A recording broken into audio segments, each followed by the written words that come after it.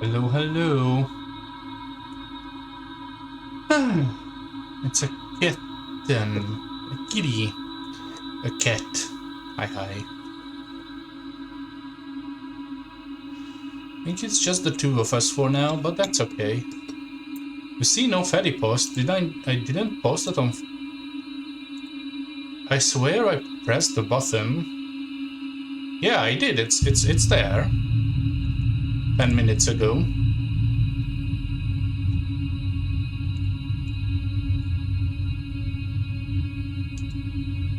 Yeah.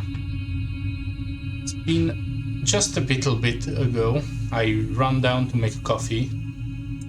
And it took a little longer than I anticipated. That's okay. Nobody missed anything. I'm going to make that out slowly. There we go.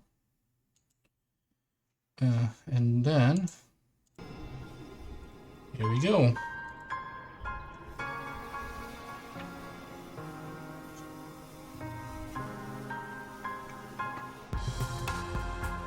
Ah! Yeah, no worries, take your time. I'm going to read most of the things anyway.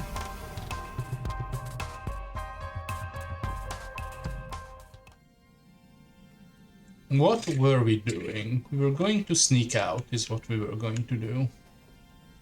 That's the plan. Well, yeah, we don't have too much stress. We are halfway. We can probably get away with sneaking out this a bit more. We are just starting age 12. I don't think I had... yeah, I don't think I had met this person. There's camp. You'll have to wait until you're old enough. Well, we'll see about that.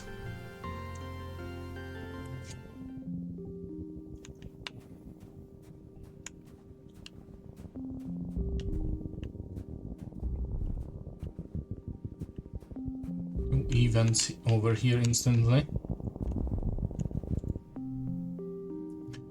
You stop for lunch eating an earth treat grown from your own greenhouses. A watermelon. I love watermelon. Nice and sweet, like a more solid potato pod. You munch away, spitting out the seeds. Oh, I guess we can practice. Your aim improves. +2 combat. Sure.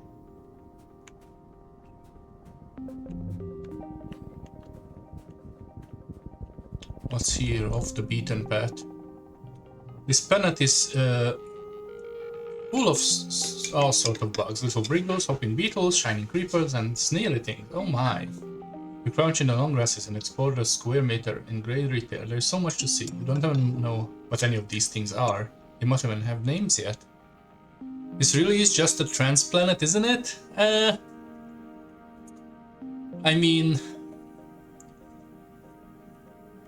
it certainly has the color palette, if that's what you mean. I touched one. Ew, you touched it. Okay, I get the bravery from that. Medicinal roots. I heard about the road curves right. There is a steep hill on the left. You bet there's... oh, we've seen this. What if we just continue our way? Okay, nothing happens. We can just... oh no, we got the stress from it anyway. Heck. It's this event again. What's his deal?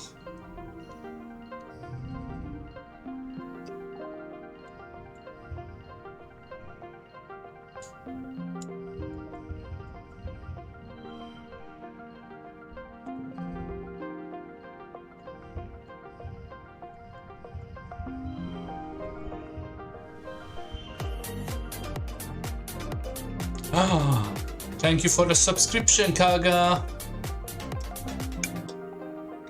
Hey there, how you doing?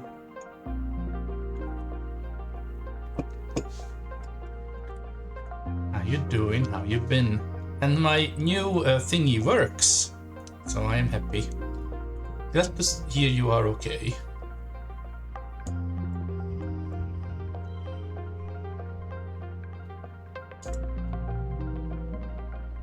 Making lunch, have a good one. Yep, warning from its nest. Go home.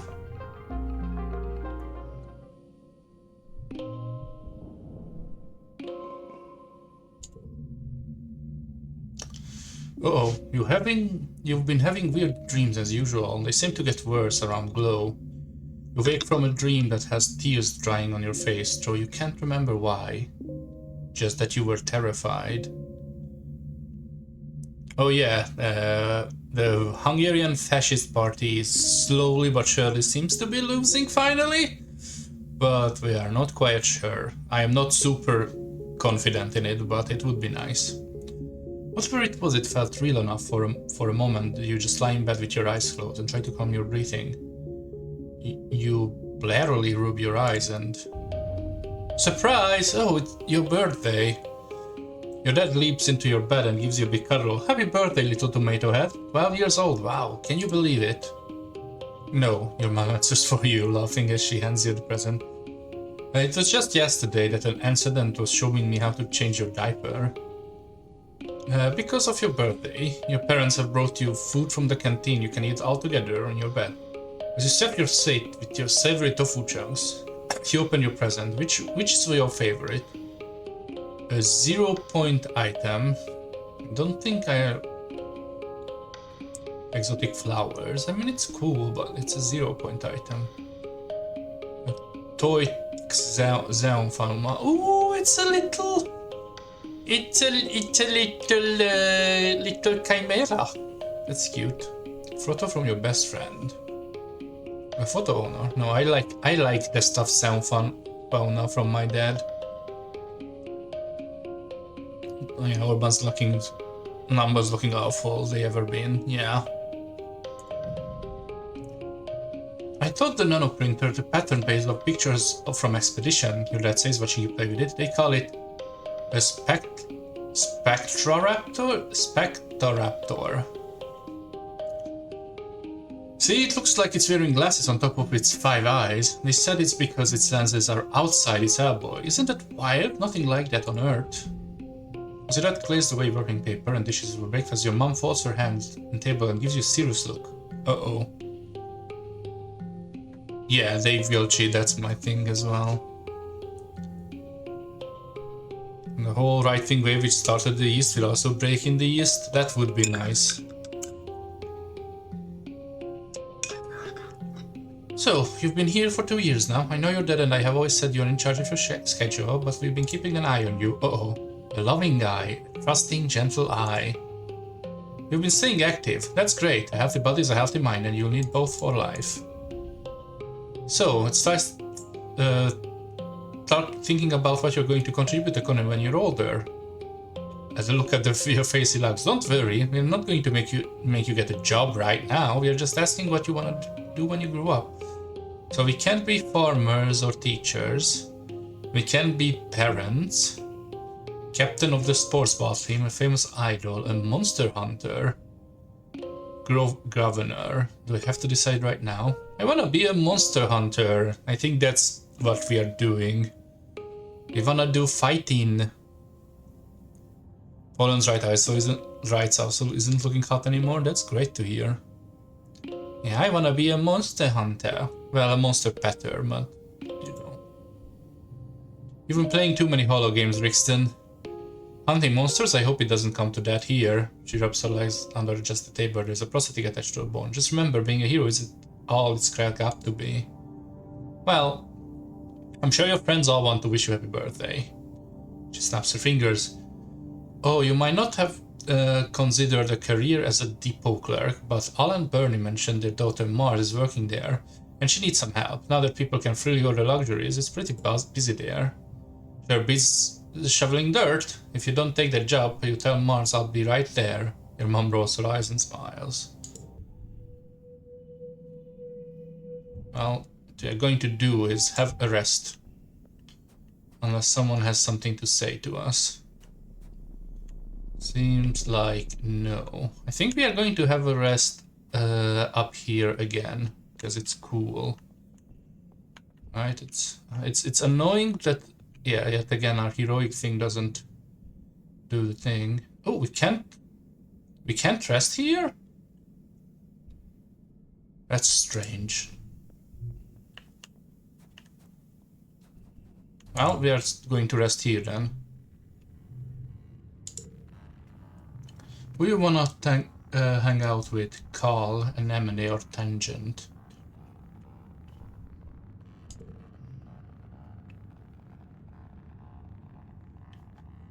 I mean, Anemone is our best friend. We could make better friends with Tangent or Carl.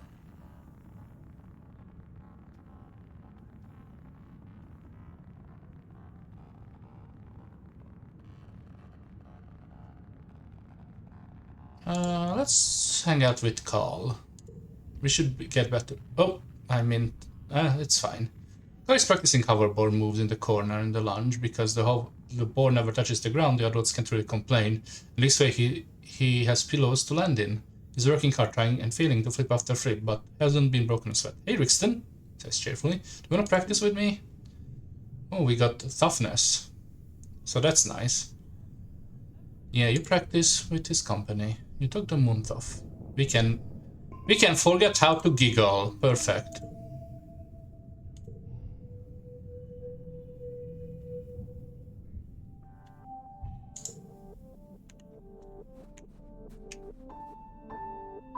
Just power here in government are facing immense judicial fallout now that they can't manipulate the justice system. Ooh.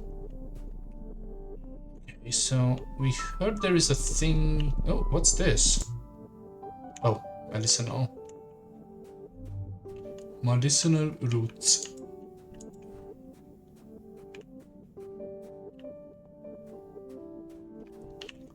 We don't have 40. Well, we have 40 bravery now, so we can probably get this is other card. Yeah.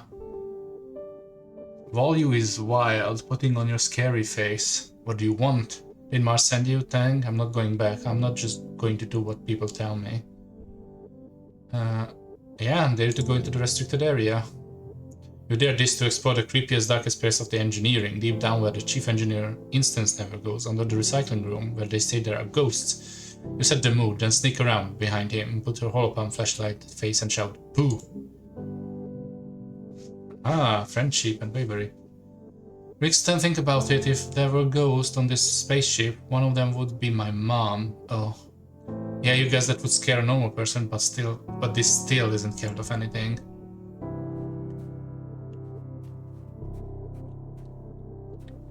So what about this job? Oh, it's just the same job? Okay. Well, we are still heroic. So we should learn how to bowl more. Probably. Or maybe combat.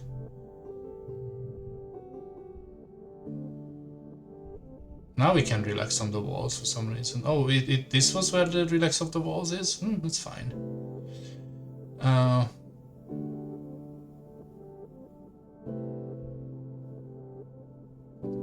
Bravery, toughness. We don't need more bravery. We are so brave.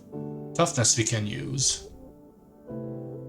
Combat on animals we can even use even more. So let's do that. Let's do defense training.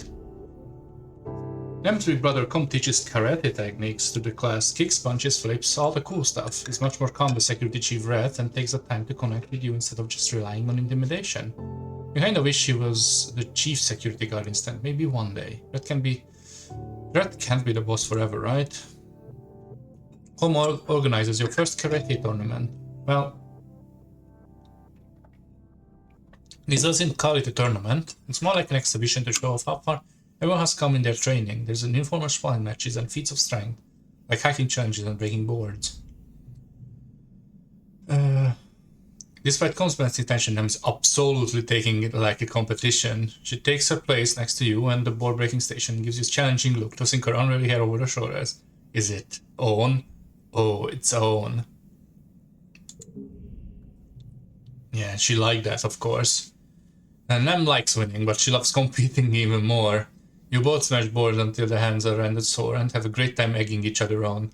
Como eventually puts a stop to your competition, declaring you the winner. Name cheers for you. Only hope that Orban regime here falls. It will be less asking him than sense of communism and apparently I presume that torture. Yeah, true and true.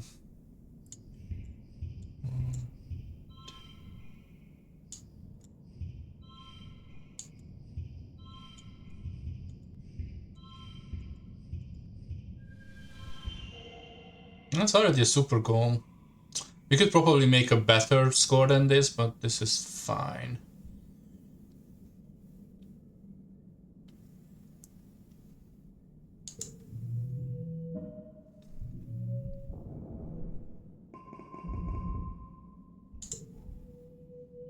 Ooh, she has something to say.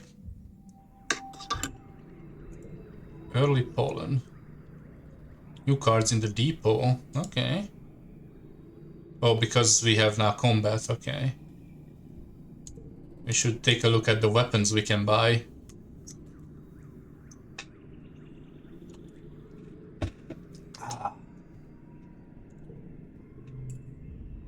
We find them with the sports ball bleachers. Bleachers? Yeah. Intently focused on her hollow palm. She looks frustrated by whatever is going on. What's up? I don't know what to get for his birthday. I had to stop last year when I made up sports ball trophy and gave it to him. I'm just running out of ideas, you know? What kind of stuff does he like? I don't know, cool stuff like sports ball and defense squad stuff. He's the best brother, he always plays with me and the triplets even if he's home from work. And he never gets mad or teases when I get in trouble. He's just like... She sits up and squares her shoulders, imitating home. You know, Nemi. She says, lowering her voice, you have to play by the rules. Then picks at the blue scales come on her knee. I love him most after anyone else. I just want to get him something good. Something practical or something from the heart? The art of this game is gorgeous. Yes, I agree.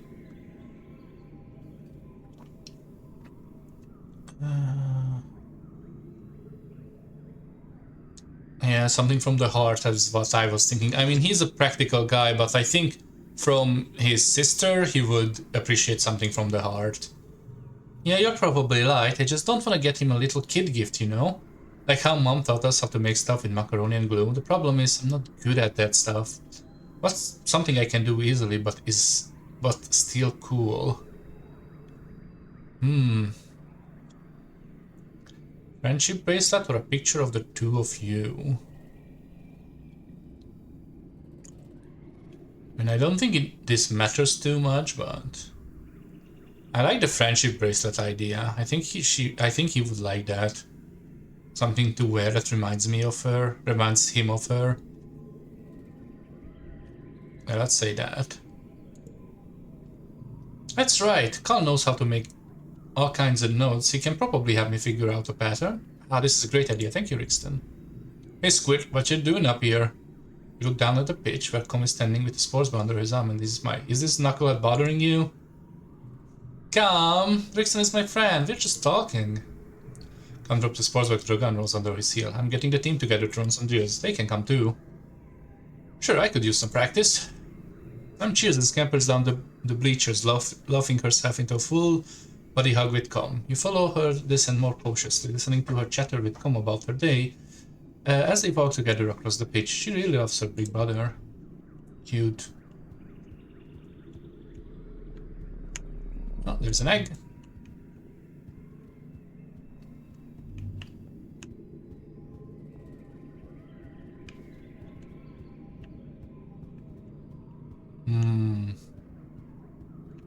We have been gathering all this stuff. We could start giving them away. Do I do more other stuff or do I get out? Oh, I wanted to check out the depot. We have double new cars now. Okay. Yeah, we can get... Oh yeah, we can get actual guns now and gloves. 300. Ooh, that's super good. Straight, -2. Autoplay the best hand, no. No, that seems bad, but this seems very good, and yeah, both of these, this, they all seem very good. They need a lot of money for it, though.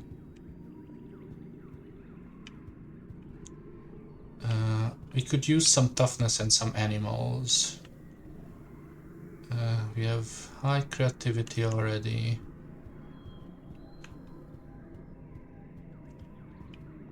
Do we wanna sneak out again? Well, we could, I guess. Let's do a sneak out this month again. Yeah, sneak out, explore. Because it's a new month.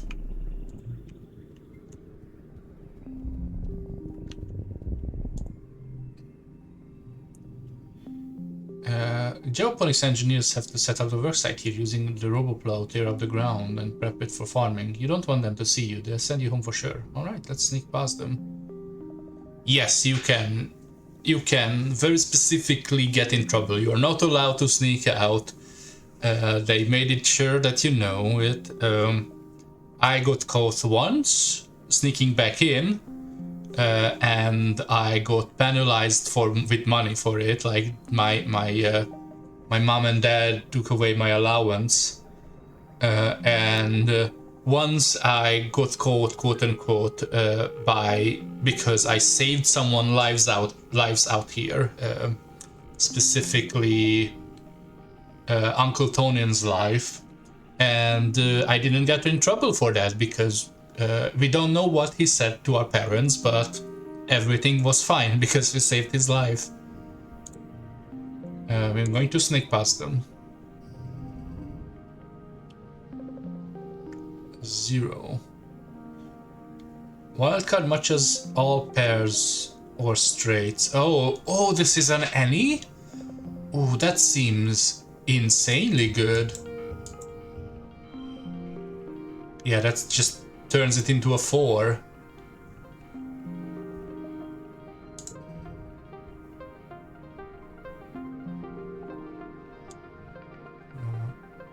Zero, 1, 2, 3.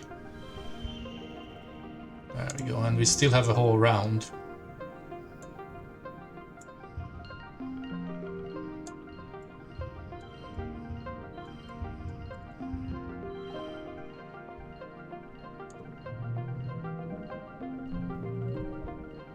Prince of the Forest told me that the covenant between the Fame and Focus. The skunk under the trees is a dish of operation. The loud grinding of the rope hides and yours you might have made. 3.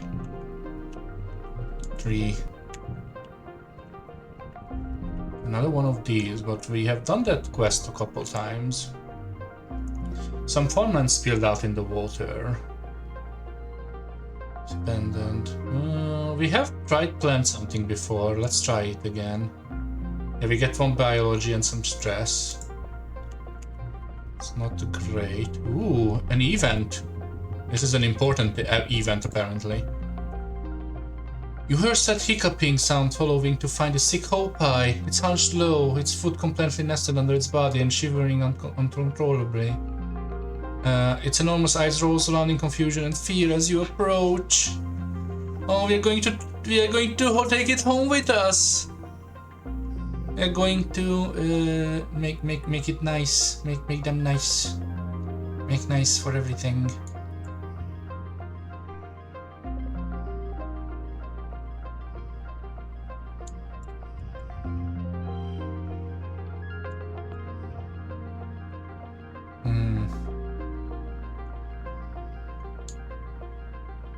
Yeah, this is still probably fine. Yeah, we can't really make because anything put in here gets +1, so.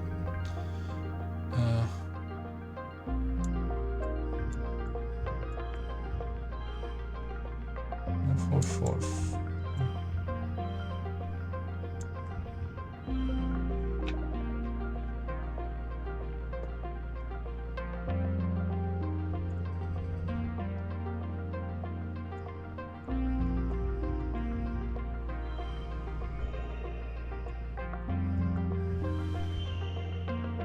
There we go, Super Bowl.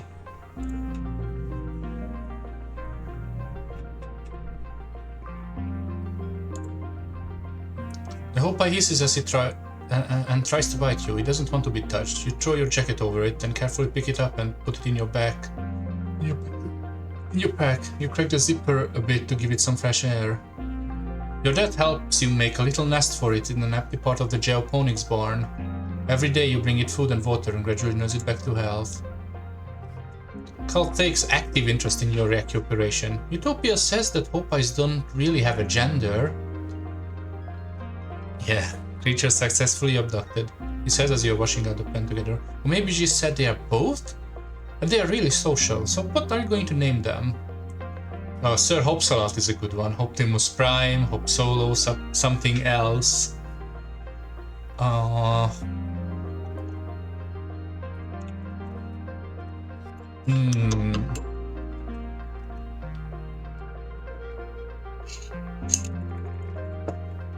Optimus Prime? All caps, okay. Optimus Prime it is. Noble companion who's more than meets the eye. Perfect. Yeah, because it's full of eyes too. Ah, I gained a path, the Hopai. It offers Hopai a piece of baba fruit. Cute! Optimus Prime plucks the fruit from Cal's hand and hops into your lap to snuggle down and nibble on it. Cal snaps a photo with his hollow palm and shares it, captioning, "Friends for life." Gain one less stress, plus one bonus to pairs. Okay.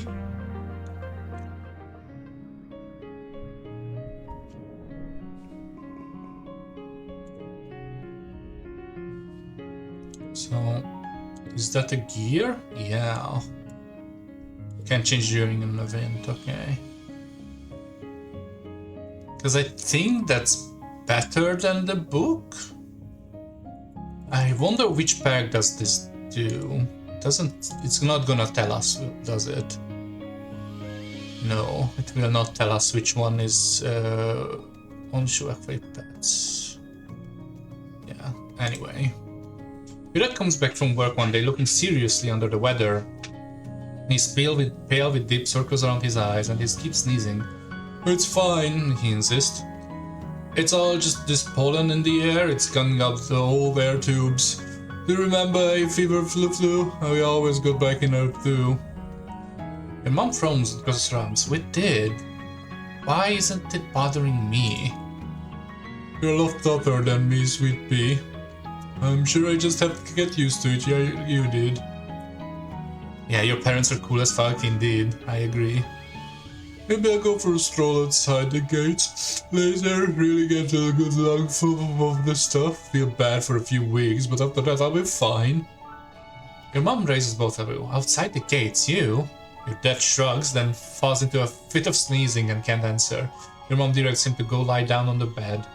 "You need rest, not machismo."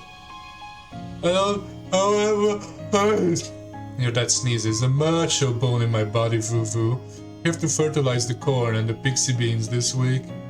"Uh-huh," your mom grunts. Your dad pulls a handkerchief from his pocket and sneezes into a few times, being yelling honk sneezes that echo through the whole quarters. Yeah, ach, shoo. He pulls it away from his face and you can tell something's wrong. "Huh," your dad says weakly, holding the handkerchief away from his face. "It's bright fuchsia pink and glittering in the light. That's weird." Then his eyes roll back in his head, his knees buckle, and your mom asks for you to call Instance.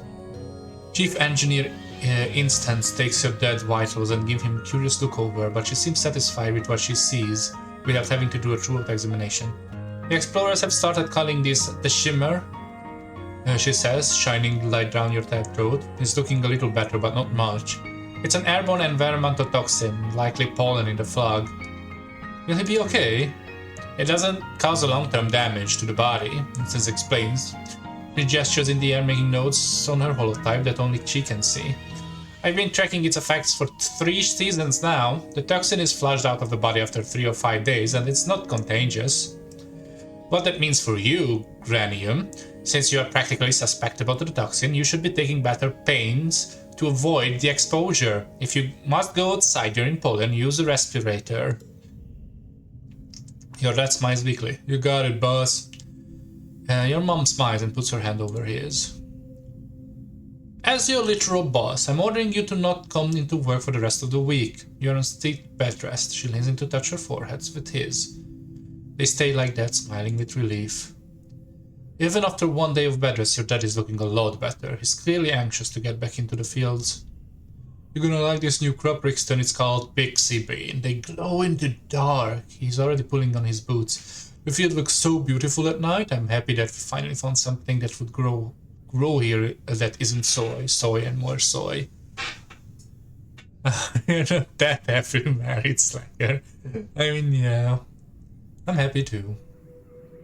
Oh, we have our pet. We have our pet on the field with us. We have we got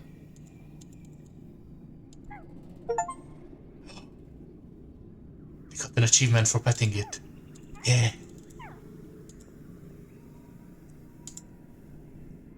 Hey, what's up? Ooh. This is secret. You slip through the colony gates, feeling a breeze from the mushroom forest ruffle your hair. You look around for this, but he's nowhere to be seen. Maybe he went to class today. Probably not. As you're about to return to the colony, you hear what sounds like crying from the expedition vehicles. You pull back the top to keeps it from being blanketed with fungus spores and find this curled up in the cabin. He wipes his ears and turns away. Go away. Hey there, broccoli of down. How you doing? How you been? Welcome to the stream. Are you okay? I'm fine. Just leave me alone. This is a great hiding place. Come in. You pull back the tarp and slide into the cabin of the vehicle. This continues to cry, but softer now, as he's trying to stop but can't quite manage it. His lip trembles. You're lucky you have family who cares about you, he sniffles. My mom is gone. My sister thinks I'm stupid.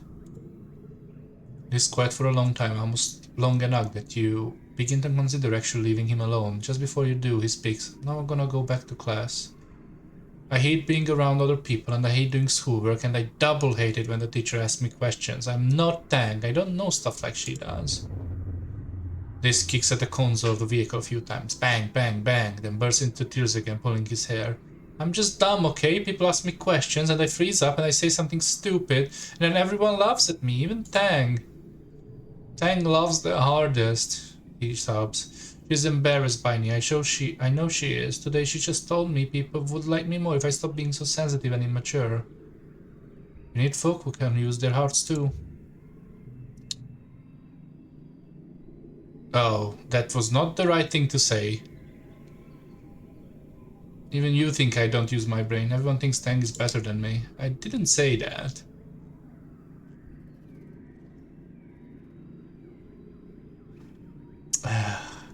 He's just a kid, yeah. We are 12. You tried adult logic on a kid, yes. I mean, I don't think he would like. I would have said the same, yeah. I mean, I don't think.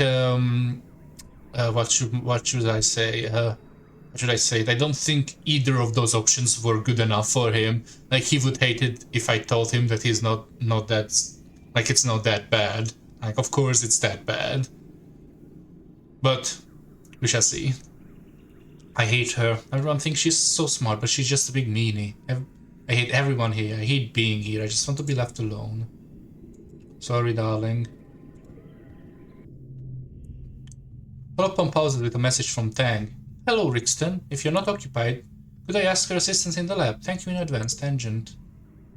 Typical Tang. Is it Tang or Tang? I wonder, because it's Tangent, her name. Got inspired to play this game after a recent stream. Apparently it's my 5th playthrough. Wow.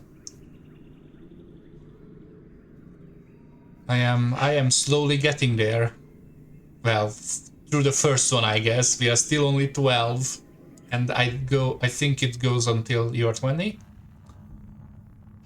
No little butter. Oh, something rare that you can't help us head over there. You find her hunched over a spectrometer making notes on the holoscreen. Oh, you're here, she says, blinking rapidly. She looks like she's been awake for days, wrinkled and a little shiny, and with wide-eyed look someone who needs a cup of blep tea. How can I help? I'm researching the shimmer, respiratory illness some people report during the pollen. I'm loath to admit it, but I need your assistance. She takes 4 vials of swabs inside and puts them in your hand.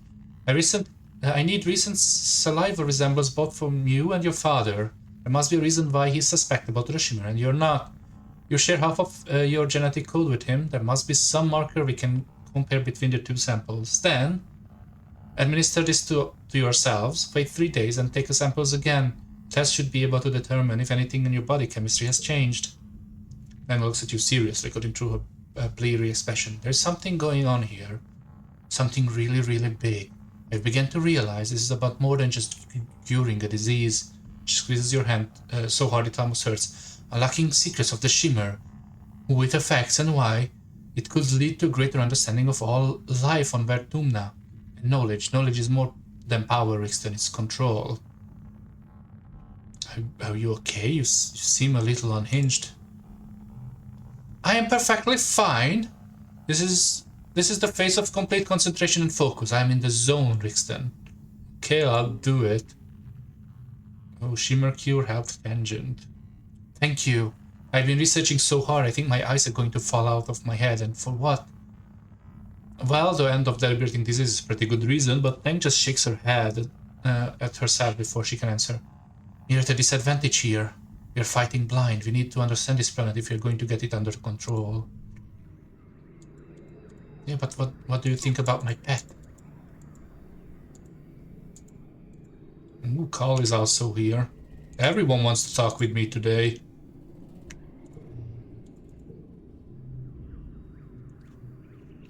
You catch Carl at the garden, It's carrying a big bucket of rocks. Hi, Rixton! He pauses to pat you on the head, and pauses to pat your pet on the head, and hello to you too, Optimus Prime. Aw, you want to talk with me today? I am here. You can talk.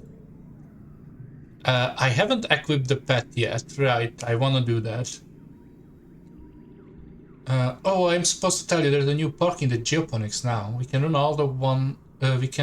run around all we want, and nobody will stay here trampling the fields. You should come and play sometimes, and bring Optimus Prime. They love it. You are right. I should equip them. Alas, I only have 1 equipment slot. I have some cool equipments now. And we can buy even more soon.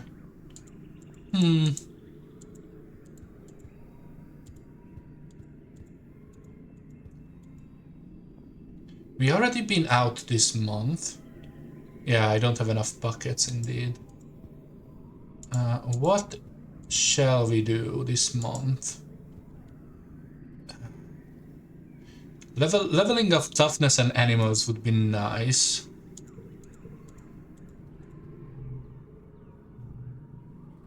That's defense training, right? Combat and animals. We have combat already. Toughness and bravery.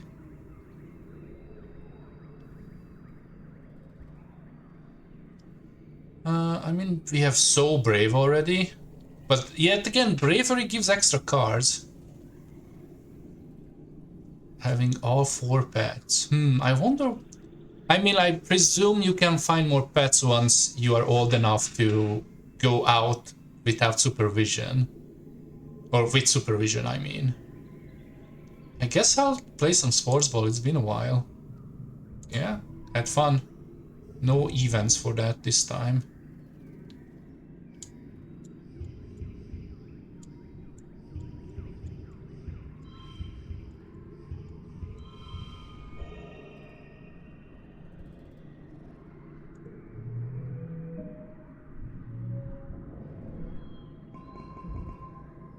Oh yeah, oh yeah, Opie gives us -1 stress.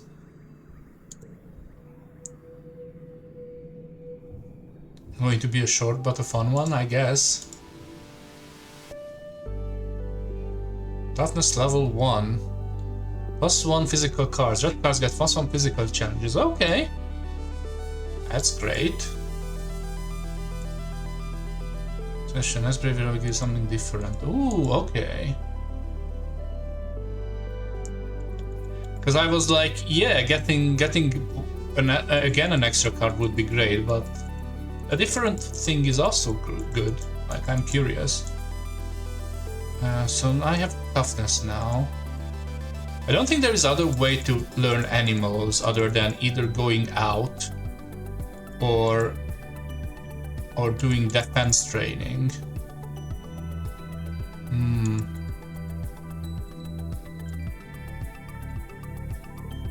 What other stuff we can do? To shovel dirt is toughness, is a bunch of toughness, and okay. Hydrate, thank you, Boba. Also welcome here. Life-giving water, nectar of the gods. Oh no, not the hoot pets. Thank you. Alright, give me a moment here. Have to do the thing. There we go. Yay.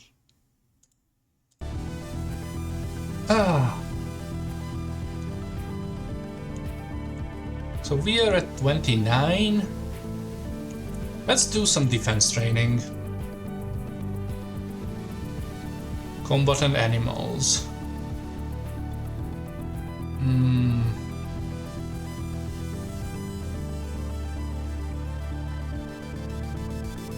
Maybe not. It's so difficult to choose. Humanities is creativity and persuasion.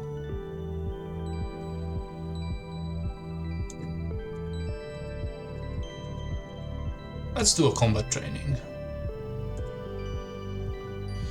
There are so many people training in self-defense today that you have to break into a station. What do you want to work today? Helmet, capoeira, smash things with your fist. Maybe improve your brain? I don't wanna. We are in this playthrough, at least, we are focusing on mostly red cards. I don't wanna hack up my deck with blue cards. Like, I still have some blue cards at least, but I don't wanna like overwhelm the deck with cards I can't really do. Let's do capoeira. Ham's been studying videos of Ultra Martial Arts, wants to learn some sweet dance moves to show off the class. She needs a partner and you jump at the chance. Red watches you both, a skeptical look on his face. What does this have to do with self-defense? The point of all this isn't to have fun, it's to learn how to not die. Whatever, you're too busy learning how to do sick handspin to pay attention. He rolls his eyes and stalks away, muttering about how you're wasting your time. You feel more in control of your body though, which is undoubtedly going to help you in an actual fight. Ready for Tekken, exactly.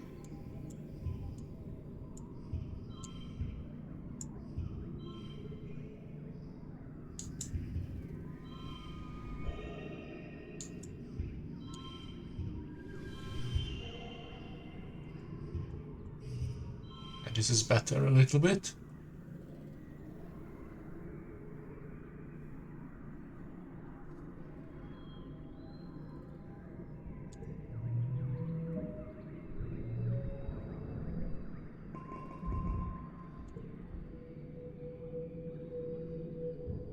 Late pollen, early dust. Oh yeah, I didn't do my dead. Oh no. Help me with the animals. Is animals 20 or greater? Okay, that seems good. What about you, Mom? You want organizing 20 or greater. More there. Bravery 80.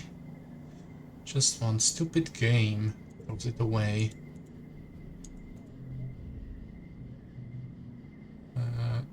Yeah, biology 20 or greater.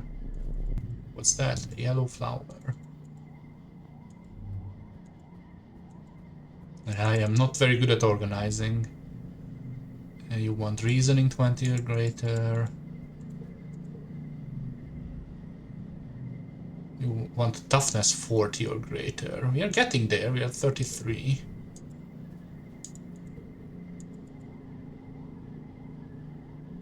Consume nature. Makes a cute sound. Alright, so we can do one more thing. Or what we could do is rest early. Feels like a wasted opportunity. I'm just thinking how to min-max this. We could rest early and then go out again, or we can do one more thing, rest and go out. I think we're gonna do that. Do something high stress activity, like defense training is a high stress activity. So let's do that. Auntu Seed fushes over one of Nem's scrapes. Nem hates it. If Auntu didn't want Nem to have cool skill scars, she shouldn't have picked different genetic manipulation. Okay. 4 becomes 2.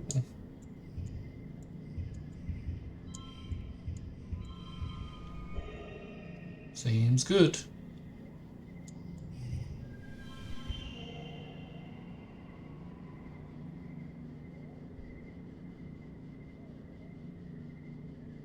Oh yeah. There's the festival soon. I forgot about the festival. It will give you less stress. Yeah.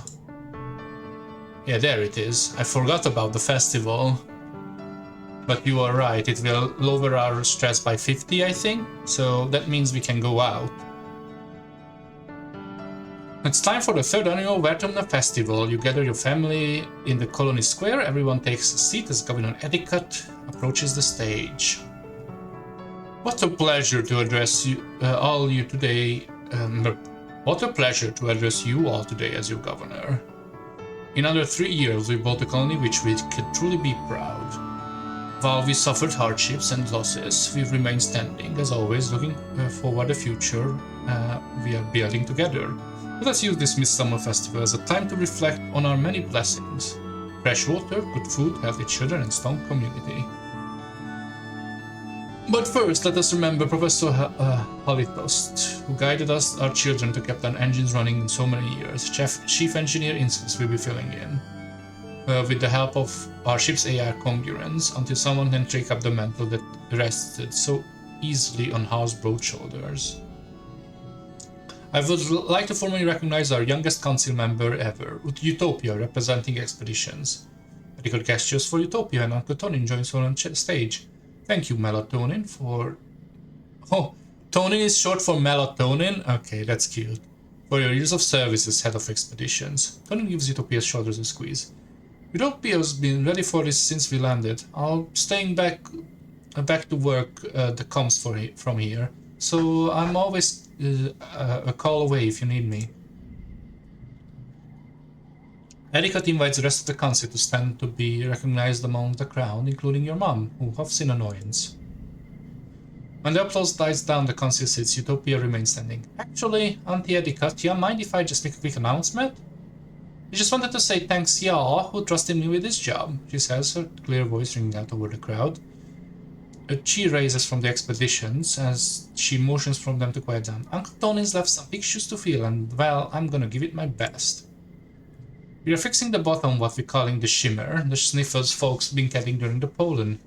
Until we do, please keep on wearing your masks when the pollen is thick, and let the doc know if you're under the weather. She bends down to hug the governor as she leaves the stage. Thank you, Utopia. And thank you to the rest of the council for the meeting service. Live music starts. It's time for the feasting. Oh, it's now a triathlon? I mean, we gotta do the triathlon.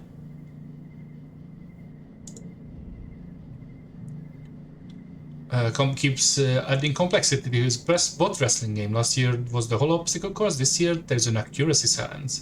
Sing 3 baskets and you can move into the next stage.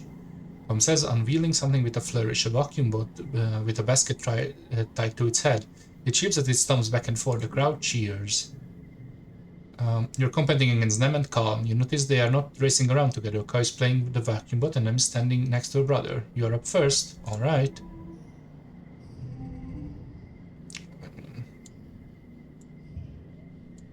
Well, we can do this.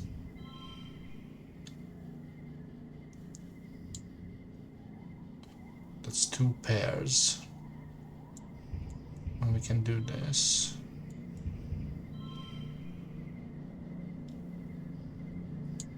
We can wait with that one. This is actually better. Well, wildcard seems powerful. Oh yeah.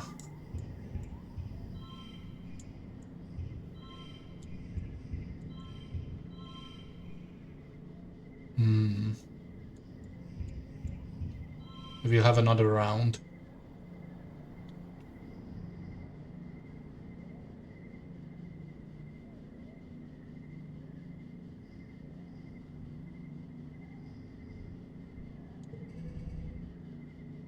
Oh yeah.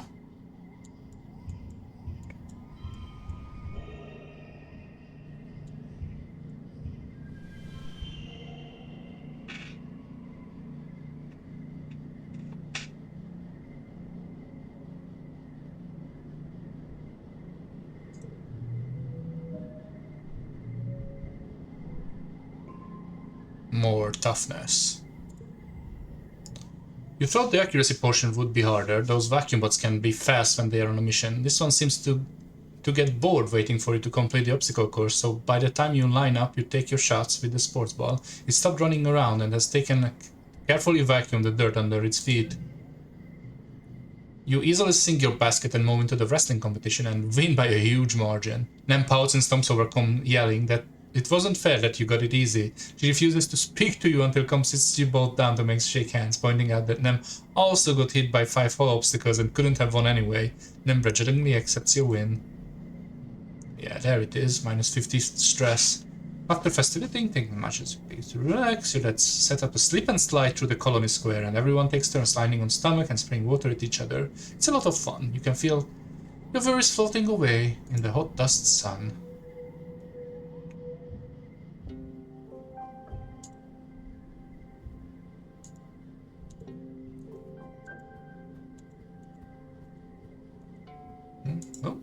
Oh, I want to say something. Hold this to your head now, darling. It'll help with the swelling. Uh-oh. Kao is sitting with his mother on Pitira. You have made a powerful enemy today. Oh, kneels beside him, holding an ice pack to his head. Kao's eyes are a little puffy. He rubs them and sniffs in the approach. Hello, Rixton. Don't worry. That's his full name? Recalcitrans? Is that how you pronounce that? Recalcitrans? I just took a tumble of something. He shouldn't have been climbing. Mom, it wasn't that bad. Are you gonna be okay? I'm okay, just bumped my head a little. Mom always knows how to make it better, even if I'm old enough to take care of myself. My brave boy, thanks for humoring me. Don't let him show off for you, Rixton. Ground-based feats of bravery only for the rest of the day. It's a funny name. Yeah, there it is. I can't even pronounce this word. Recalcitrans? I think that's how it's said. Oh, Call Strength is a 4-point strength red card. He relaxed and wraps him in a big motherly hug, looking him back and forth. Despite it, protests Carl like close in happiness. He really loves his mom.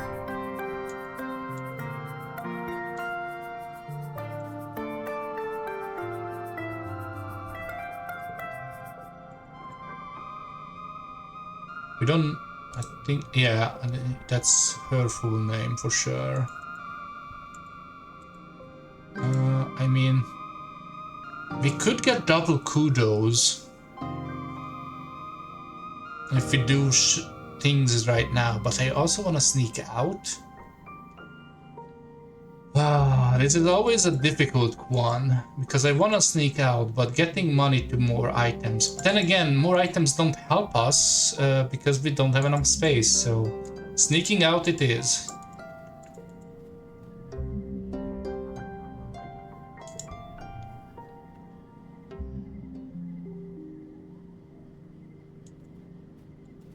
Yep, basically. I mean, we won the competition, like, literally 3 years in a row. Ooh, another one of these guys. Is this different? You spot a group of Hopeyes playing in a clearing. You get pretty close to watch them chatter each other and rub noses. They are all friends, just like people. But they hop away if you get too close. Oh, this is a 3-rounder.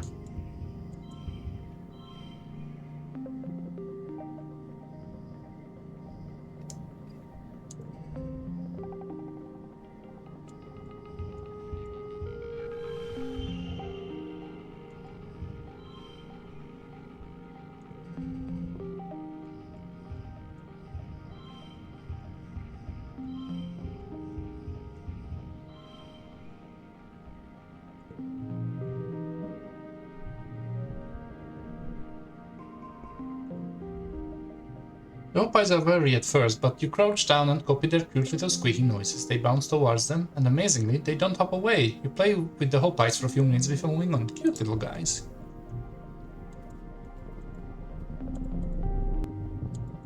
So many question marks. Ooh, look at that thing. Imagine character going to the challenge next year. Even I must break you.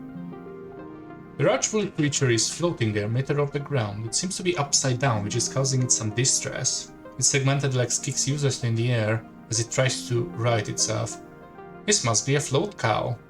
The colony is working on domesticating these, though you haven't seen one up close before. Her slitted eyes look at you imploringly. She makes a helpless lowing noise and tries again to flip over, but she can't. Love them. Same. We could milk it. Oh no, pop the float cow, that's so mean. Let's milk it. We have 20 animals. It's hard to milk a float cow that's upside down. She struggles and kicks her legs, and you try to flip her over long enough to get to the others, but thanks to a combination of might and empathy, you manage to calm her down. She's still sick. Mia is supposed to collect her lower udder, not her grass bladder, but at least she's balanced now and she has a chance to get well on her own. Okay.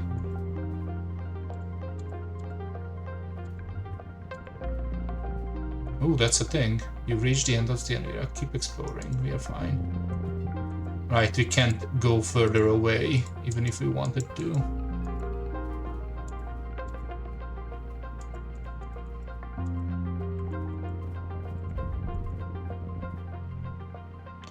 The muck hides interesting bugs and other treasure for those willing to put their hands in the right holes. Are you? Yeah. Looks dark. Look closer. We have perception 20. You stuck your hands down enough holes to know this one's probably safe. You can't hear anything rustling in there. Okay. Ooh, a colony food and 10 kudos. Sweet, literally, a hole full of sugar bugs. These palm-sized balls of squish execute sweet syrup when you tickle them. You fill a bottle with it and let them go again. Should be worth a few kudos to antecedent in the kitchens.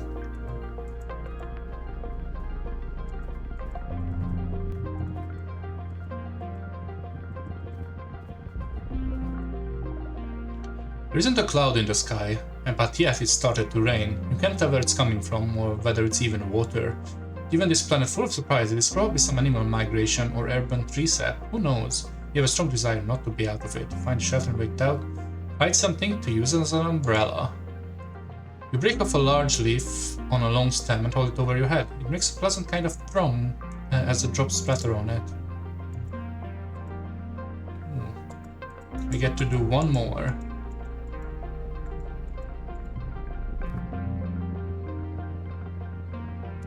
It's leftover from boots. Oh yeah, I mean, yes and no. It's also was where we met this, right?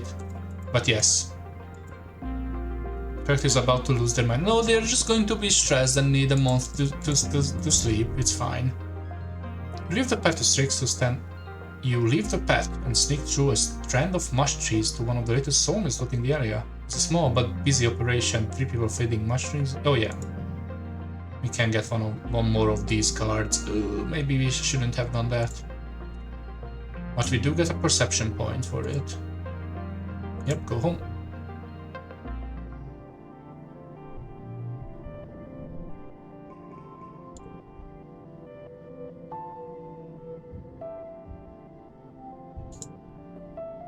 Now we are going to have a sleep. We are going to relax on the walls, but first let's look around if anyone wants to talk to us for some reason.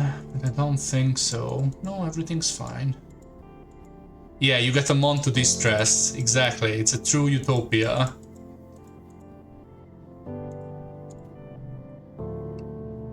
Like they made sure that they do differently than how they did on Earth. And that includes this. Most of the time you're up alone, you're alone up here, except for the occasional passing guard, but sometimes you're joined by this. He barely looks at you as you plop down and kick your feet through the railing over the edge. He looks like he's doodling on his hollow pad. You see all sorts of plants, mushrooms, little creatures with too many eyes or too many legs.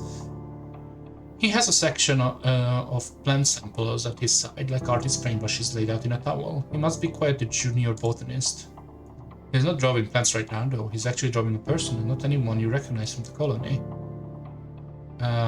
They have long hair and dark-eyed face and covered from neck to toe with floaty black robes. They look neat. You wonder if this is original character or something. Oh, and an OC. Like super cool god self insert. That looks nice. He's making an OC, exactly. Doesn't look away. Thanks, I'm not very good at drawing him yet. We're forgetting first steps. Are we forgetting the pink candy? We have a bunch of 2-point cards, but we are getting pretty low on yellows. So cutting it is probably smart. And also, honestly, this is kind of a strange memory, because what happened is, if you weren't here, I think Kaga weren't here last time we were doing this. So we got this pink candy for our friend, little girl with pink hair, and we were waiting for her to meet us, and she never came. So we put the candy. No, so it just reminds us to her, because she had the same color of hair with same pink, same-ish style. So we put it away in our pocket, the candy, and she never came. And we went home, and our parents told us that she died in an accident. And then we were reaching for the candy, and it was just all mush, like all red mush. It's very well written, and it's like, so it's a memory of her dying, basically, and that's probably a fine thing to forget. Like, no offense, but that's probably fine. Yeah, fuck that card, exactly. Oh, we can only forget one. I guess we will remember it. You don't need to carry the charge and burden. Well, we are forgetting the 1-point card first.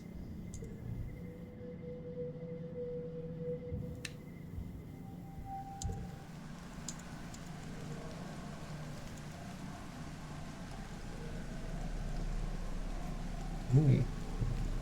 Wood. Can we sell these things? I wonder. No, we cannot.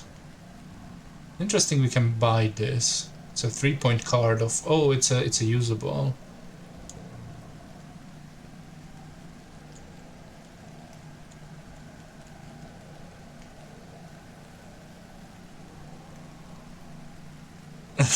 Exactly, Kaga. It would be suboptimal.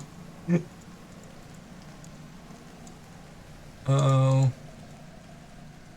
I mean, we could give gifts to other people, but I don't know if I want to. So we have one more month of popular. I think we wanna get some kudos before we get out. Yeah, give cakes as presents. I mean, yes, we have like a bunch of we have a bunch of medicinal roots and logs and stuff. Even the Xeno egg. I bet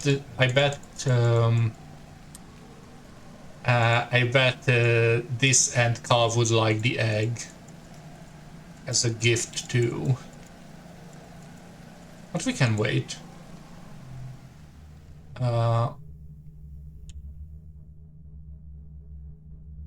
This gives us organizing, perception, and kudos. It's only 5 kudos though. That's not... So it would be 10 kudos? What else gives us kudos? Is going to school gives us kudos? It does not.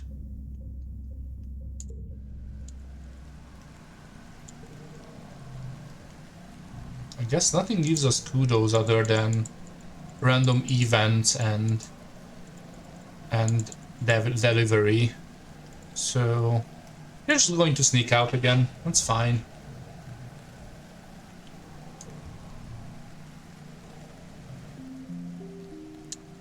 Oh, that's interesting. If you give them on their birthday, you learn when it is.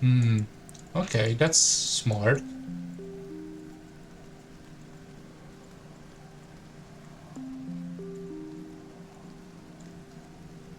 We are out in the rain. That's just the end marker.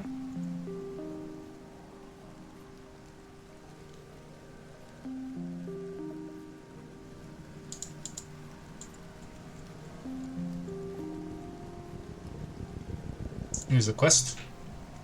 You let your mind wander as you're walking and bumble straight into a field of gelatinous blobgrass, totally transparent and sticky. Frauds are hard to see, but even harder to ignore, especially once they start glomming on your boots and slowing you down. It's like trudging through thick mud. Stubbornly decide to keep going, paying close attention to the visible signs of Blobber's field, and there aren't many, just as absence of other vegetations. Alright. This is a 3-rounder as well. 1, 2, 3. That doesn't count as a 3 because it gets bonuses for not played card. So 0, 1, 2. Yeah, that counts.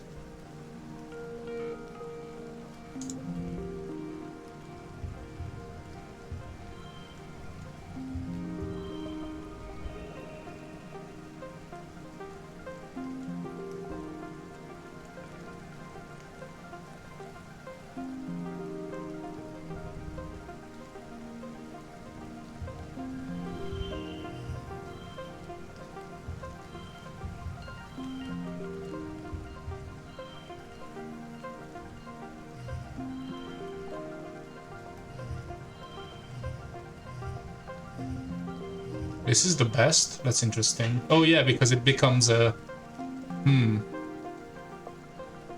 Yeah, that seems good.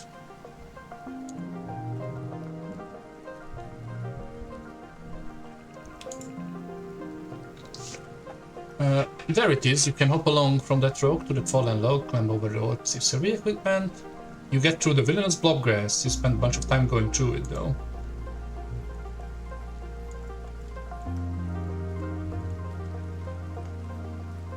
-1 stress from everything seems very good.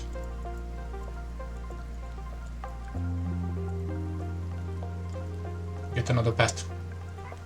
Yay.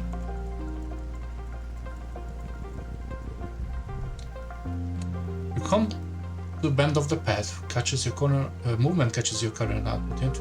Is that a person? Ooh. Someone is peering over the edge of the mushroom cap above you. You can't quite see their eyes, but you can get an impression of a long dark hair and an almost mocking grin. I wouldn't go that way if I were you, they warn playfully. They have a deep musical accent you don't recognize. Stranger? That's impossible, you're the only people around thousands of light years. And what the heck is he doing out here? You feel a chip going down onto your spine. Find another way.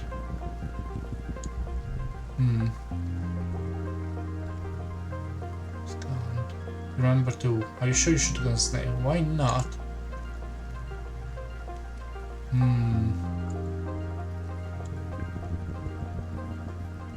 I wonder...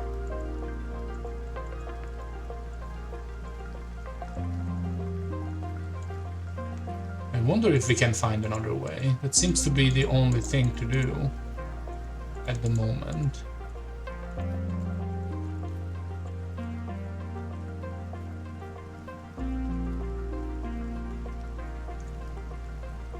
Yeah, I think we are going to ignore their advice.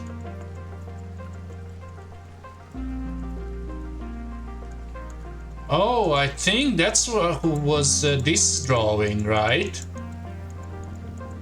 Like that's the person who was he was drawing. I don't think that's an OC. This is this strange person because he also sneaks up all the time. That's why he was like, I am not very good at drawing him yet.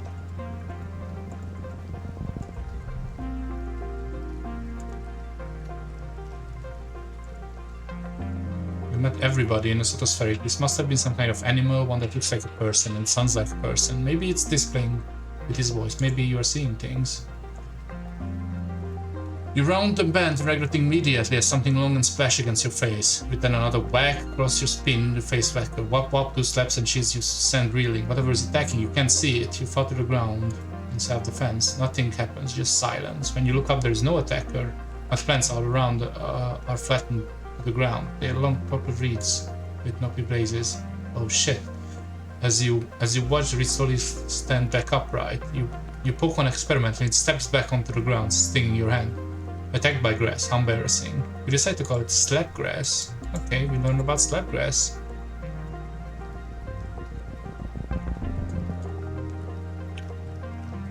Ooh, I pet the mush tree. You like mush trees.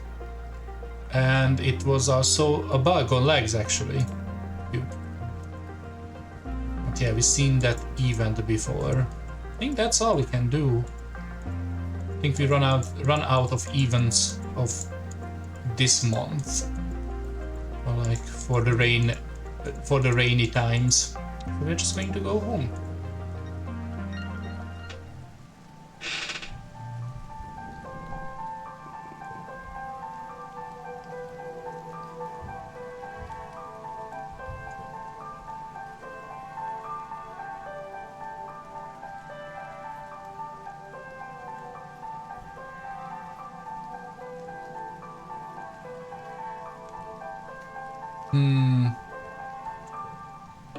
What do you need? Toughness 40 or greater. You're getting there.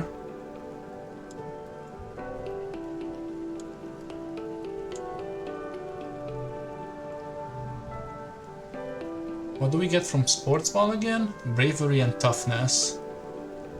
And from defense training we got combat and animals. I want more animal stuff. So yeah, let's do defense training again. Ram can take competition out of anything. Fastest love, heaviest lift, most boards broken, highest kick. Most of the time she wins too. She's a first competitor. Guards gets +1.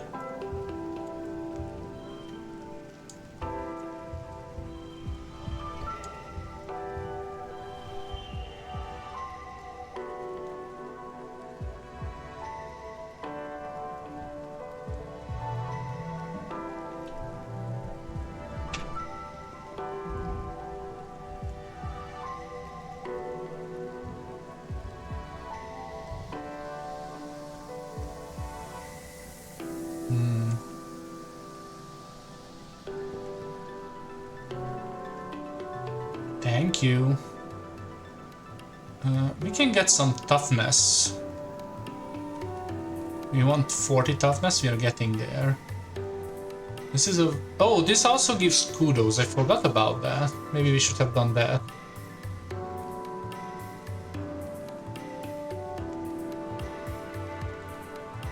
Let's do this. We haven't been doing job yet. Hey Square, don't you think it's time started thinking what you're gonna do when you're older? Such time you stay in school. Do think about sometimes, kid. How about you come join me folks in the farm if you think you're up for it? I don't think I'm ready. You need to life sciences. Yes, we are not doing life sciences this time. Card becomes red is a good one.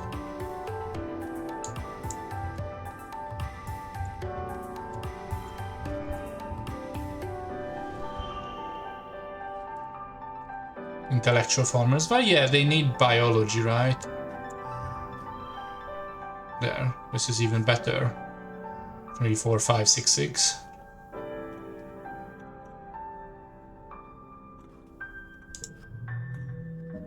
With 3 stars.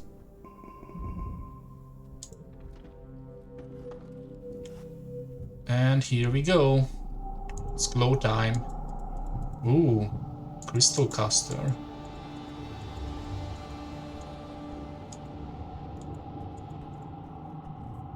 Oh, we are 1 off from the toughness challenge.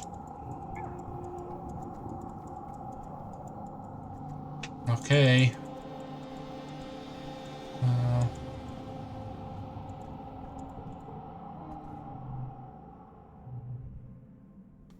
How much stress do we have? I'm going to save.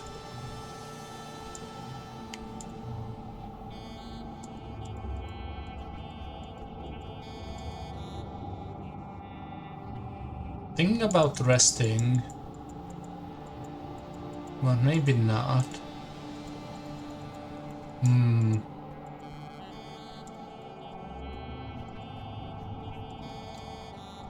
Now we can do a sports ball turn. Toughness and bravery.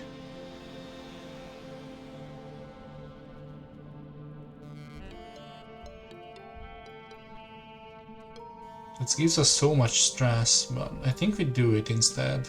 Yeah. We're gonna rest next month anyway. The drill on emergency protocols have a shelter in place in addition to regular fitness courses. Glow has everyone on edge, waiting for the inevitable attack. Card becomes 2.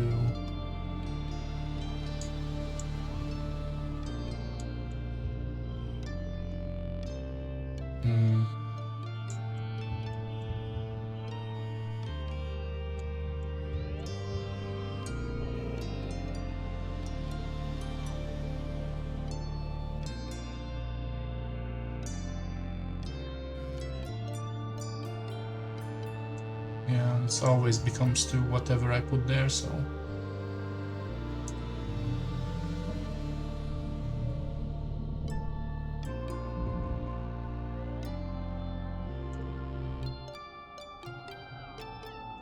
Two data points from a line, but 3 is a pattern. The colony has been high alert to all glow, hoping the creatures from beyond the wall don't return a 3rd year in a row. Surveyors keep reporting that they're seeing unusual animal activity, even plants seem different, they say. And new tracks that must have been left by creatures larger and heavier you've ever seen. You and other colonists real evacuation plans. You're in engineering when you hear the sirens ring through the colony. Alrighty, thank you Kaga, thank you for being here. Lovely to see you as always. This is one of the assembly points. You should be safe here there, but if it wasn't the safest last year for Professor Hall, what if another creature gets in? Congruence, the new creature, is just a face on a computer skin. She couldn't protect anyone. Please stay calm, children. The squad is already en route to the creatures. This should all be over soon. You've been told this before. The signs continue. You're faced with your choice.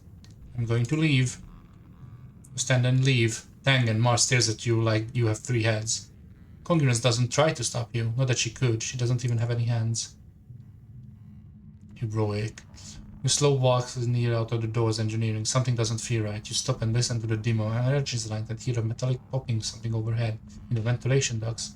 Your blood goes cold. Monster, they are here. You follow the sound of the workshop and force yourself to look through the vents. You gasp. 2 glistening blood-like eyes peer down at you. No, 4, 6?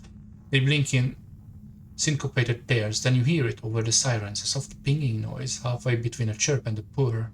The creature skitters spider-like from the other side of the vent to the other. A small furry tentacle slithers through the slats, searching from the vent release. When it can't find one, it bangs its body inside the vents, denting the metal. I can attack it, try to scare it away, tame it, or help it escape. I'm going to tame it because I am like that.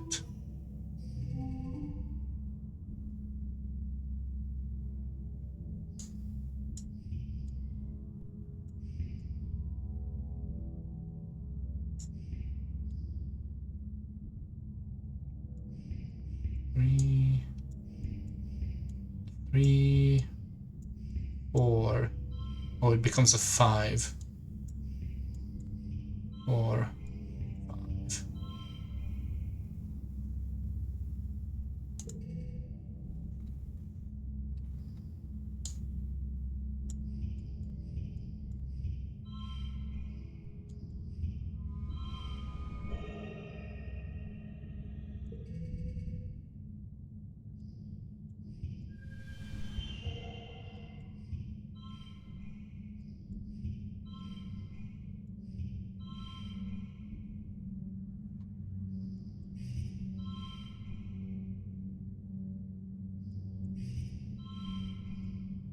So this is 30. Yeah, like this.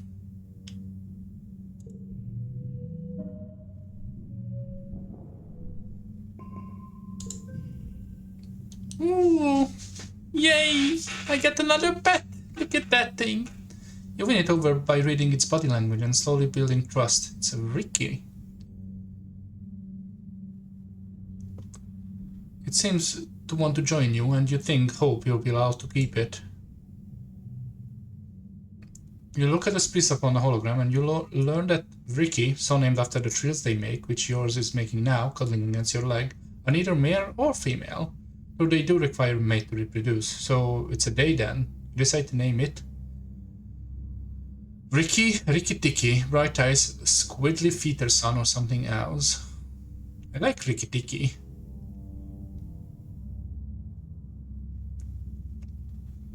If nobody has any other comments, it's gonna be Ricky Tiki.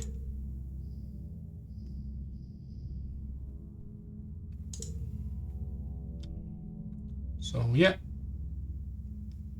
You're collecting weirdo creatures? Yes, that's my job. That's what I do in all of the games. I'm collecting weirdo creatures. That's my MO. Ricky Tiki the Ricky. The valiant mongoose, your new pet Ricky Tiki, trills happily, popping up in the air excitedly at the prospect of more food. It isn't long before the sirens turn off, ringing 3 short pauses as the ocular message flashes on your holopalm. You and the other children file out of engineering, and you head back to your quarters. Your parents will want to know that you're safe. You manage to smuggle your new pet Ricky under your jacket and hide it under your bed before they arrive. Your dad gives you a big hug, and your mom slumps into a set at your small table. It's like they are going for specifically geoponics this time, she mutters, but your dad pats your hair and shushes her. I'm sure it was just bad luck, Flulubel, he says, but your mom shakes her head and folds her hands in front of her mouth, staring out at the portal window at the field.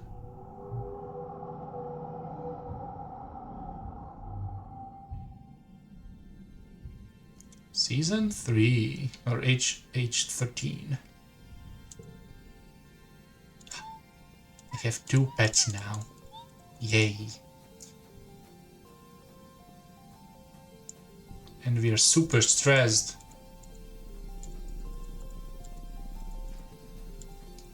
How is our friendship with everyone? I guess we get more friendly with Carl for now. Oh, we still haven't met a bunch of these people. Nougat. Yes, I managed to sneak them in, and now they don't care.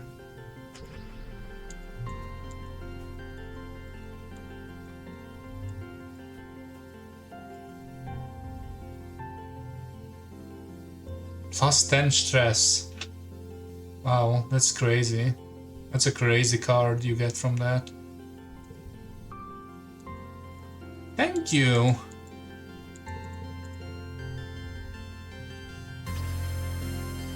I mean, I have been going for like animals from the start. I saw that that's a skill. I was like, yes, please. We are doing that.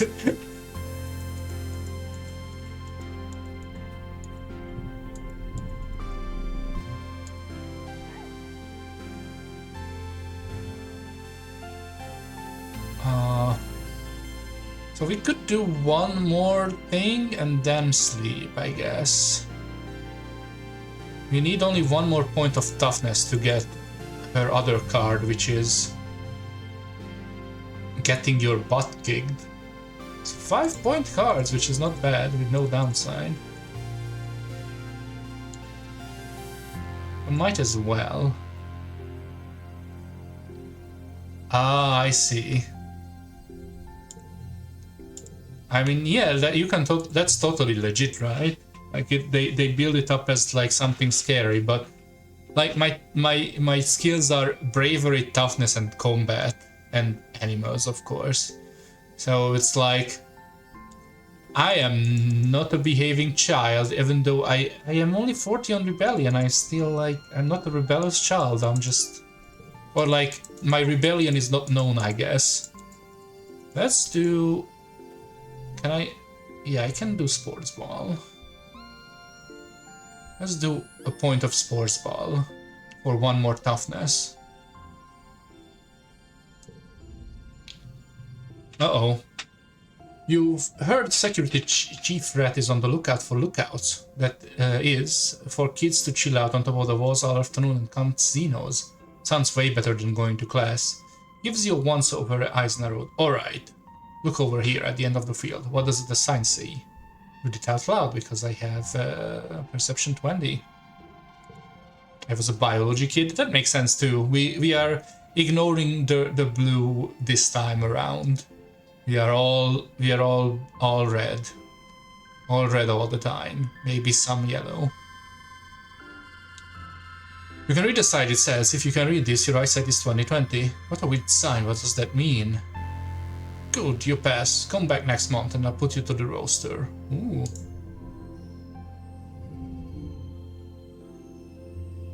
Target plus.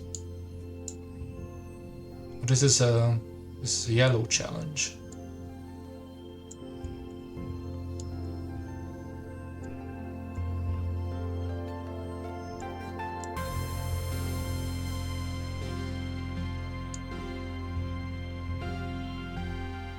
It's not amazing. It's not an amazing hand, to be fair.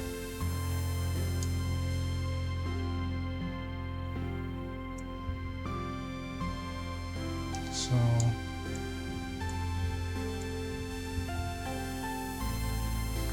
Actually... So this will get a gem from this, yeah. With a gem.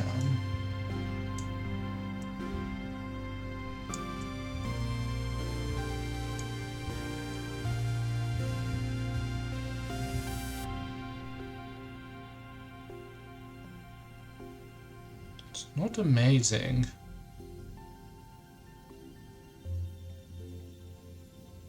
Time to use something here, I think. Let's...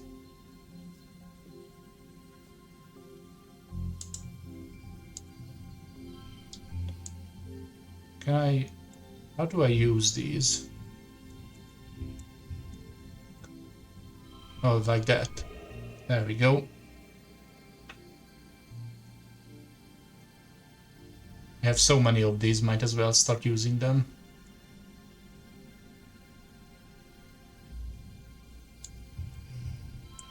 Actually, we didn't need it. We had a hand that could win, but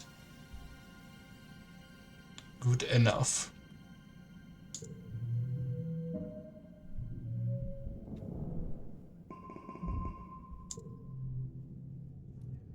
You wake to the sound of your parents arguing in hushed tones, clearly trying to not disturb you. You blink away the sleep from your eyes and eventually remembering, wait, isn't today your 13th birthday?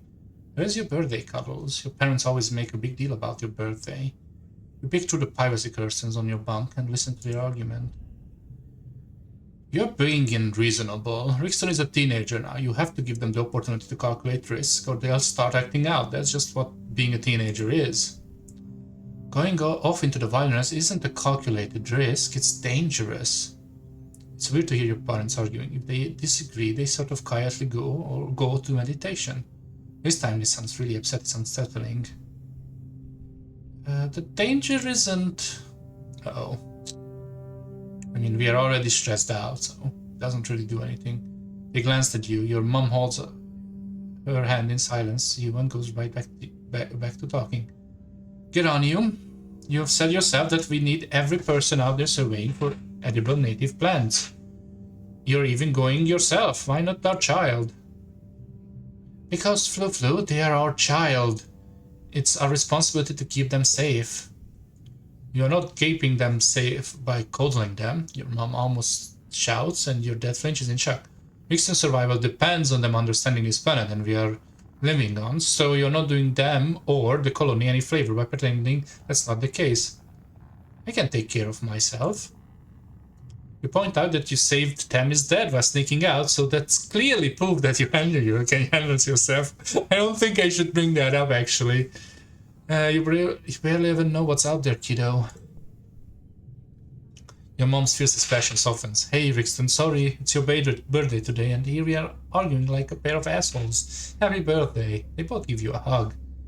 We meant to order up from the canteen and have your usual birthday breakfast, but we got talking about how Utopia's and opened up positions in the expedition for Crits 13 and older, and well, that's you now. I suppose we'll have to let you spread your wings someday. I just feel better knowing you're safe inside in the colony walls. He gives your mom a faint smile. We decided early to let you choose your own path of life, so you want to join the expeditions, we are behind you. Just be safe. Yay, we can go out further now, I think. But first, we are going to have a slap for a month.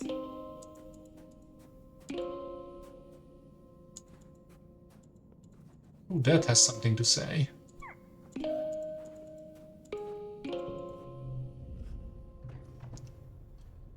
Yes, but now we can go out further with like people and like guns. You find your dad comparing some plant samples. When he sees you, he puts down the test tubes and gives you a big hug. Kiddo! I've been thinking, I want to say I'm sorry your mom and I were arguing on a birthday. We disagree sometimes, just like every couple, but it's unfair that you had to see how the sausage gets made. I was really upset. I know, I'm sorry, Gooseberry. Here, I hear the dip was open now. Go get yourself a piece of candy or something on me. Your mom and I talked it out. We are... The sausage, yeah. We are both just really putting up... Well, they don't really eat animals yet, right? It's all plant life. We couldn't, like, get animals in here yet, other than my pets. We are both just really putting our everything in the farm right now, and it's making us kind of snappy. You don't have to worry about it, okay? If you want to join up with Utopia's exploration team, just be careful, it's dangerous out there. Okay, nobody else wants to talk. Oh, they are not even standing there now. So let's have a slap. Let's do it on the walls. Just give you a short nod as you climb up onto the walls and take the place nearby. He's a good company if you look at the kind of company that leaves you alone and doesn't bother you very much. He's looking for the same. You're a good match for each other that way.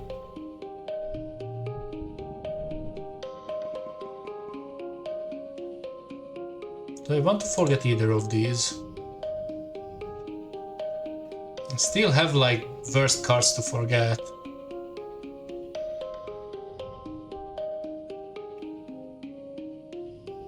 I think this secret is pretty good.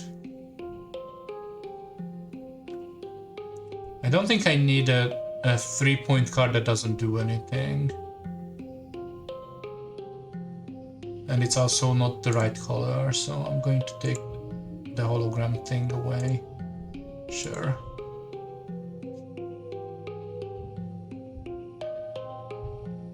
It's not a bad car, but it's also not great. Alright, let's do expeditions, eh? Let's get more pets. All the pets, in fact.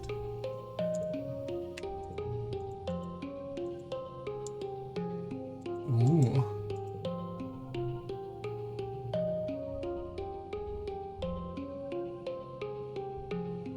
Yeah, I don't even have to sneak out now, I can just explore if we want.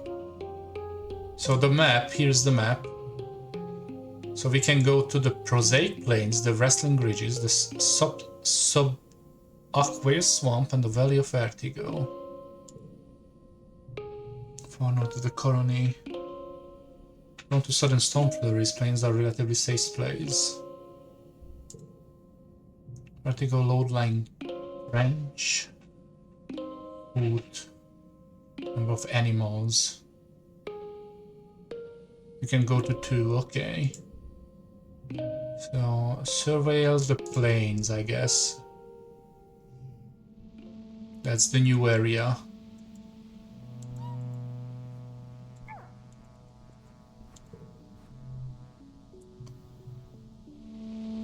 Will gradually unlock. Alright, sounds good.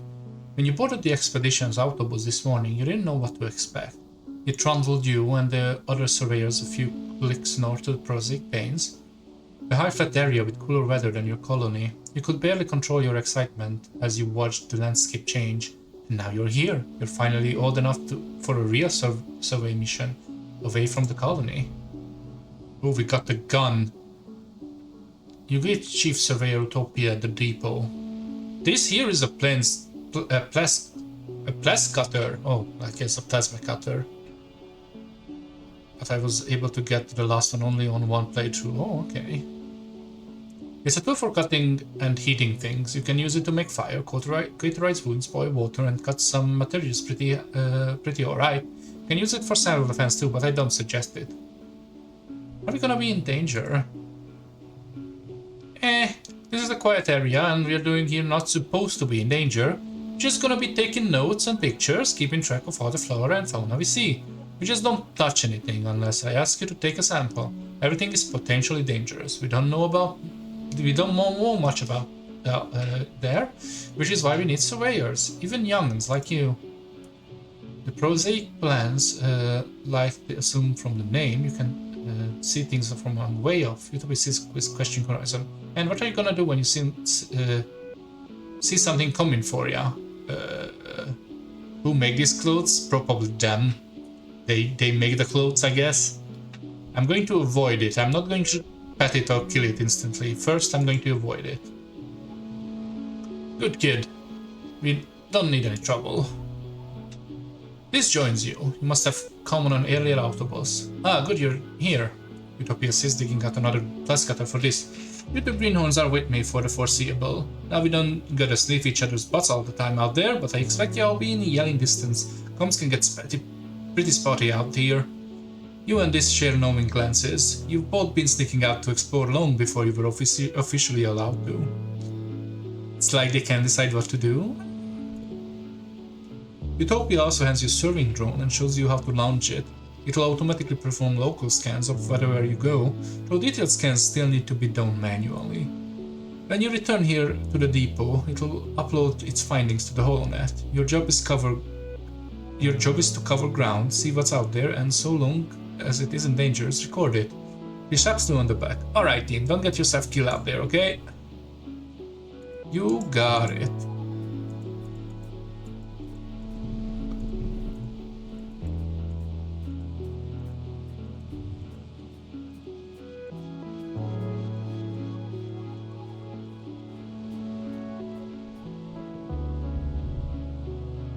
A mass of dead bushes blocks you the way. They have pointy spines and sides of short swords. They look very sharp. I can blast my way through it. Good thing you brought the plant cutter with you. You cut a hole through the bushes and set up a bunch of surrounding forest on fire while you're at it. That'll teach those bushes to get in your way.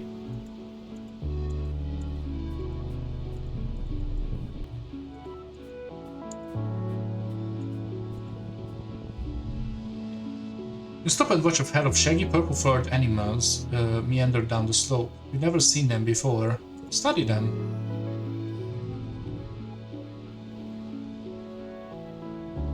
Card gets +1.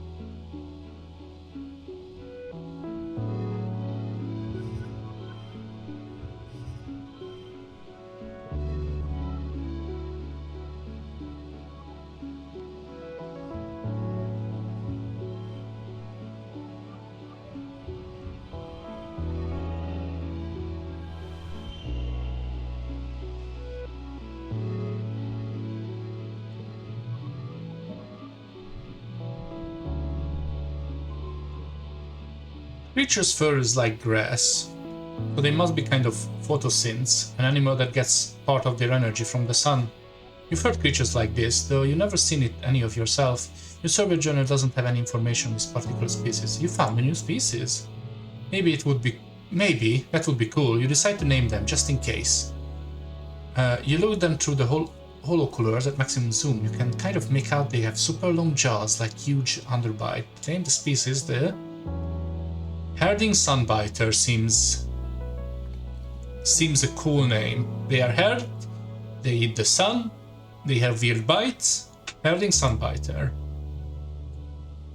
Naming things is hard, so Herding Sunbiter we have to do. You log your discovery.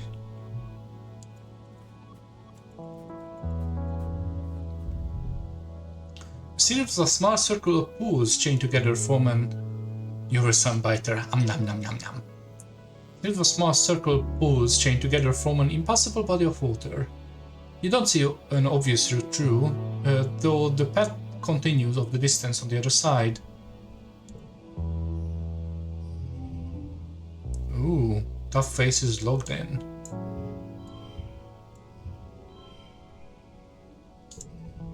Oh, it's always gonna be logged in, okay.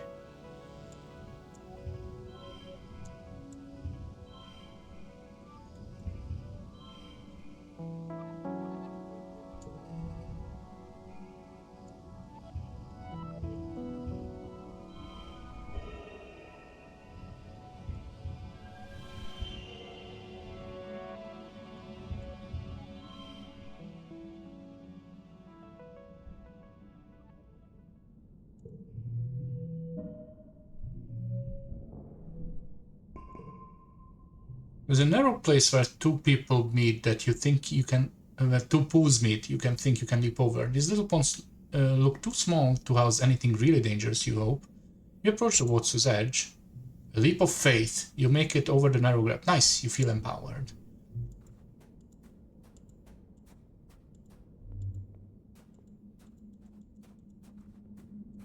Ooh.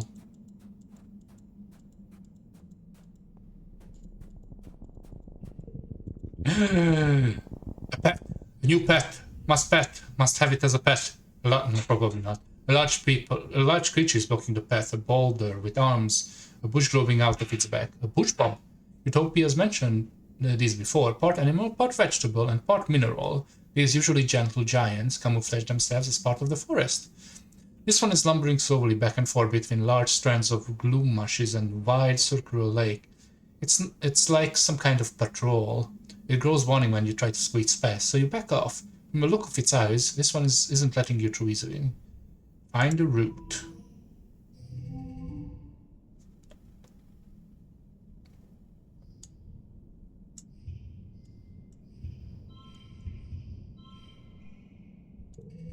I want to keep all this. Yeah, here we go.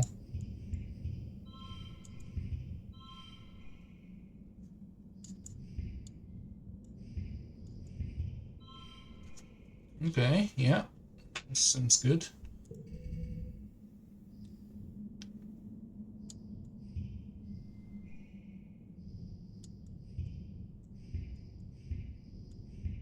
And it's gonna be 5. 5.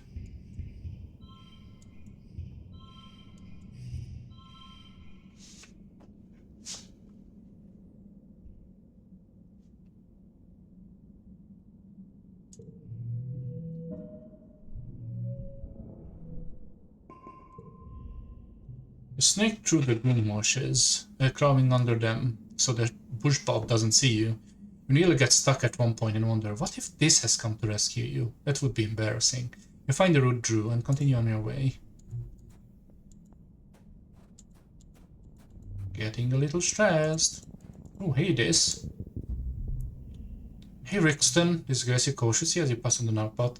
Hey, do you want me to show you something?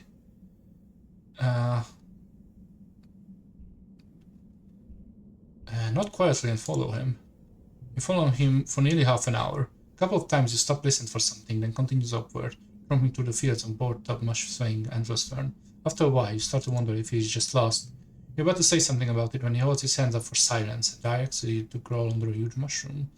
On the other side, you have a view to one of the perfect round pods, taking up most of its enormous xeno, its legs deep underwater. It's a planaeal. They live in the swamps. They don't usually see them from here. This one seems totally at home.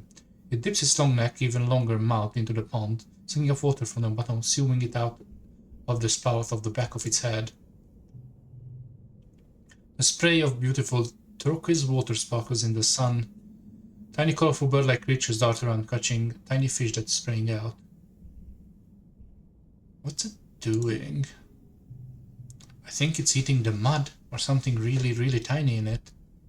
It sure eats a lot. Cool, new perk. Ooh, upgrade pet cards. We are relaxing in the park. Well, we have our job. We have our new relaxing spot. Ooh, another one of these guys. You almost bump into this. He's being so still and quiet, hunched over, looking down the little knoll. He hushes at you and points. Don't scare them. You follow his fingers and see what looks like bush shaking violently. 2 bushes, actually, at the opposite end of the clearing. Oh, they are bush bobs. From far away, they really just look like plants and rocks. They are fighting over territory. How do you know that? If you're quiet, you see them a lot. Ooh. The bush bobs dance is a card we have now. Watch the 2 creatures face off rhythmically, rustling the leaves that grow out of their heads and back. Their gangly, branch-like antenna swings over their heads as they rear up to their full heights. Even far away, they look imposing, like age-eye boulders. One goes, then the other. They watch each other carefully, alternating and repeating other motions, trying to outdo each other. Ultimately, the smaller, more graceful one seems to be declared the winner. The loser plops back down and shuffles away into the jungle defeated. Cool. I haven't figured out how to make one of these bush blobs as a pet. I almost so you can do it. There are very few creatures that have actual sprites. Yeah, that makes sense. Oop, I accidentally clicked on another one. You spot some familiar looking fruit. Hey, you've seen this before. That's no rock underneath. It's part of a creature, no scent. Pitocins, a bush bob. Pays no attention, continue to blend with the rest. Oh, pick the fruit. You're not letting it get away, being delicious. Uh-oh. You know it wouldn't be happy. I'm going to calm it down. I don't want to fight it, I want to calm it.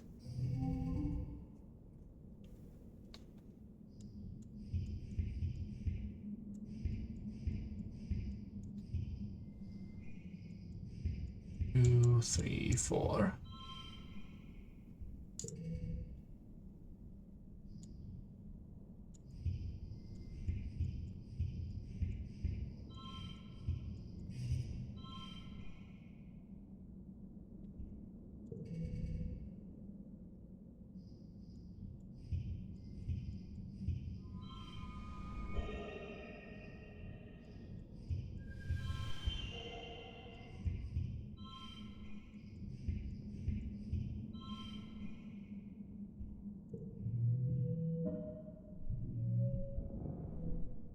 a kudo.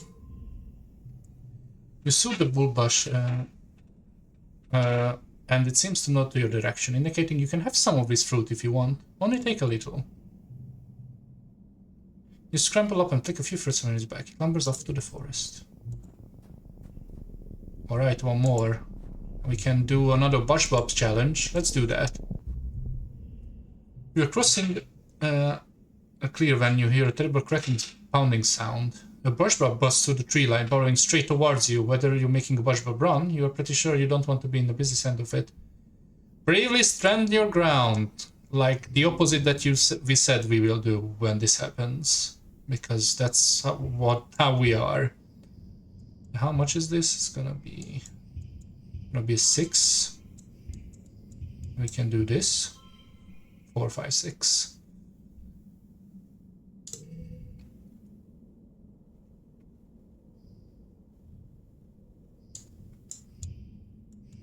Oh, this always turns to social. Interesting.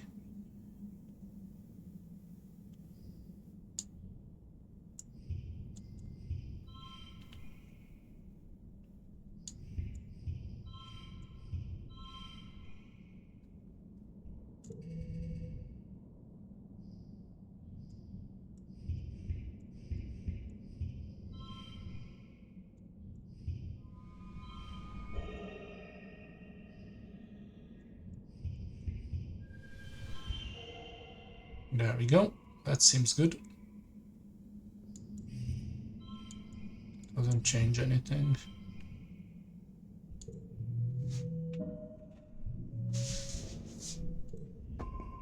Creature pounds past you, its powerful stone-like gorilla arms smashing to the ground. It doesn't even seem to see you. It goes around you without even looking at you. You look around, but there is no sign whatever motivated Bushbuck to run so fast. At least that's something to be grateful about. Yep, go to home.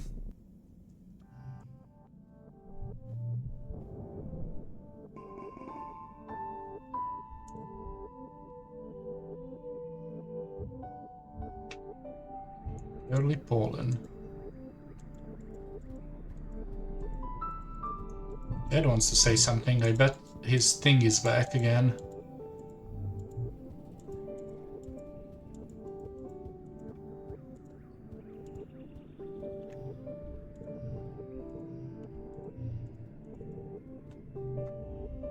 Your dad's sniffling and sneezing pretty bad this morning.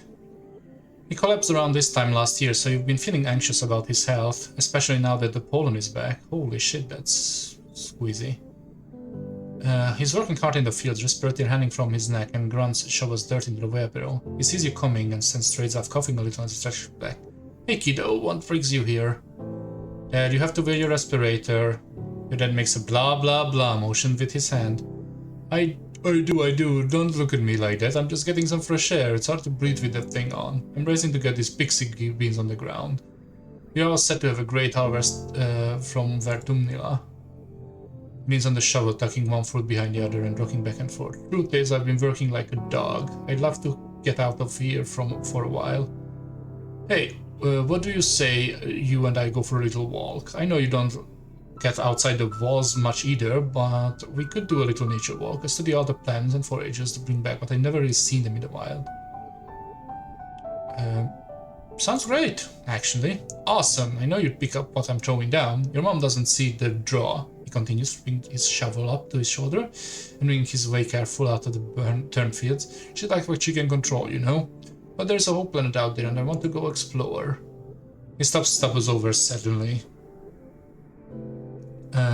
Record with a coughing fit that makes him unable to speak. He tries a few times to catch his breath, but each time he's just coughing harder. Wind pollen and the air swirls and eddies around you both.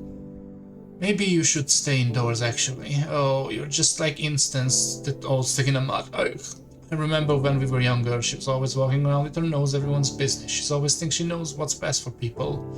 Despite his brave words, he has held onto you for the balance as he catches his breath again. Okay, maybe now is not the best time. He gasps, finally putting his respirator back on. But you and me, we have a date with the outside world, kiddo. I'm taking a rain check.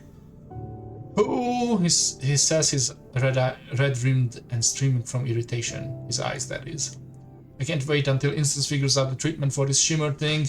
He says maybe next year, maybe the one after that. I'm gonna be the first in line, you bet. Alright. And relax in the park. You and Carl walk through the park, a special place set aside growing ornamental plants from Earth. It was grown from precious seed bank, preserved for over 20 years aboard the stratospheric before your mother started planting them on Vertumna. Almost nothing here is grown for food, though many of them are technically edible. It's so green here. Stopping to smell a bush of fist-sized flower web petals. Wow, they smell so sweet.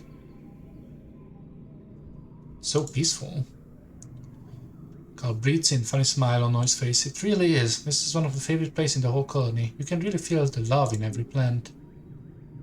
One pretty white flower is particularly flourishing here, the Astarnia, your mother's favorite. It seems to be growing faster than even native plants do, covering the paths and bluffs with tiny white stars. You practically have to push clumps of it aside in some places to make sure you don't crush any. Good thing it's so beautiful.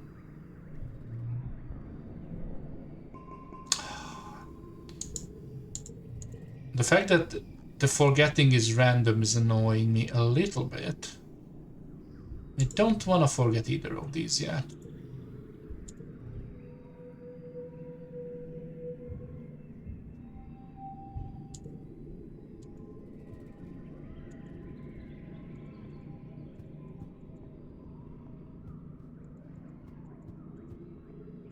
I mean, we can get out in Poland as well. Nothing's stopping us now. Also, didn't we have an ability?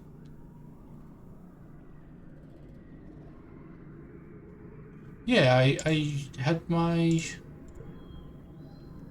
I didn't get to upgrade my pets.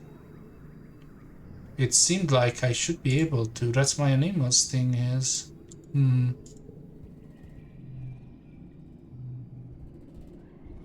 I thought it will be like show up like as a question, but it didn't. It happens as an event. Okay. So I just have to keep doing it, I guess. All right.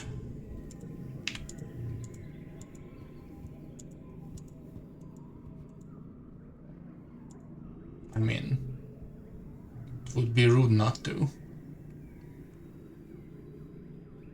6 events remaining, 5 collectibles remaining. All events have respawned. And you might need multiple attempts, that's fair. Well, we just have to keep doing it, I guess. Paul and I will be good friends soon enough.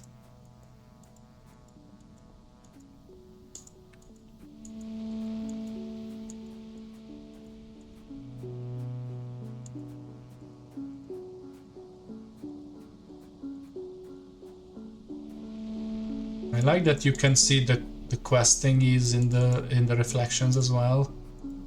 Can I click these from here? No, I cannot. I have to go all the way over there.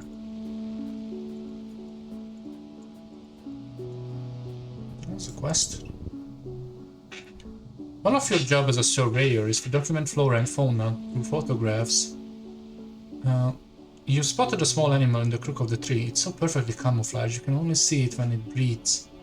You've got a camera built in your homopan, but it's not equipped to capture difficult shots like this. You need to put in the work. Try to get close. Let's try to get close.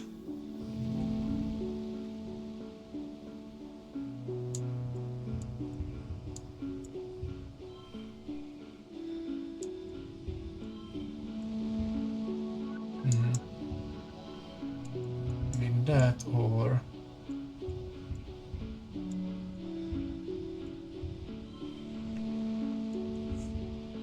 Oops, no. 5. Yes, like that.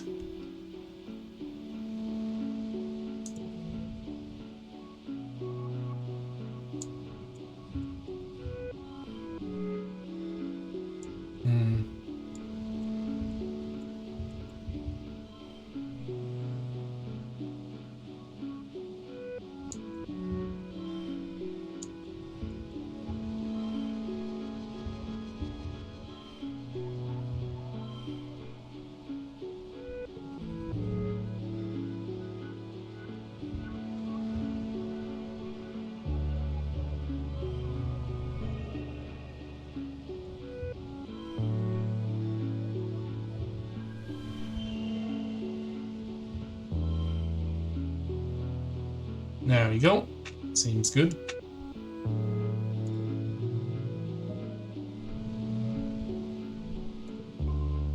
Cautiously cover up beside your subject, raising your holopalm to get the closest possible. Ouch! Just as the camera takes photo, your subject bites you in the finger. Ark! You hope it's not venomous. On the bright side, you got the shot. Alright, fair enough. Perception 2, more collectibles. Collectibles respawn faster and more slots are filled. Okay. I did not expect to be so perceptive, but I guess that's what you get for hanging out in the forest all the time.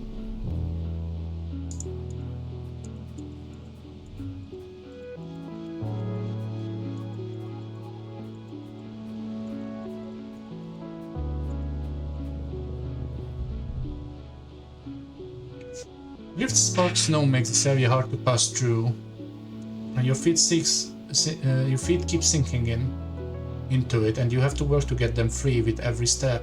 The only way forward here is to a especially deep area. Take a break and play in it to get the 3-point gem card. Is that good for our deck? Well, it's not bad. We have some 3 synergies. We have some gem synergies. Sure. Ooh, stressful. You make us nobody, at least you try. The tiny blue crystals don't pack together very well, and the stuff is quickly melts just from the heat of your body. The acidic snow gives you a hot, scratchy rash between your fingers. You probably should have worn gloves. You appraise your lumpy snowbody. It looks a little sad. Maybe it just needs some accessories. With your twigs and grass and weird kind of jelly you find seeping out the ground, we give your body an antlers and fur. It kind of looks like a snow bush bob. Cute.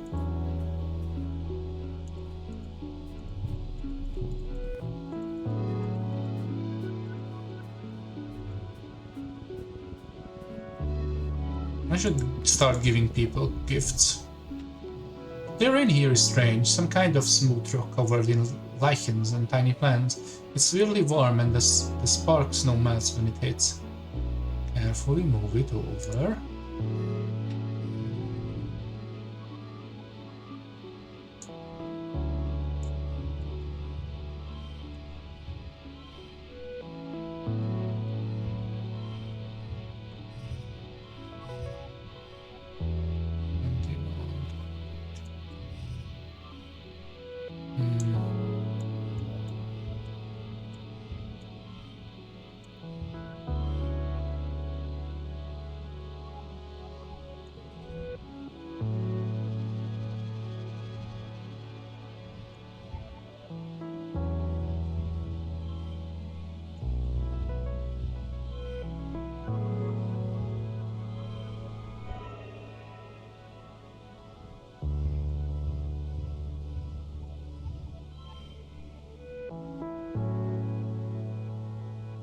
Really matter.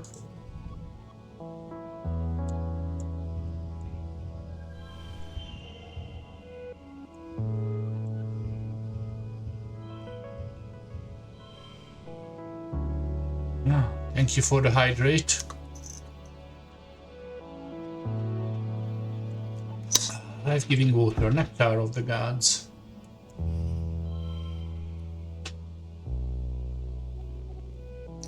And a big stretch. Big stretch. Plus, 5 kudos if the total equals goal. Actually. I guess I can't do it now, but that's fine. Like, I can get money if exactsies, but I kinda just went for supers all the time. That's why I don't have enough money for anything. After cautiously walking around it a few minutes and observing quietly, you realize the ground is alive. It's rumbling very slightly. But you thought was just a rock slowly opens its eyes. It stares at you dreamily and you stare back at it, fascinated. This must be a very ancient creature. It's so vast, it's completely merged into the surroundings. There are even trees growing out of it. A little animal, like a moth with huge webbed feet, lands between you and the massive eye and starts preening. The eye dilates to focus on the moth, then slowly closes again. in what you think might be contentment. After a minute, you feel a faint tremble under your feet, regular breathing in and out, snoring. You creep off the creatures, careful not to wake it again. Stretch that snack, yes.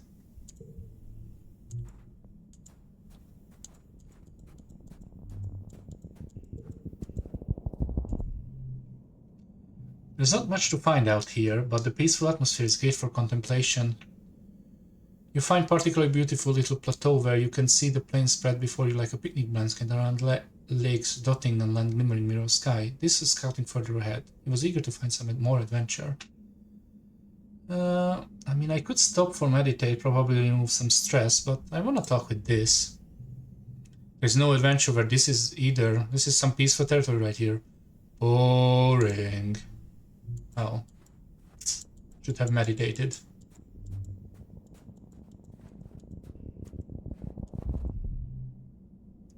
The edge of one circular pond, something sparkling catches your eyes. Well, everything around here sparkles, but this thing really catches your eye.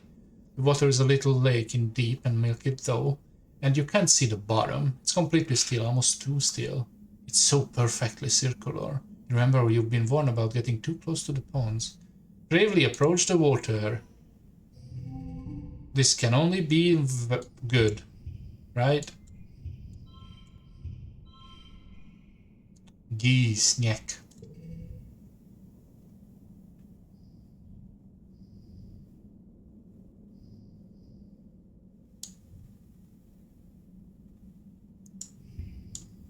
Three, 4, 5, 6.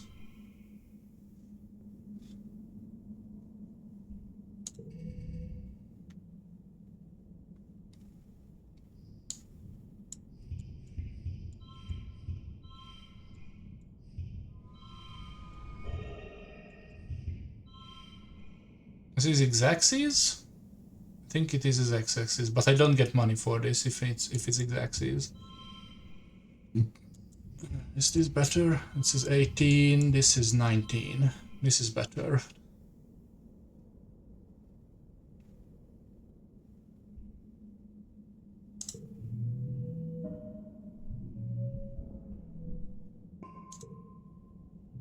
You aren't scared of some pond or whatever might live in it. You march up to the edge, keeping your eyes on the shiny prize, and paw around the snow looking for the shiny whatever it is. Oh, it's another crystal. Looks like it's a pretty crystal, just sitting on the ground. Good find.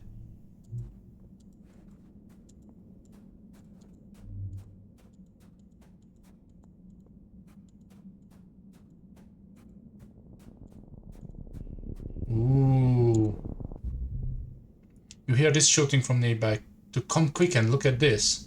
You meet up with this and curiously clean part of the path. There is no twig, pebbles, bits of grass, or ubiquitous Dobbs moth scales that litter this area. It almost looks like it's between swept clean. And there, in the middle of the perfect circle 3 meters wide, is what you could only describe as a shine. Oh. A hollow waist-height structure made from twigs and packet sparks from a centerpiece. Around it, deliberately placed colorful fruit, flowers, and glittering stones like an offering.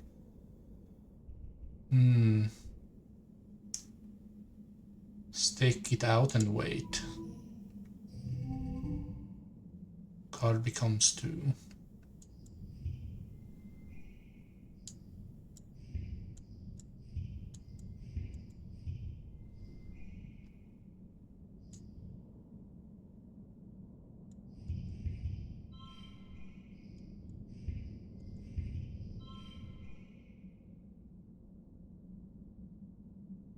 Doesn't really matter. I think I have more 5s, so...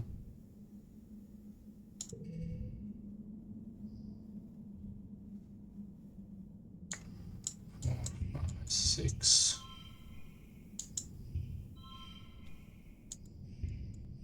Always becomes a 2, so might as well do this.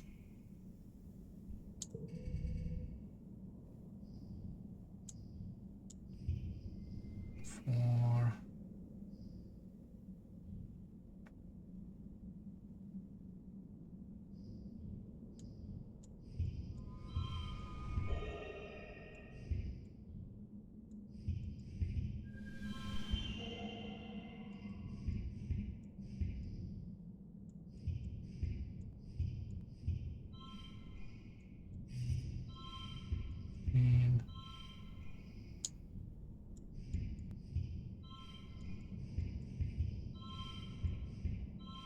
think 18 is the best we can get.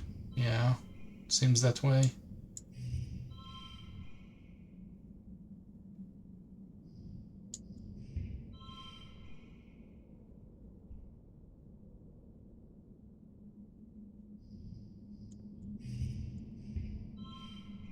Yeah, no matter what combination, it's always 18.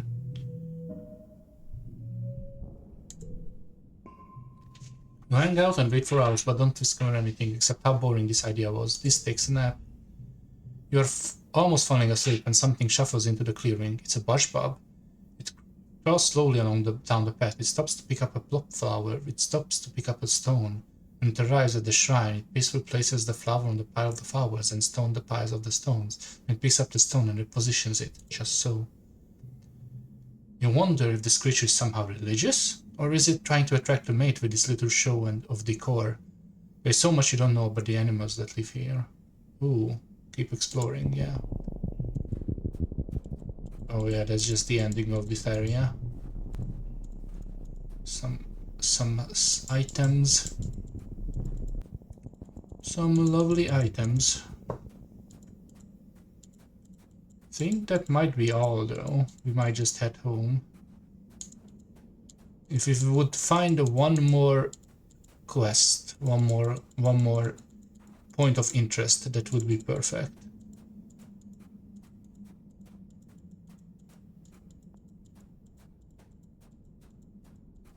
But I don't think we will.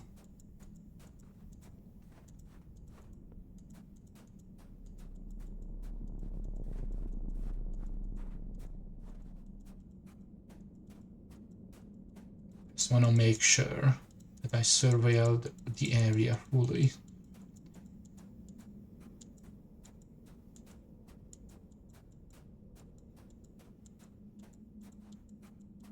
Seems that way.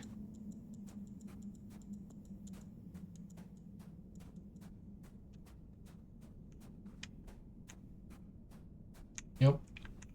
Okay. Go home. Yep.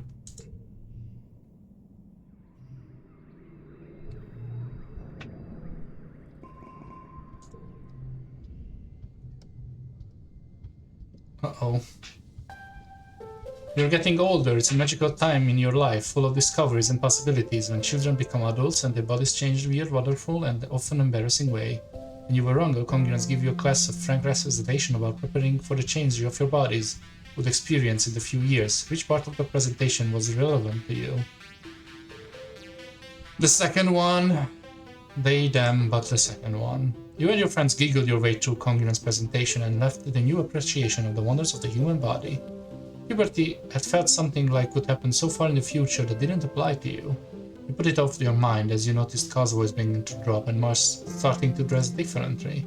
Until one morning you wake up and something feels different. You just feel something is off as soon as you open your eyes. Things are squelchier than you expect them to be down there. You were having an exciting dream, and then something happened, but you can't already remember it. You just want to close your eyes again. You remember congruence sexual education classes, and you're really not ready for the real participation application. After a few minutes you sigh and muster up the courage to look under your blankets. Yeah, that's a thing. Deal with the mess. You wait for your parents to leave for work. Yeah, I mean, it is part of the life. It is a life sim. This happens. You put in a request for new sheets from the depot and continue on your day. That night you find your dad waiting for you. He's pulled your privacy curtain back to show you a strip bed and looks down with a knowing smile when you enter holding new sheets. Now I can only think of one reason why a teenager suddenly cares about doing their own laundry. By Jove, I think I got it. What's up, Rixton? Got something to share with your old man? You can feel your face getting red as you ignore him and make your bed, but it doesn't stop him. Oh, kiddo, it's okay to feel a little wet behind the ears. You retreat into your bunk and slam your privacy curtain closed, and you can't hear him make any more jokes. Ugh, he's so embarrassing. What's happening? Uh-oh. Hormones. Making you brave and rebellious. Rebellion increased threefold. You feel on edge today, like everything feels so unfair and tragic, like you want to punch stuff and then cry about it. Like you want to be left alone, but also desperately want attention. You feel like a fount of new energy starting to bubble up inside you, dangerous, uncontrollable energy. Welcome to puberty, Rixton.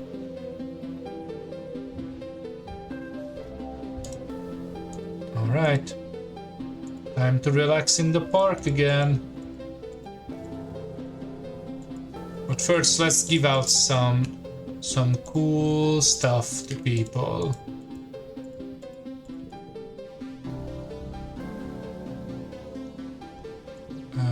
Do you want an egg?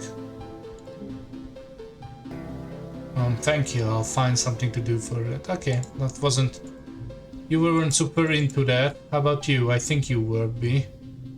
I'm outside all the time, and I hate when the chest gets all tight and itchy around this time of year. The musk kinda helps, I think. My mom nano-prints a ton of them at bay. Should grab one. Would you like an egg? Is that an alien egg?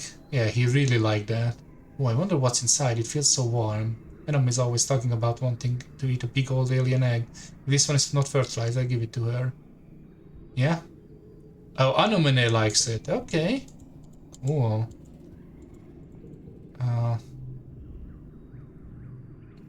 Too soon to give another gift. Okay.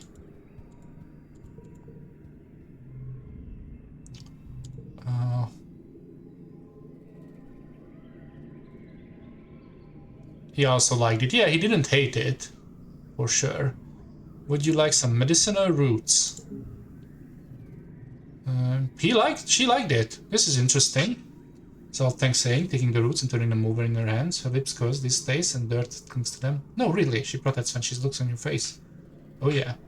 I'm going to analyze these roots to see if they have any useful properties. They might be medicinal. Thank you, she adds, as almost an afterthought. Yeah, it's +2 when it's something they like. Okay. Very good.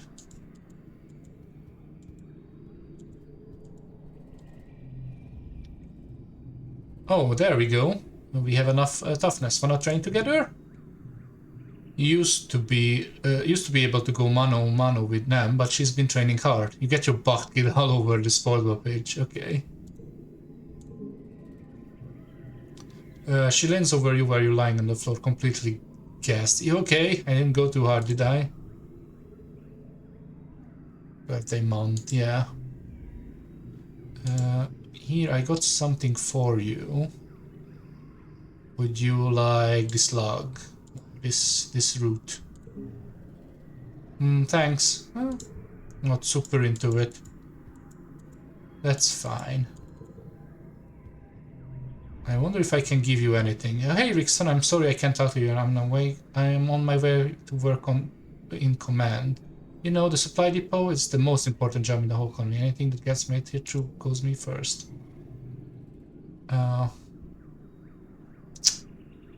Plus, I get the first pick of all the best stuff. That's amazing. You late don't think how Mars is so cool, how everything she does is totally great, and how she's obviously the most impressive in the colony. We're going to start the Mars colony in Hara. Nice try, Brixton, but thanks for the compliments. And she just leaves, without even offering to help to get the job. Drat, sucking up to Mars didn't work. What's next? Haven't actually asked for anything you want? Ugh, maybe you can ask it later.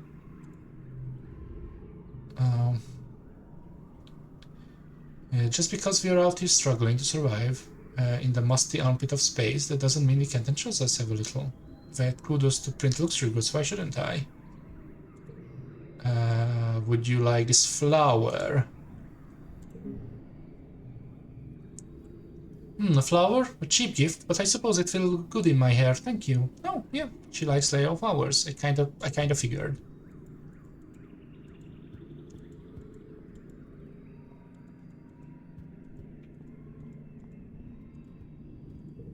I don't think I can give to my parents anything. Ooh, I can have with the animals. Lassoing a Glasgow. I wish to go to... It's too gross, Sorry, Credo. Can she say anything without insulting everyone and everything around her? No, I don't think she can. I think that's just her thing. Your dad is working with the flout cows. One of them is sick and isn't producing enough urine as ballast and keeps wanting to float away. Your dad is building a spike so that he can tie her down until she feels better. You hold on to the leash, feeling like a little kid with a balloon, a big, woolly, gassy balloon. He looks down at you with placid, unblinking eyes. You can see yourself reflected in them. Weird. Neat.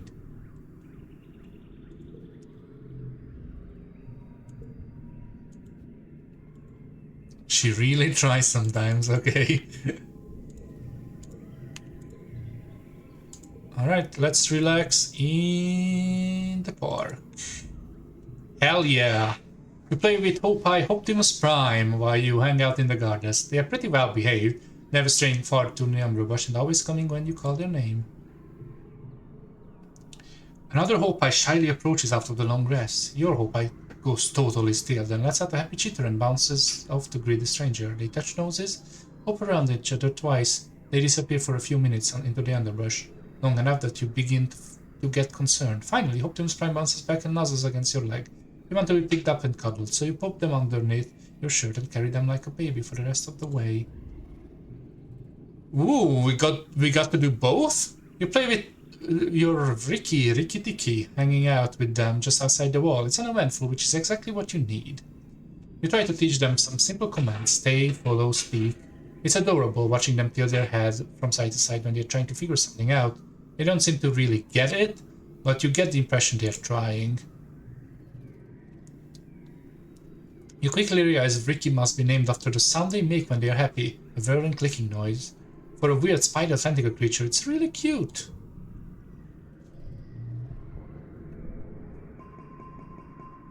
Why do you want me forget the cards I am building around? No.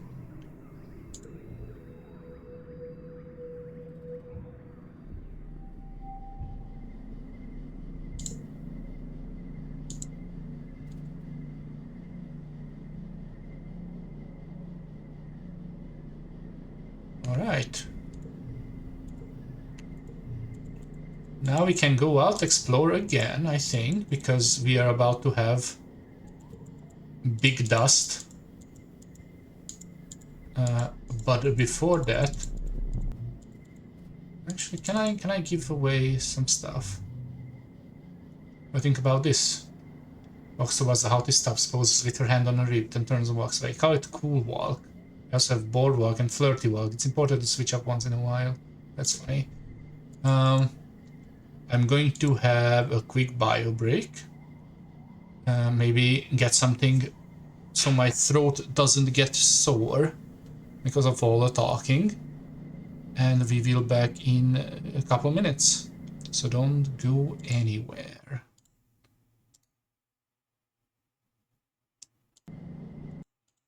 So be right back.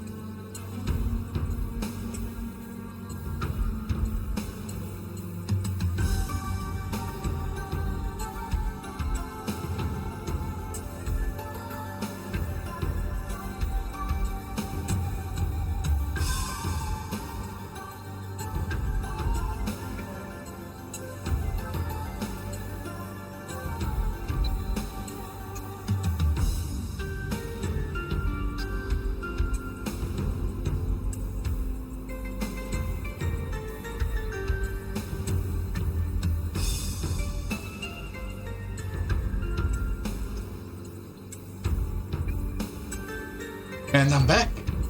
Got myself some drinking yogurt.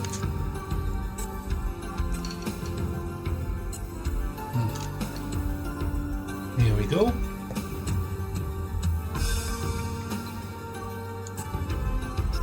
Thank you.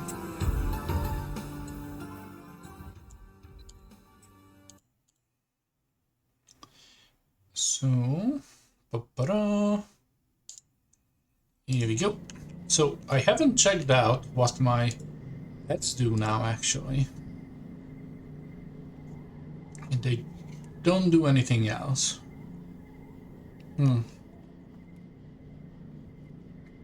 Well, that's fine.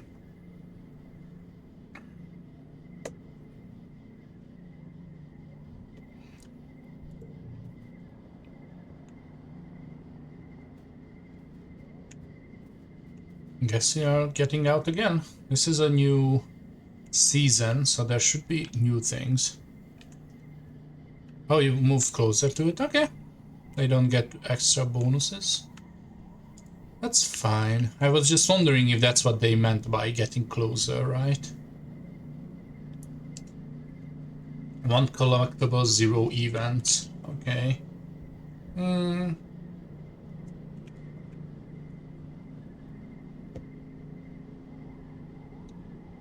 There will be a challenge when they actually get an upgrade. Okay, I see. It seems like there's not much to do out there. So let's do some stuff inside.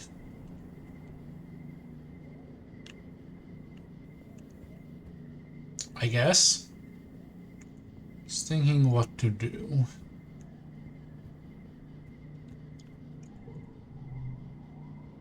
Oh, yeah, lookout duty, right. Still can explore nearby, that's fair. We can do lookout duty now, though. We have so high perception, though. We don't really need the boost for that.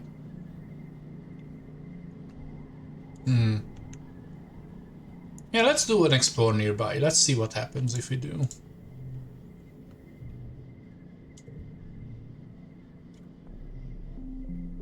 Oh yeah.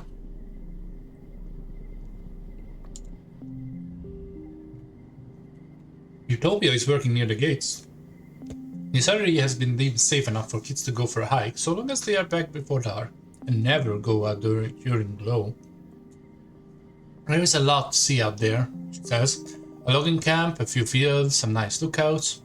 You've been out here before, but that was when you weren't supposed to. So you let her give you her advice anyway.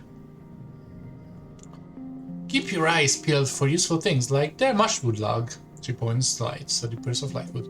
Some carrier must have dropped it. It's fairly safe out there, but don't mean totally safe. Don't go too far, and if you see anything that scares you, run like hell, make a ton of noise. What you hoping to say out there, sweets? I'm just checking things out. Right on. Spoke like a true explorer. Keep your eyes and ears open, you might learn something. Things go pretty wild out there. If you pick the place keen, give it a year. Bet it look like you were never there at all.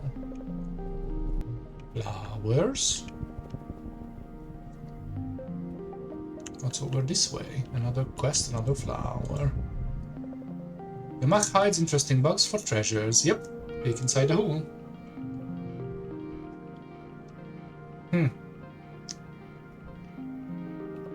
Look closer. Yeah. Some more stuff.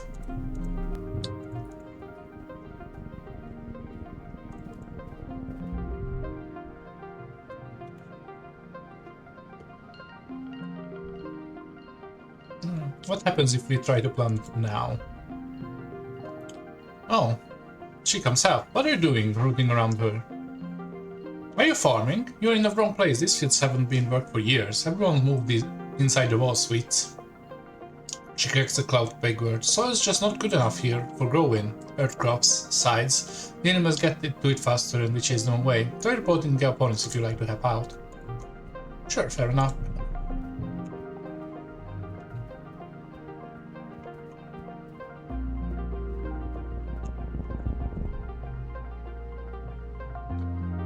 Dust tornado.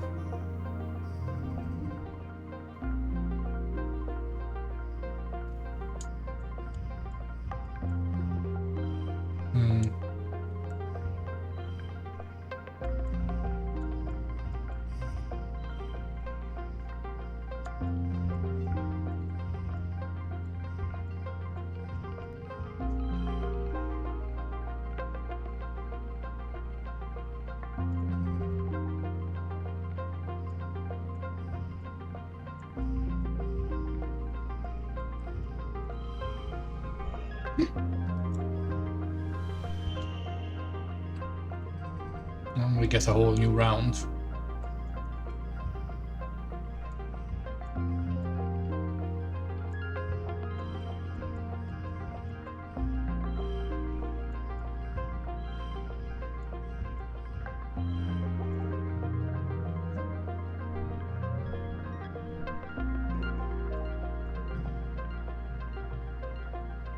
Oh, right. We get one more of these. That's fine.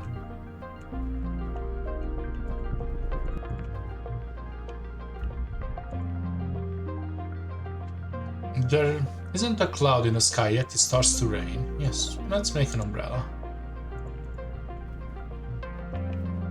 We have seen these ones before. Ooh. We can offer to help. I've assured them about clear cutting. No, I can offer to help. More stress, but some more loyalty. The loggers are grateful for your help, even though teaching you how to log does slow down their whole process. And they're done babysitting you, they give you a piece of wood to tell you to take it back to the colony for them. Okay, more wood. More wood. Can we jump over it?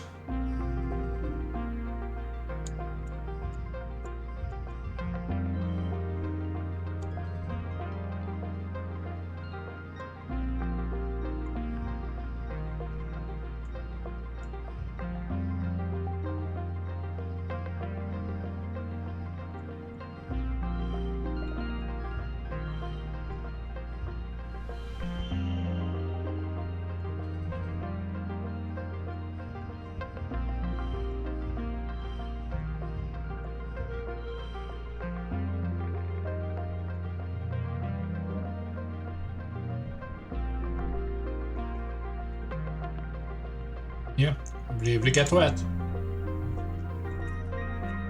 Ooh. Reduce exploration stress. Very good. That's so big.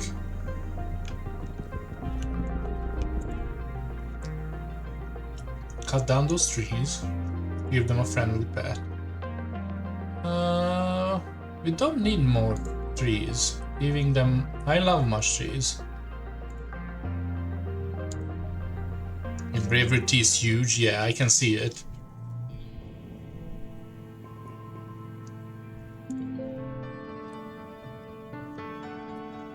It's Vertumnalia. Time for speeches, games, and feasting.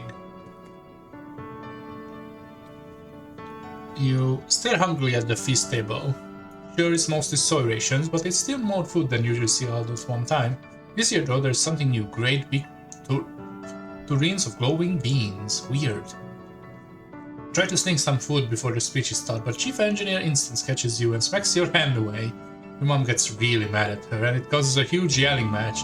Your dad directs you away from the table, as Instance bases your mom from the way things are right now, whatever that means.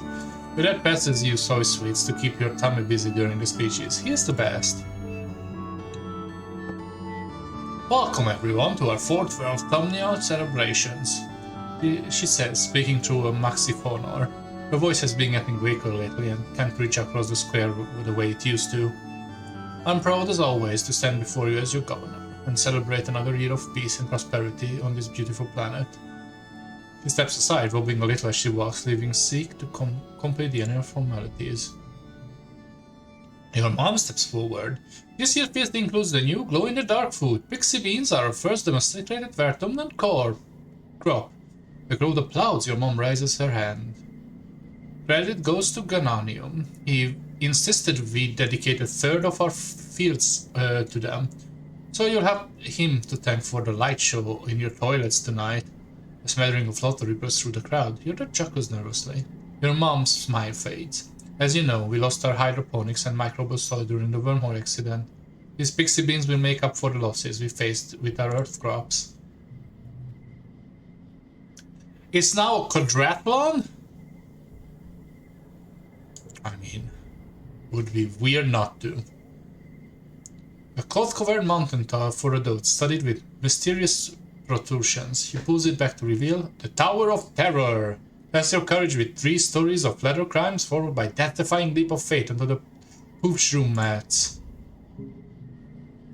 You, Nem, and Cal take the majesty of the Tower of Terror. Both of them are hooting and pumping their fists absolutely bonkers about jumping from 3 stories. You'll all still be doing wrestling, agility, and accuracy portions, of course, but clearly this is the winner by popular vote. How about you? Are you ready? Okay. Cards gets +2, you say. Alright. Seems pretty good.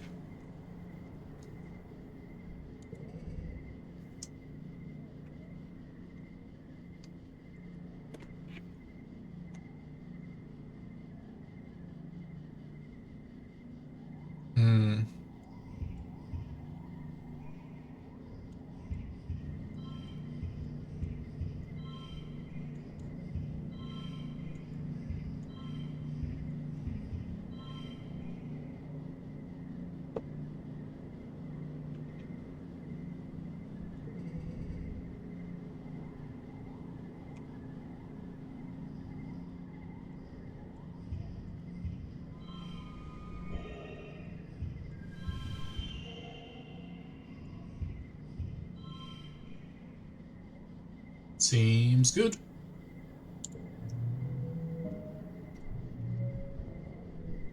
With 3 stars. You blow through the obstacle course, basket shooting and bot wrestling with ease, and you arrive at the base of the terror with a determined gleam in your eye. You skill it easy, of course. It's only ladders. Sure, it's really high ladders and huge jump, but you just close your eyes and pretend you're jumping onto a great big wet of pudding. Tom awards you with the first place of the quadrathlon. Congratulations. Finally, time for the feast. The pixie beans are a hit. Your parents keep touching their many benefits. They grow well here, they're super nutritious, taste great, and they are versatile. Kids love it, their bright multicolor glow. Your rumbling stomach has made you grunchy. Your parents won't let you eat until you finally stop bragging about their dumb beans. You consider options: pixie bean soup, pixie bean salad, pixie bean chili, and even pixie bean aquapa dessert. Everything glows in the evening twilight. This actually sounds really good. I would eat this. You suddenly shove your pixie bean everything around your plate. You don't even want to eat them anymore. Stupid beans, stupid feast, stupid games, stupid everyone. I am a stupid 13-year-old MB. It's so annoying that everyone does everything everywhere. Every time someone takes turn to tell you, especially about how great these beans are and how great your parents are for growing them, you just get more irritated. They're just beans. It's like they love these beans more than they love you. You're probably just hungry. Eat your pixie beans. You want to rebel against the stupid beans, but the truth is you're too hungry to resist. You count backwards from 10 to calm yourself down, so you don't blow up at your mom. Why is she smiling all the time? Ugh. You settle on the glowering at her over your plate of glowing beans. She notices it just purses her lips and turns away from you to talk to someone else. Rude. The grand feast. You shove up food in your mouth, trying to not like you're enjoying it.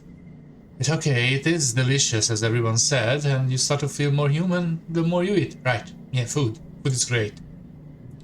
You do feel great after you eat something. Everyone is in high spirit after dinner, breaking off into little groups and talk to make music.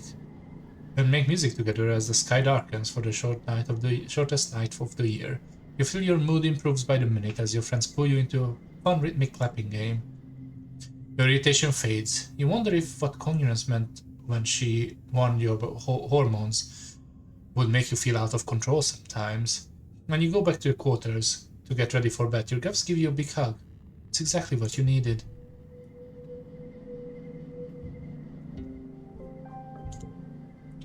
Okay, do we want to go out again? 0 events on collectible. I don't think that's worth it.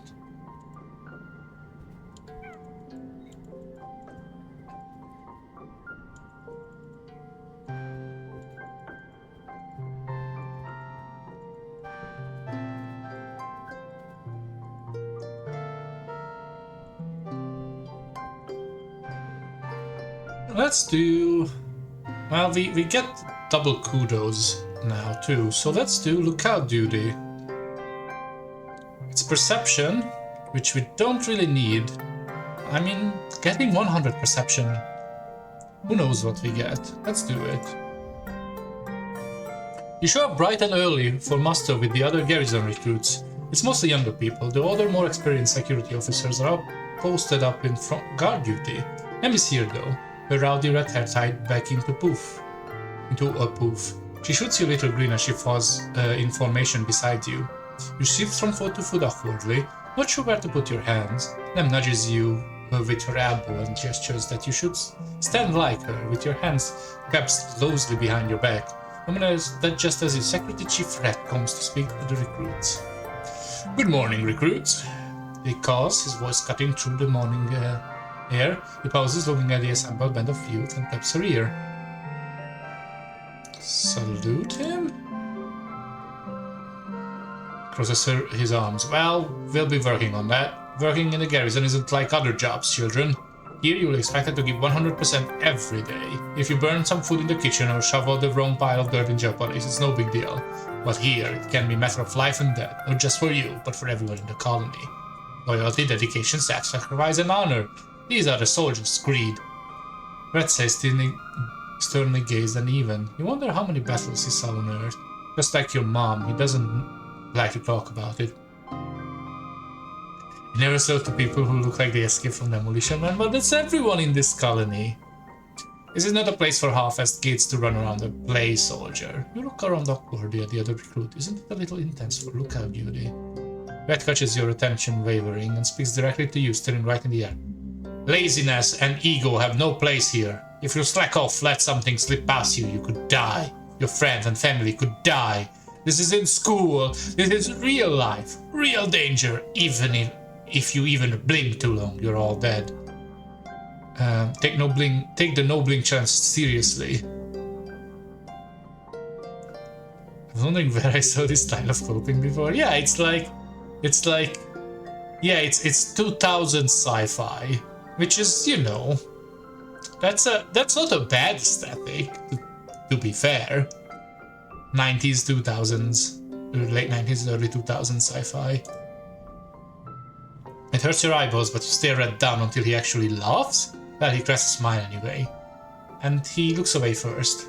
That's the spirit, Rixton, he says, clapping you on the shoulder. I don't mean to scare you, kids, but I really need you to know that it isn't fun little games. You can't sneak your little friends into the watchtower, you can't work on your homework, you can't catch up on sleep. Even though lookout duty seems like an easy job for kids to do to keep busy, it's very important. I need to take it seriously, like Dixon here. Okay.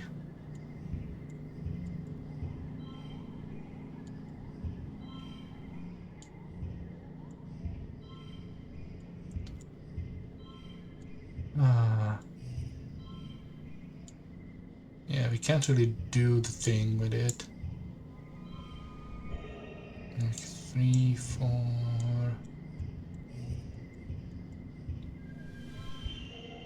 7, 7. The third 7. Seems good.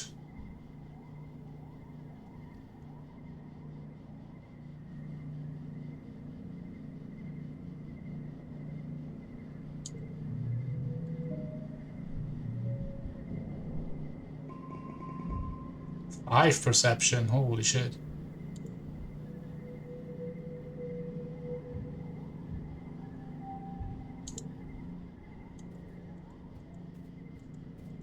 Pet my animals. Yeah. Oops.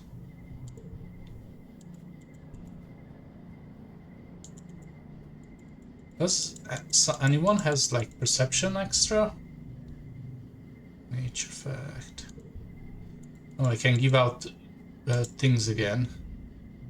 On something you might like. Would you like this? No, this fruit. You like mine stuff. Here is a...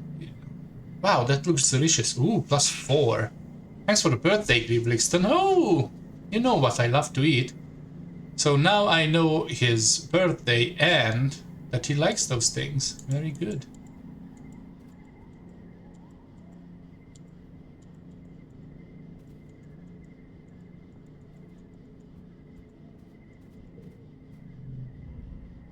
Here's something for you.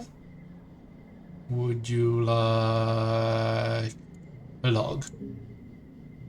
Thanks. No, not really. The brain requires continuous supply of glucose. Glucose is commonly found in food register as a sweet, which is why humanity has evolved to crave foods that are high in sugar. I have very little desire for sweetness. Does that mean my brain more efficient than other humans? Would you like a fruit? Should probably keep it. I don't even know what to do with that. Sure, maybe I'll get a use for it. No, that means you're stupid. So I'll show this proper so you don't have to memorize it. That's good.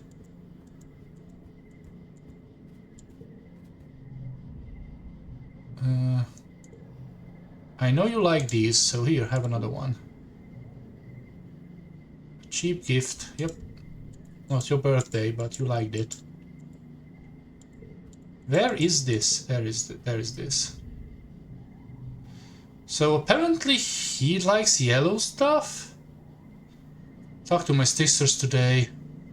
Says skip, skip, skip. She's doing some kind of super secret extra credits project in engineering. She wanted to gloat, I guess. Whatever, she just likes it when people pay attention to her. Would you like a flower? No.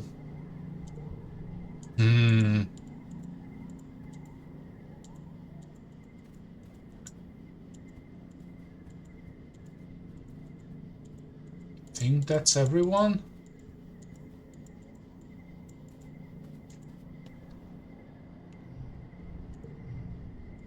I mean, might as get as many kudos as we can while we have the popularity.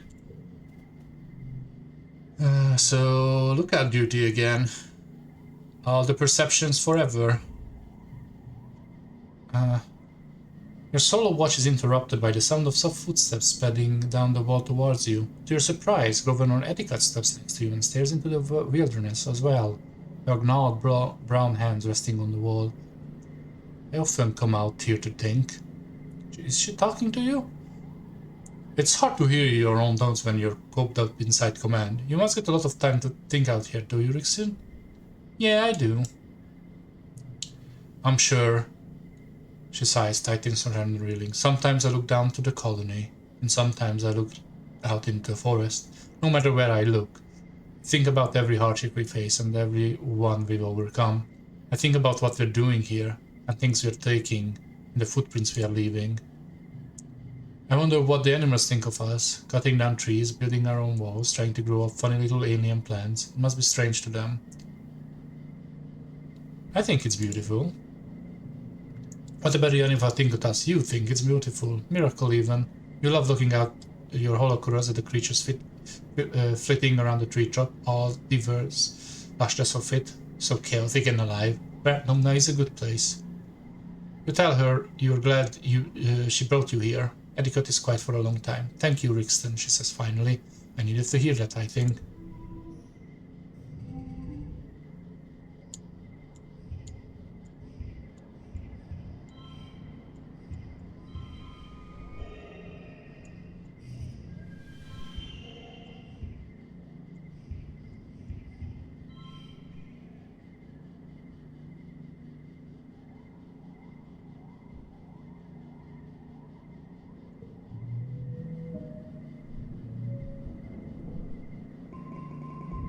+5 perception again.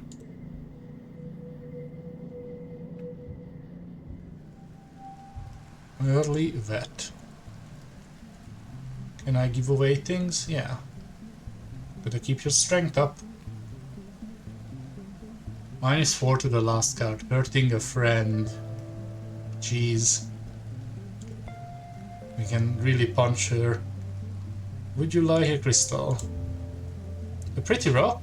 No offense, but what does it do? Shall we smash it? This looks like something Mars would like. Okay.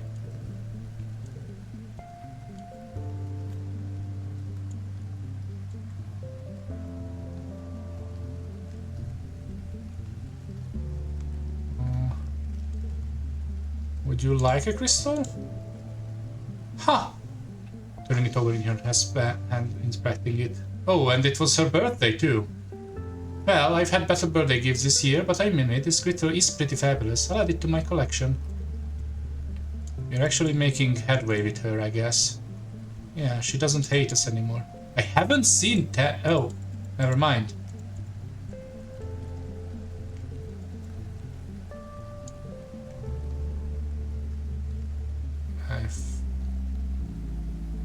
I like the smell of the air here. It's not clean like Stratbro, but like it's fresh, if you know what I mean. It smells like dirt and composts and manure and growing things. When I beneath it, it just reminds me everything is here alive and it's important.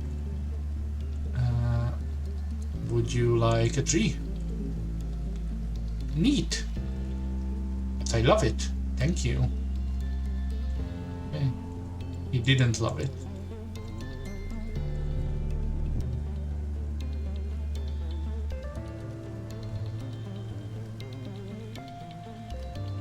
I'm leaving her behind. Yeah, I mean, she's clearly the supposed to be annoying person, right? You can save it already, I know. Now you're going to tell me I'm a nerd, you can save it. Does this interest you? So you didn't like the egg or the... Would you like this fruit? Shit.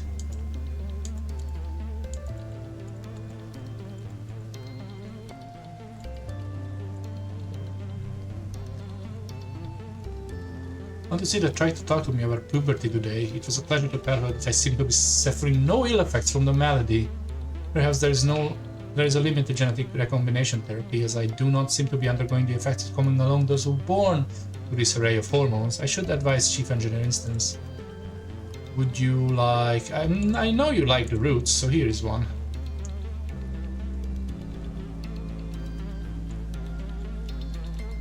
I already gave you a thing, right? No. Mom's kinda bossy, but she sure makes it a great lunch. Gotta keep the strength up. Would you like a flower? That's the only thing I haven't tried on you. Thanks, no. I mean, I guess she likes the eggs? I don't know. I haven't seen much of an egg nowadays.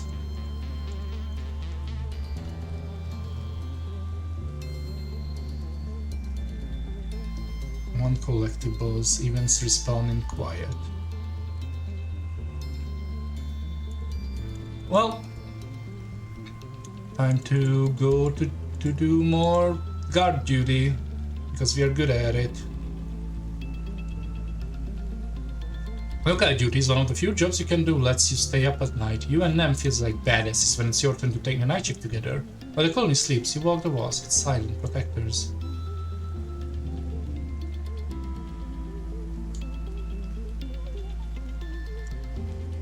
3, 4, 5.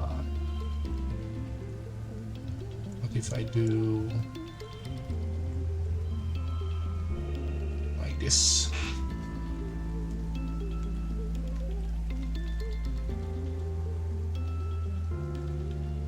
Five kudos is the total equals the goal. So this is actually better.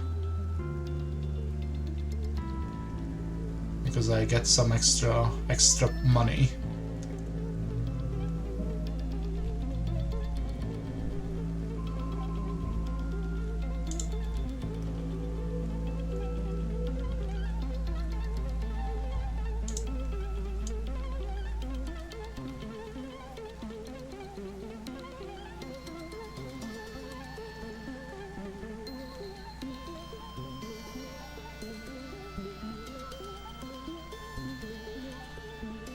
Yeah, let's just...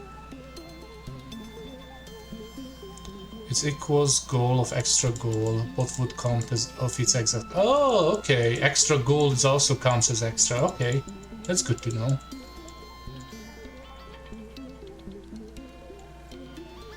Alright. I mean... I think we're gonna rest during glow this time. Might as well get some more money.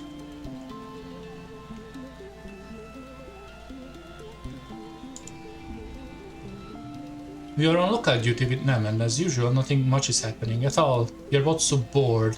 You've been true bored and come to the other side of Silly, and now having counted every row. March 3, Logger wearing yellow, and Logger wearing yellow and pushing hover lift. You are trending dangerously back to bored again. Did we count that rock yet? Nem asks, wrapping her chin up and her hand blinking barely into the forest. You're pretty sure you have, but that's not a rock visible distance, and you're not a close personal friends with by this point. Nem yawns. What could we name them? Would that help? Then, like, if monsters came, we can be like, over there by Steve. Steve? Where did she get that weird name from? Hollowed? She hangs her hand down the keys. No. It'll only work if you and me, darn it. The day drags on. You never experience moving so slowly. What would you do? We can goof off. We can do target practice. Or just pay attention. +1 bonus to pairs. +6 if this has the highest value, which is not likely. So let's just do our job, I guess. Which is very loyal, but a real soldier wouldn't go play games. Real soldiers don't get bored. Somehow you doubt any of this is true, but now appreciates how serious you're taking the lookout duty. Ever since her big brother Com got his uniform, he's been all about following in his footsteps. It's a little weird. Where did the wild carefree Nem go?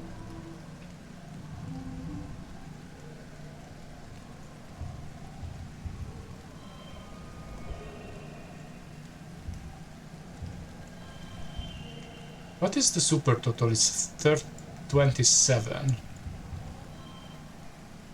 29.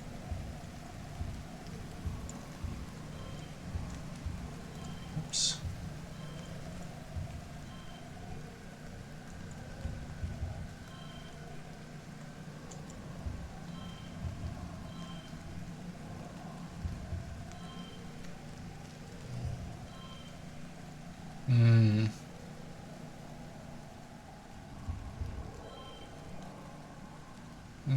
I can't really do the super goal, I don't think.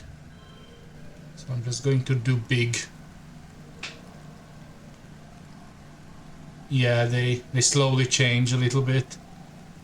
She's getting more serious.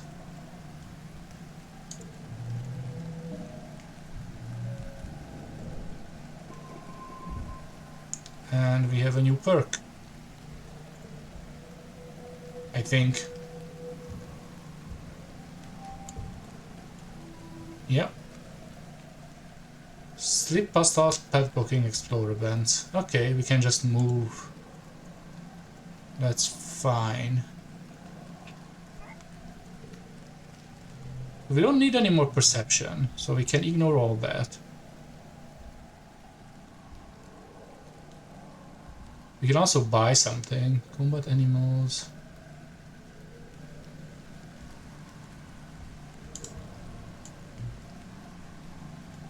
Yeah.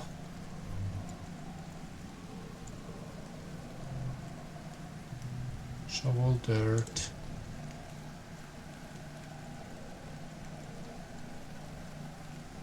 Let's do combat. We can we can get more combat here. Defense training. Ooh, cadet train. You're officially sworn in as a cadet in small ceremony. No longer a recruit. You are now official part of the college security force. Security chef presents you with a small patch, golden upwards pointing arrow. It's just a little thing really, cadet being the lowest rank, but it makes you feel more important than civilian kids waiting to play sports ball once you're done with the field. I'm promoted to cadet at the same time as you. She's grinning from ear to ear. After the ceremony, you and them hang out with her brother Com. He's an officer already, even though he is just a teenager like you two. the youngest in the security force. Nem really looks up to him, and Rat as well. I'm going to be an officer just like you, she says. Com laughs and looks her hairlock, ruffling her white hair. What are the ranks anyway? Well, cadet and officer, obviously. And she's pulling her to a grapple. And after that, that's lieutenant or lieutenant, and the commander. And out of everyone, of course, there's Rat. He is the chief of security. Hey, maybe Com will be chief of security one day. Just like levels in a video game. Yeah, I guess so, if you're an egghead. Oh, we have learned about Earth and it's hurting us.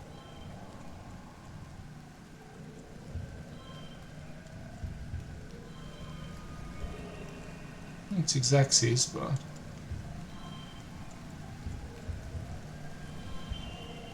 Super goal.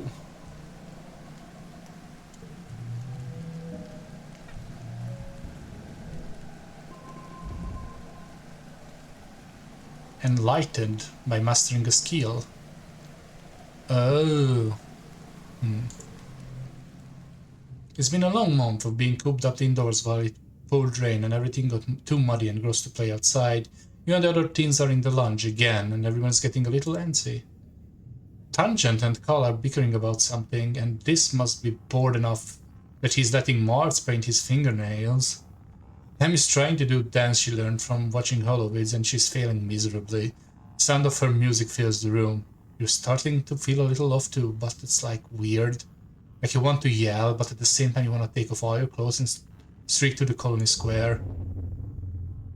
Nem dances a little too close to Mars' collection of nails polish, bumping into the table and sending them all, and herself clattering to the floor. Hey, watch it! This snaps. Dance, you stupid dance somewhere else. It's not stupid. You don't have to be mean to me. Boo-hoo. What are you going to do? Dance about it? Ugh, you're all so childish. Who even cares? Hey everyone, just shut up! Carl exclaims from across the room. Honestly, you all fight all the time. You stay inside where it's nice and dry, and you don't appreciate how hard everyone else is working. It's just whine, whine, whine. Look at all these very important teenagers being so important. You're not better just because you work outside. Yeah, exactly. You're not special, Carl. If I wanted to, I could work outside. There, see, next month I'll be working in geoponics. How do you like that? Then you can nag me about my soft hands all you want. Educate pokes her head in from the command corridor. Children, keep it down. We can hear you all the way from the bridge. Everyone goes quiet for about a second, and then explodes into arguing again. Educate throws her hand in the air and retreats to the hallway in defeat.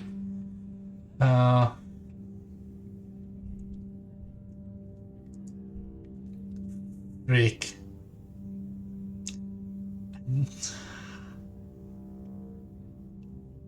Do I want to punch someone? Probably not, but I kind of want to go wild. See, we are so stressed. Yeah, time to go wild. Hell yeah, rebellion status. Somehow the rambunctious grown tumble into your quarters. Thankfully your parents are out. Everyone keeps fighting and starting to get physical. Mars and them get into a showing match, and Carl and Diz join in too. Tangent yells from the sidelines, cheering when Mars knocks Nem right on her butt. Ouchie! Okay, fine. I'm sorry knocking over your stupid nail polish. Apology accepted. You can pick them up while you're down there. Now I'm bored. I can't believe I'm bored of fist-bossing people around. Wait, we should play Spin the Bottle. Uh-oh. This, what the fuck this? Everyone looks around and surprised that this suggested it. Yeah, exactly, but you can tell they're kind of into the idea. Your tummy flips over the way. It's not uncomfortable. A kissing game? Yes, spin the bottle. Sure. Everyone giggles nervously, but more courageous voices prevail, and soon you're grabbing a bottle to spin sorted partners. Never seen this event? Huh. I mean, I guess you never went wild, huh?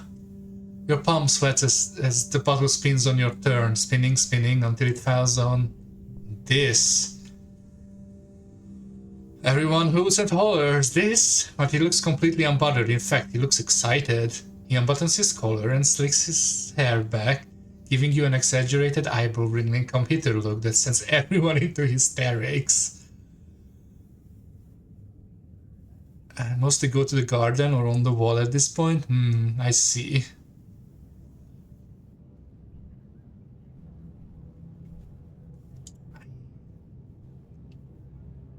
I mean, I do kinda like this. Like, here is my thing, right? Anomone is my best friend. She's cool and all. But romantically, it's either Call or this. They are both pretty cool. And I mean, I think he clearly likes us, so I'm going to give everyone a show. You wriggle over to this, matching his energy as you grab him and sweep him into a big showy kiss. Everyone laughs and yells for the kiss or fight. Don't. No, 15 whole seconds before letting him go. This collapses back to his position on the floor with a silly smile. Everyone keeps playing, but the button never lands on you again. Mars and Tangent Bond get each other on their turns, making Tang go completely red as both times Mars plants a chivalrous kiss right on her lips. Ugh. More stress. The next day you all feel terrible. It feels like your arms and legs are made of fleet and it takes so much energy to do anything. Oh, I know that feels so much. You can barely make it out of bed. All the energy from yesterday has been drained out of you and then some. Okay, that makes sense. It lasts for a week. Some of you can't even get out of bed. And when you do, your moods are all over the place. Aggressive, sulky, impulsive, until your batteries run out and you sleep for over 12 hours straight. You're resting in the lounge with your friends, watching you holovids and grazing on roasted pixie beans, when your dad and chief engineer Instance come through the door. You, Instance steps pecking a bowl of pixie beans mouth fat. Stop eating those in an instant. Uh-oh. Oh! It's not just hormones. Mars looks like she's about to smack some sin to Instance, but his depth steps in. I'm sorry, everyone. We were wrong about the pixie beans. They are not safe for your kids to be eating. You've been feeding us poison? Oh, you. Do my nuts know you tried to kill me? No, they're not very Mars. Calm down. They're not poison. They're just a chemical in them that hyperbonds to estrogen and testosterone. Yeah, there we go. Your big teenage growing hormones, and the brain likes binding to that new macromolecule a lot more than the regular kind. It's been making your moods unpredictable and causing periods of hypo and hypermania. When Mars just stares blankly at him, he laughs awkwardly. Translation: it's been making you kids act silly and feel sick. I'm sorry. If it's doing this to kids, it's not long until it builds up enough to affect the rest of us too. Until further notice, no one is going to eat pixie beans. Ugh. Your dad looks distraught. Flufflu was right. He says, come sitting nearby Che, rubbing his eyes. She didn't trust these things, but shit. She's still going to be pissed that we don't have any other successful food source. You look at him in shock. You hardly ever see him swear. It must be worse than you think. Your dad sits there in silence for a long time.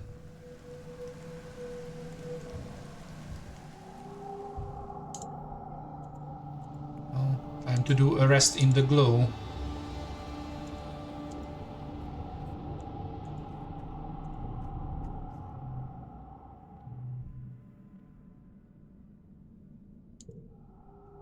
The geoponics domes are comforting beacon of light during go. While everything else is thrown off an unsettling alien light, domes are stable, dependable, human.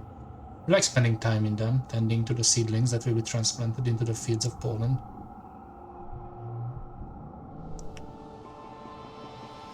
Why the good cards? I have so many bad cards I am okay with letting go of. It's giving me the good cards, no. Another year, another glow. Everyone's pretty sure there's going to be an attack this year, so the colony is on high alert. You're collecting glowflies in the geoponics gardens with Kal and Nem when the sirens begin to wail. I'll stop what you're doing and look at each other nervously. Your parents run off to help defend the farms, telling you to get inside the greenhouses and stay quiet. Nam declares he's going to the wall to watch the soldiers fight. She knows a good spot. Well, I am going to do what I always do, because I am a horrible person. And I am so rebellious. You scramble down from the walls and immediately faced with a sitting wall of hope eyes. You kind of thought they were only a handful of these usually peaceful creatures in the previous year, but there are swarms of them now. And not just hope eyes. Once you adjust the chaos, you can see large creatures that look like walking bushes. These wild centipede-looking things with long spider legs, and at least one giant many-eyed thing that's hovering clear of the ground, defying gravity. They all seem to be incited into a frenzy, attacking everything in sight and trying to get through the walls. It's dark and chaotic. Combs sees you through the fray. Rixton, get to safety! You are suddenly not sure if this is a good idea, but then you look up and see them shouting encouragement from up the walls. I'm going to fight tactically because I have 30 or more combat.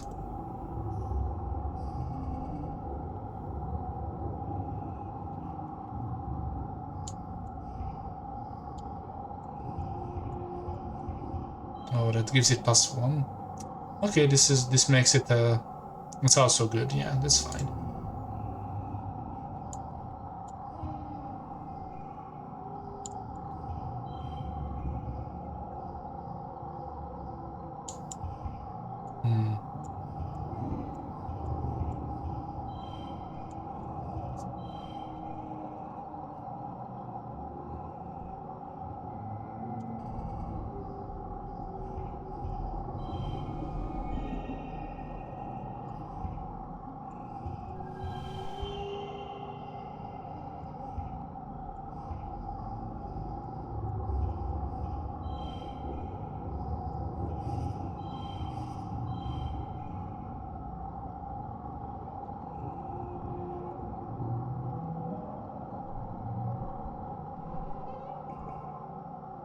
You're not even trying to win, there's too many of them and you're unarmed, but even your vulnerability can become a weapon. You use your knowledge of the buildings around the gate to bait any that slips past the fences into circling back so they can only be picked off by people with actual weapons. M acts as your air support, calling out when certain shortcuts are blocked by creatures, so you can always have an escape route. Eventually, the defense forces manage to push back the creatures. The rest of the broken swarm flee back into the wilderness. Com jogs over you, breathing heavily, and slaps you on the back. You're one brave kid. Stupid, but brave. You really helped back out there. Nam whistles and hollers from the walls, and Com shoots her grin. Your parents argue quietly at the table. I'm telling you, it wasn't a fluke. They are not. They are not just wild animals. They have a plan. The fields, the lights. Okay. Your dad replies, taking her hands across the table, though. We have to tell people what we saw in geoponics. They look up, noticing you in the doorway. Your dad's worried expression quickly changes to a smile. Hey, Rutterbag, what happened in the fields? Don't worry about that. Get to the bed, it's late, and we have a lot of work to do tomorrow to clean up. Sure.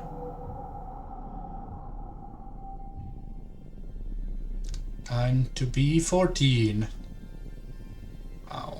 We are halfway through our thing. Okay. Okay, we seem to be larger, and so is everyone else, so that's cool. So small this here. Maybe there's just not enough nutrients in the soil. Something we're doing wrong.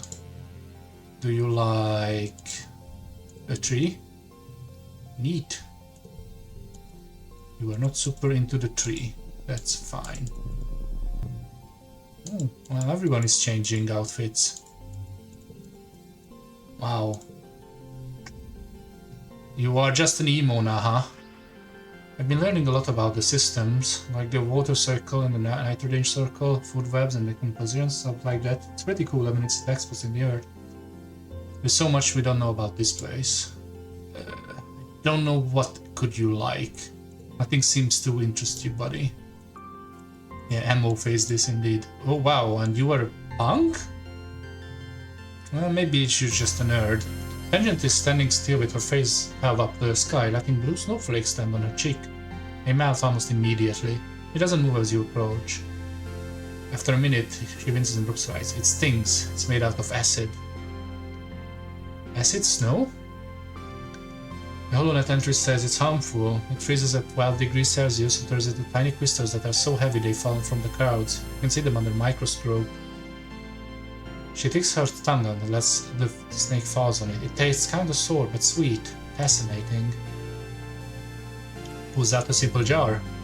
We know what it's made of, but our understanding is incomplete, she says. It places the jar on the outcropping of the rocks. The big mushrooms change its shape and color before the snow began to fall. I wonder, is there some sort of signal that precedes the changing of the seasons? What happens if I expose samples collected in dust season to snow from quiet season? There's so much to learn about this planet. I can't wait. You and your brother are so much alike. Yes, we used to get that a lot. I guess it's still true if you think sneaking out of the colony is the same as valid scientific research. He's so dumb, she mutters, showing her absent. He only cares about his feelings. He only cares about feelings, especially his own. Oh, don't you look cool? You sped them halfway to the garrison tower, her legs wrapped around the scaffolding as she cranes to look over the fence through the pair of holocoolers. You clear your throat, and she peers down at you and waves. Brixton, come up here, I want to ask you something. Campbell up easily. Gives you a high five. Here, look at these, she says, showing the holocoolers in your hand. You raise them to your eyes and look where she's pointing. A long ways out, much farther than the expeditions are going, you spot dark humanoid shape moving through the towering fungal forest. See him? It's this, I swear it. He's always sneaking out the walls. So what? So what? He's gonna get in trouble. Only if you tell on him. Well, yeah, but someone should. The adult says we are not supposed to go outside the colony unless on an expedition. Nam says, taking the holocrus back, looping in her neck. And this just goes wherever he wants. What if he gets hurt? What if he dies? What if he picks up a weird alien disease and come back with 3 heads? Nam scratches her neck and acne made her skin dry and sore looking. Ow, she mutters as it breaks off. It just... what to do about it? What do you think? You know what? We should go after him. Nem stares at you like you turn green. What? Outside the colony by ourselves? No way, nah-uh. It would be fun. Nope, not even a little bit. No one would notice we're gone. Nope, nopity, nope, nope. Come on, live a little. And punches slightly on your arm. International House of Nope, dude. You're gonna die a little if we go out there. The colonist got rules for a reason. Wow, she became a cop, huh? I mean, I kinda am also, but not really. What is this, by the way? Oh, I'm heroic, right? If we do our own thing, don't care about the rules, we're all gonna be toast. Kinda like a sports ball team. We're all doing different stuff, but we all gotta play by the same rules so we can get as many points as we can. Madam Money, Rixton! You look down at the ground. A passing colonist is weighing up at you. You two get down from there, it's not safe. Okay, sorry, I'm on watch. No, shutting the holocolors. Guess we should get inside the watchtower, huh? Oh, you both claim the rest of the way down to the guard platform. Then heaves herself over the edge and reaches down to help you up.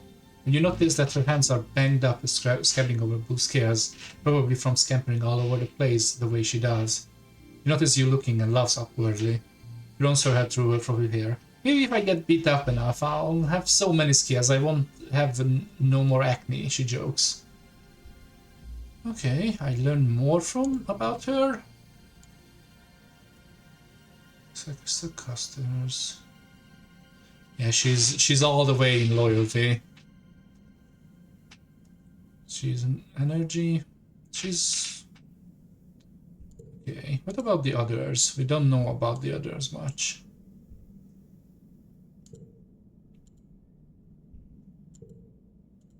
Yeah, we don't know anything about this apparently, which is surprising to me. And we never get to know about Demi.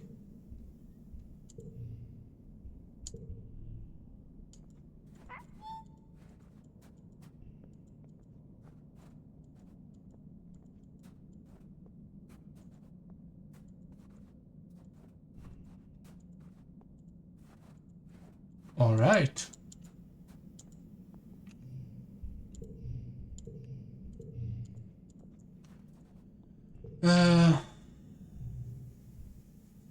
We can go, yeah, all events have respawned, and we are at almost 0 stress, and we have heroic, so I mean, gaining perception doesn't do anything anymore, but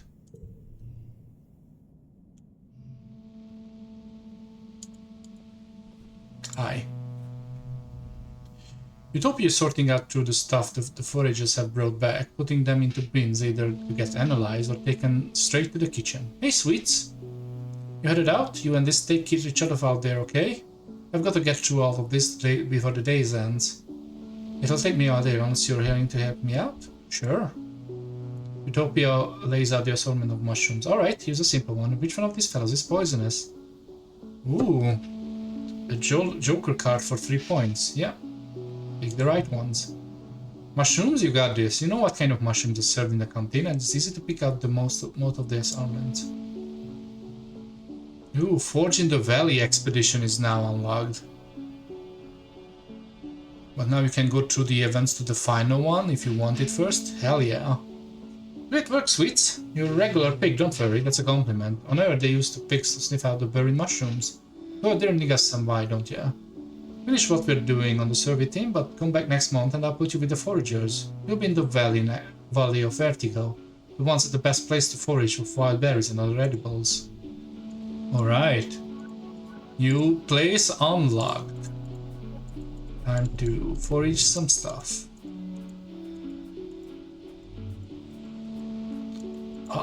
Is it just me or are we faster as well, like moving wise? You stop to admire the light glinting of the water of a shallow circular lake when you notice some strange rocks near your feet. They are pink and red, bobbing in the shallow water at the shore. The rocks are flashing green-yellow. This one, then that one, then pose, then that one, and the first one again. You thought it was reflected sunlight at first, but no, the rocks themselves are glowing.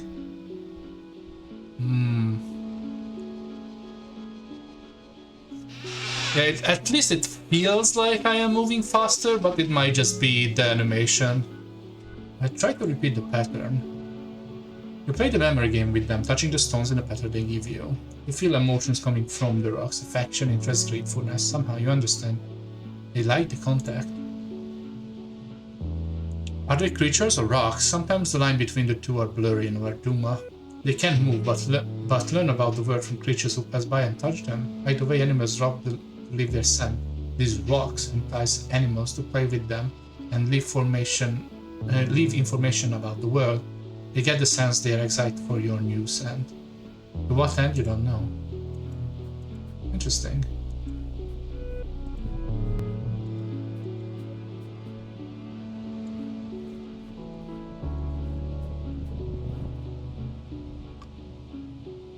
The blush bulb. Find the root.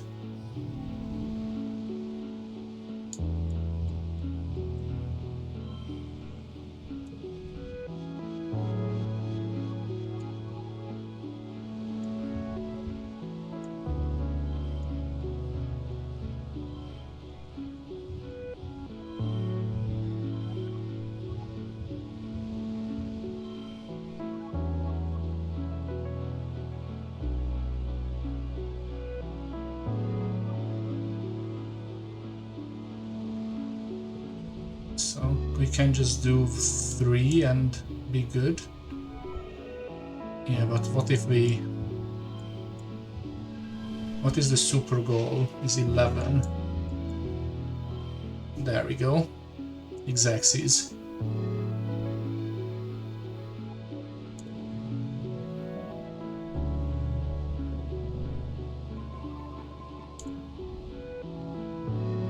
Perception doesn't do anything. We can't get more than 100, right? Yeah.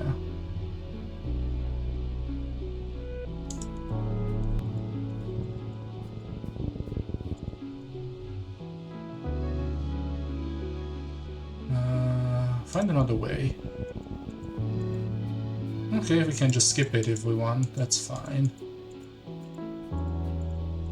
We have done that event before and we don't want that card. It's a cloudy day. You hear a loud crash of thunder somewhere nearby. Loud, sounds like it's getting closer. Suddenly, a massive, impossibly tall something punctures the low clouds and slams into the ground ahead of you. It's as tall as a skyscraper and a meter wide, covered with chitinous bone like an insect. You think it might be a leg? Another crashes down, then another. A creature's body must be high up in the clouds, so high you can't see anything but the legs. At first, the first leg lifts again and moves towards you. You are in shock. Your body simultaneously screams at you to stand still and run. Stays calm and analyze its movement. Perception 50 required. You watch the clouds. As the next leg breaks through, you dodge it. It slams down where you've been. With enough force to crush boulders and dust, this creature is unbelievably massive. You are like an ant to it. As it passes overhead, you marvel how such a thing could even exist, and hope it never wanders close to your colony. Big.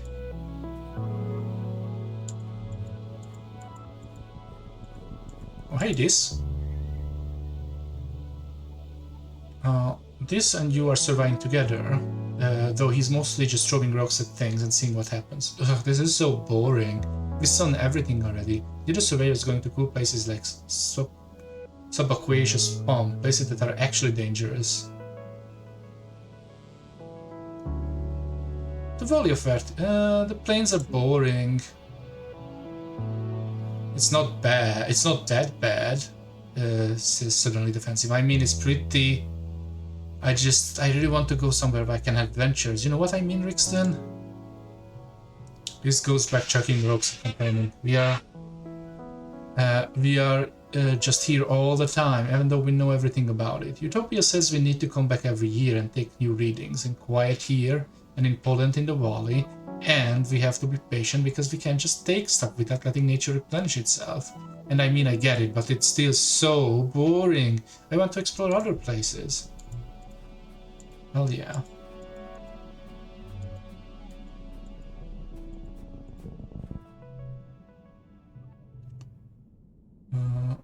Let's find a good angle this time. See what happens. 5, it is equal.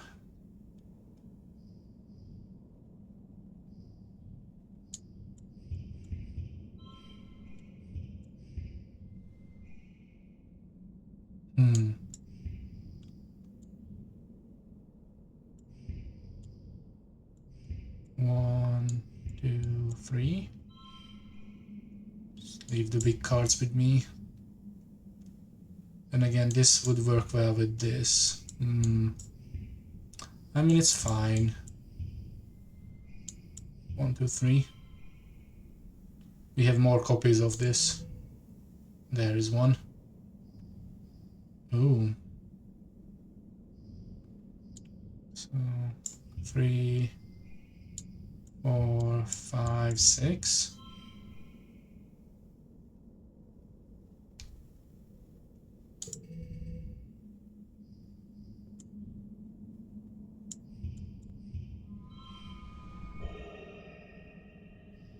Okay, but what is our big goal? Can I go even more? Oh, the super goal is 19. It's 20. That's 19. There we go.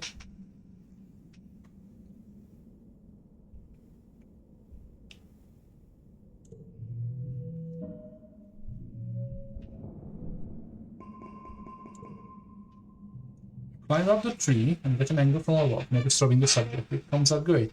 Very avant-garde. Utopia is glad for the shot.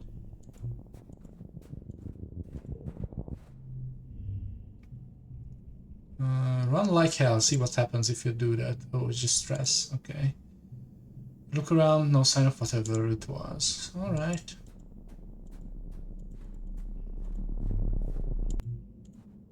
Wow. Our faces of a teenagers.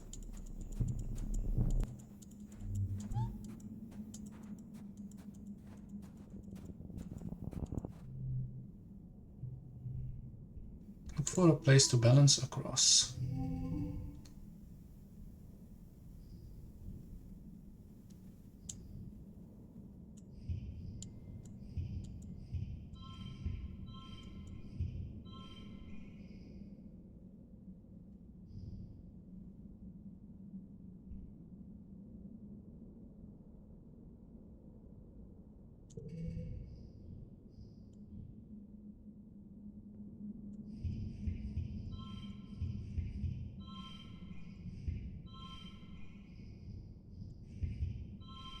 Hmm.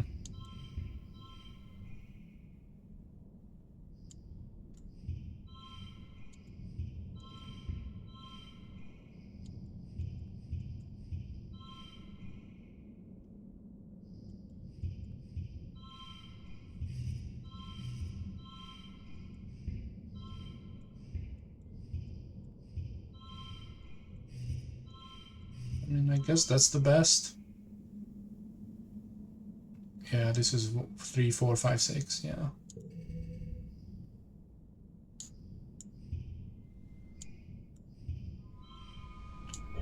What is our super goal? 16, that's exactsies. Very good. You have a lot of stress now and don't want to take every event now because of the perception. You can go past, and unlike previously, you may take the final one. Yeah, actually, we are getting pretty stressed up. You are right. Yeah, because perception doesn't really do anything for us anymore. So yeah, we can just walk through these. Let's take a look at the final event, if there is anything. We can come back for whichever we skipped later.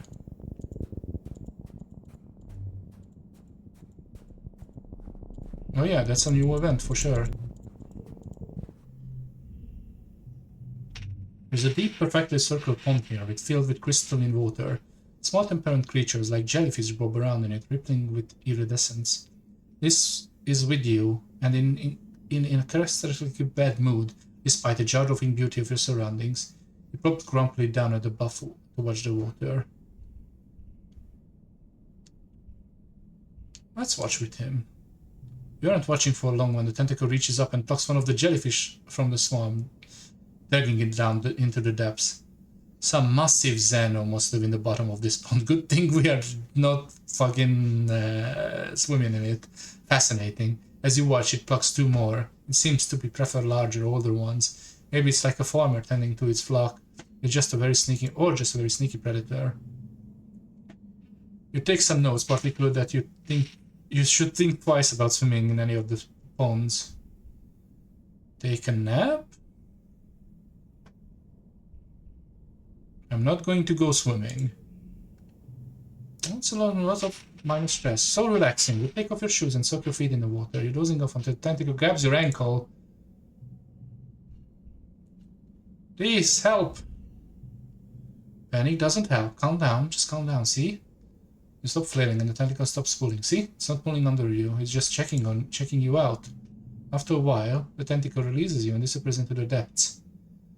This helps you fish out the deceptively deep pool and helps wring out your clothes. I'm not going to call him stupid, I just say nothing. Don't do that again. If you drowned here, it would have been my fault. Don't ever do that again. He realizes he's upset because he cares about you in his way. You mumble thank you and grab a towel to dry off. Alright, keep exploring. I didn't mean to tangle my feet into the water after I realized what's going on.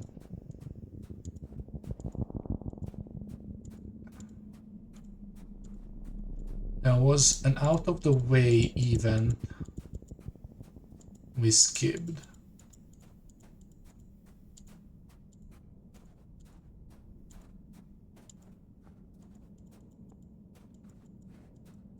Somewhere, I remember that we had one more.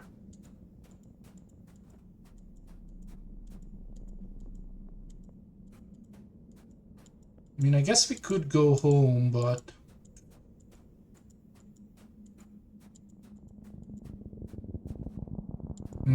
69 is such an awkward point to stop.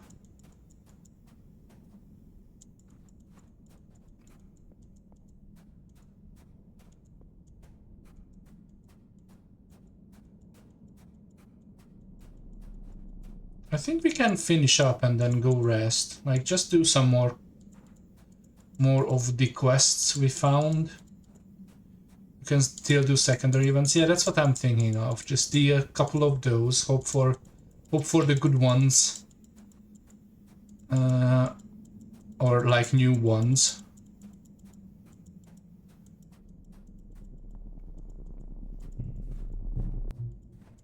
Yeah.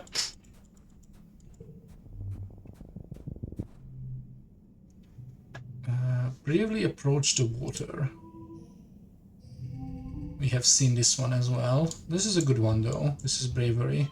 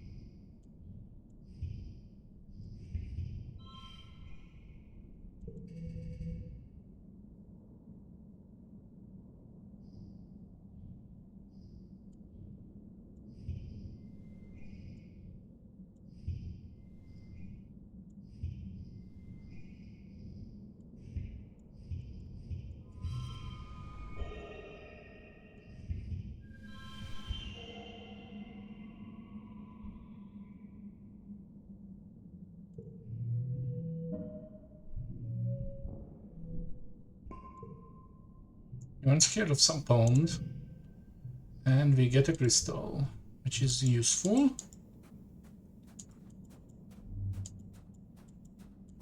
Strange that there is no music.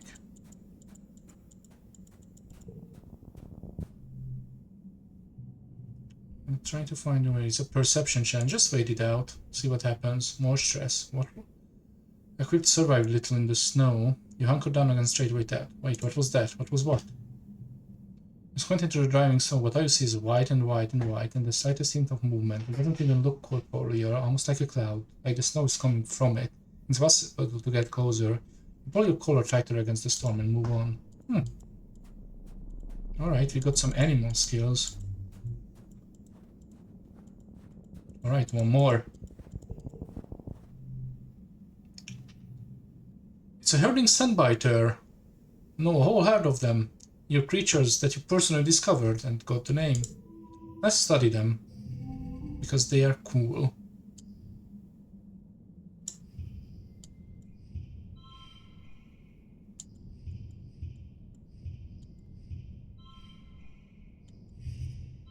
Yeah, I don't think I can make it so it's good. Yeah. It'll always be 21. No, it's only 19 that way. 21, 21.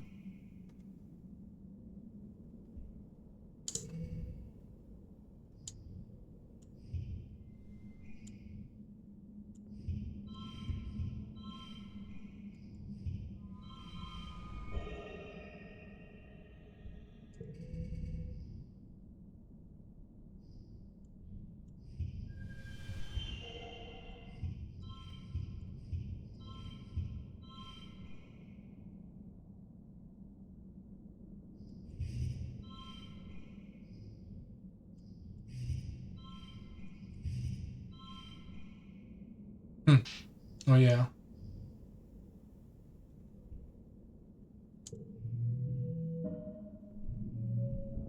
More perception. You've seen this herd a few times traveling through this stretch of wilderness. All day, they're basking in the sun on the top of the plateau. Now that every evening is coming, they are coming down to the plains to forage. They like to hang out in big groups, and mostly lie around and all day and being lazy. Sounds like the life. Utopia is happy to have more information on the herding sunbiter. Time to go home.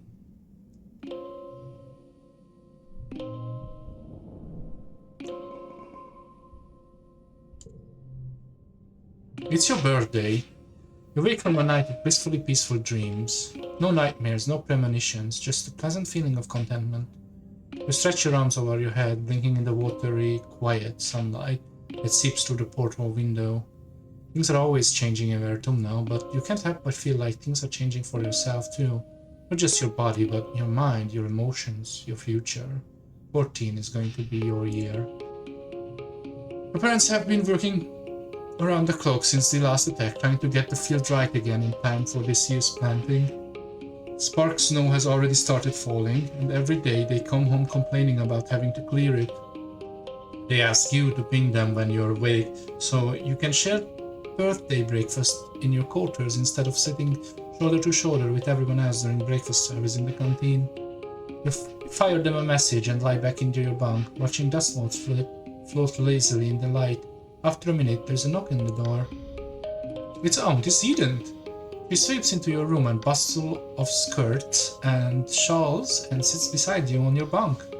Oh, look at you! Happy birthday, beautiful, 14 years old. She leans in and gives you a motherly kiss on the forehead. It's been years since she took care of you in the children's creche, but all the kids have still call her auntie and think of her as a close relative. Her sweet baking bread smell is comforting as it ever was. She sits back and takes one of your hands in both of hers. Rixton, ever since I held you in my arms as a baby, I know you were so special, so important. You're becoming a young adult, but I want you to know I will always will be here for you, just like your mom and dad.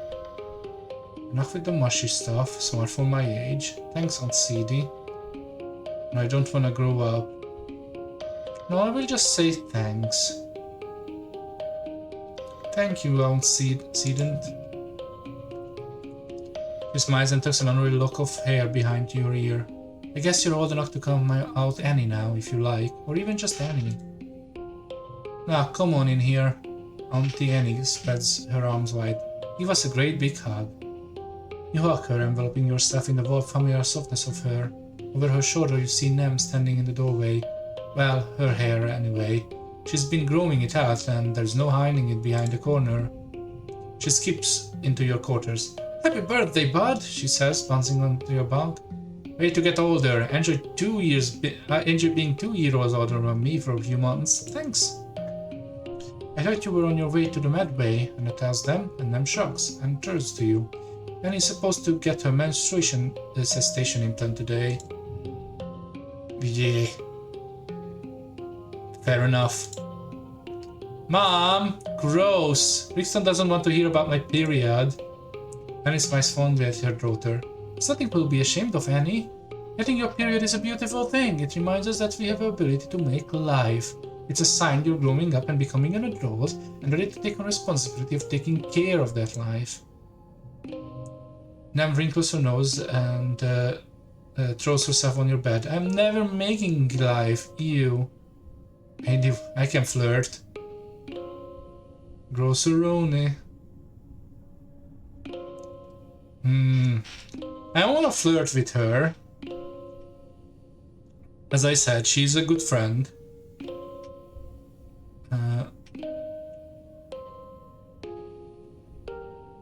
Yeah, and that's a weird thing to flirt about too.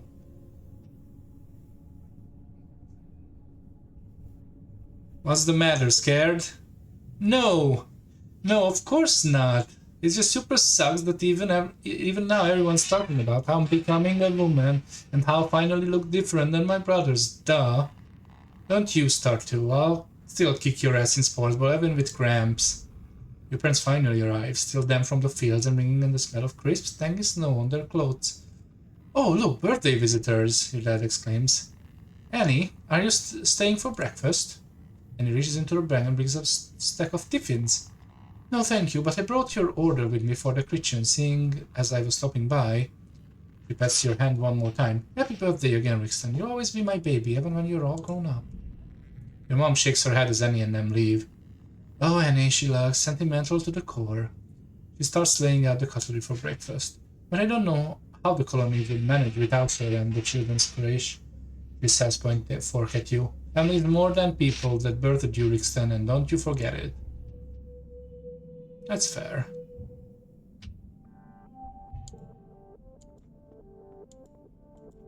Anyone have anything to talk about?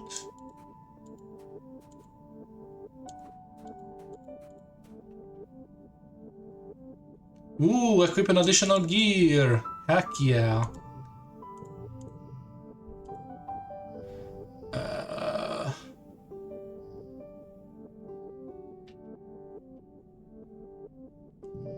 I mean...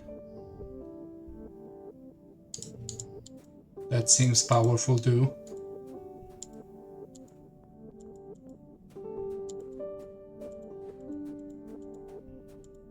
Well, we need to rest, and the only good point to rest is the park.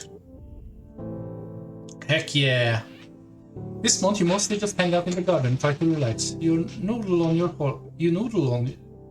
holoclam, watch holovids, chat on the colonist social media, and generally enjoy your time off without worrying about what you should be doing. You can feel your hope starting to trust you more. They are still pretty skittish, and you don't want to see those claws on the end of your foot can do, but they seem a lot more relaxed in your presence. You're petting it when it starts to chitter at you in agitation. Whoops, what's wrong, Optimus Prime? It flips over and on its back and wriggles. Its lighter stomach fur looks impossibly soft and enticing. Do you dare? Or is it a trap? Aha, it's a challenge. It's a big challenge, too.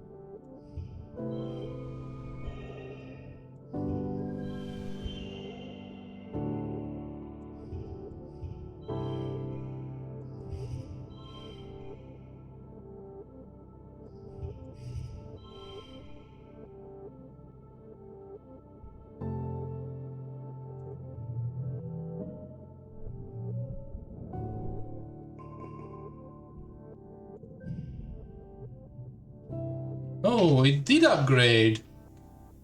Gain 2 less stress. Wow. You're too smart for this trick.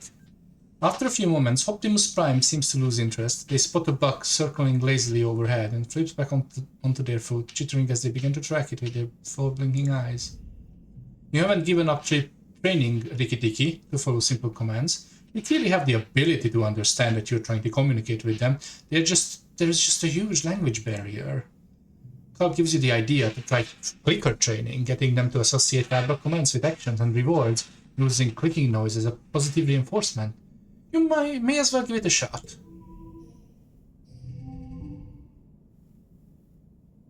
Okay. +2 to straight. Interesting.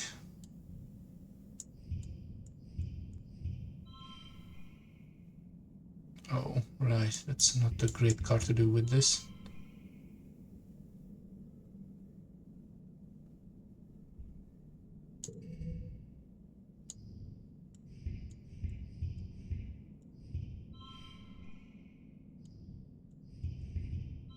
Actually. Like that.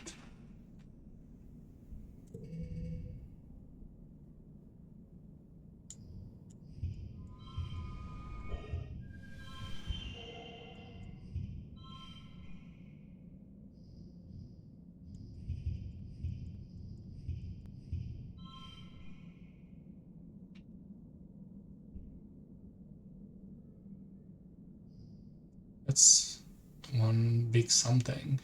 Are those edible?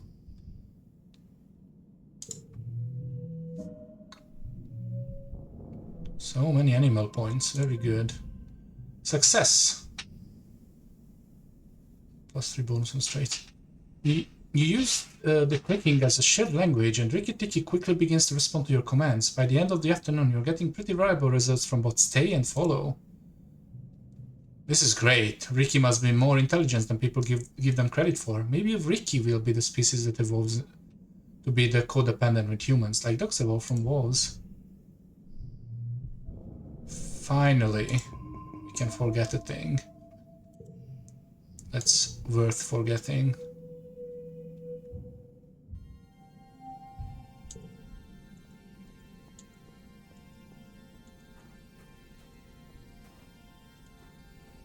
Nobody has anything to say. Still don't know what you like. Right? We have not... Yeah, you don't like anything, do you? Do you like medicinal roots, maybe? Ooh. Wow. This unconnected exact about the roots. They're so colorful. I've never seen roots like this before. What kind of leaves are these from? Very good. Finally, we found out what you like. You find this sitting at the mouth of one of the wall's drainage sewers. In wet season, excess rainwater is diverted out here so it doesn't flood the inside of the walls.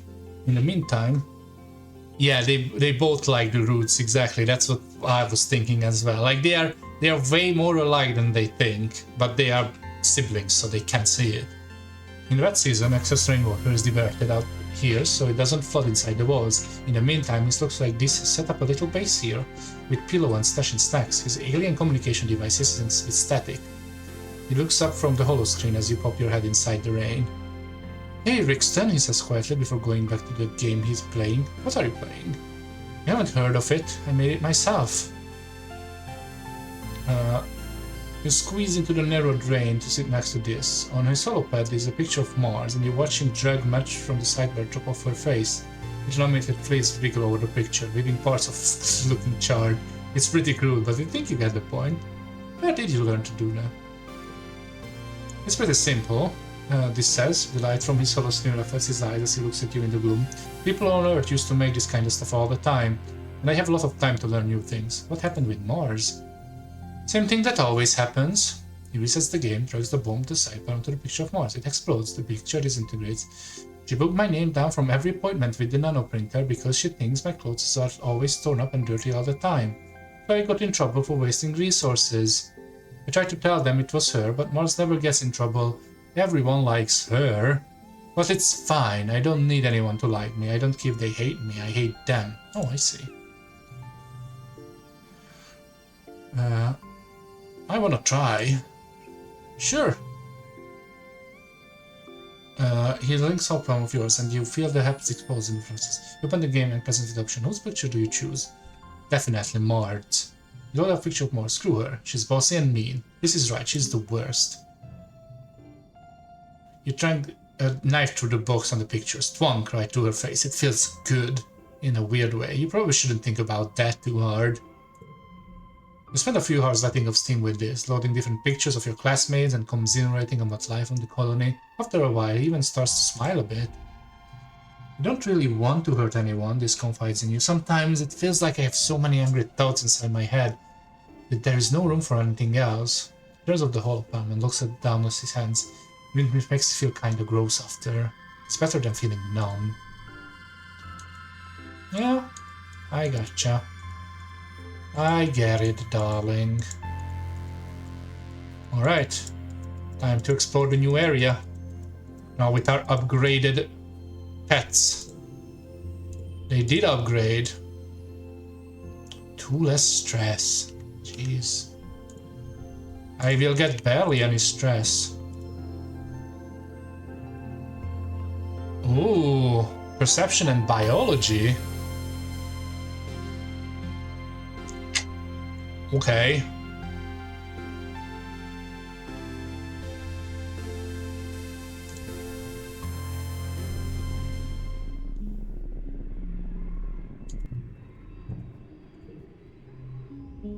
Utopia greets you warmly as you muster for your first expedition with foraging team. Rixton, I'm glad you can make it. We need everyone we can get out here right now, boosting our fruit supplies. Ooh, I only have half an hour left. Now I am looking.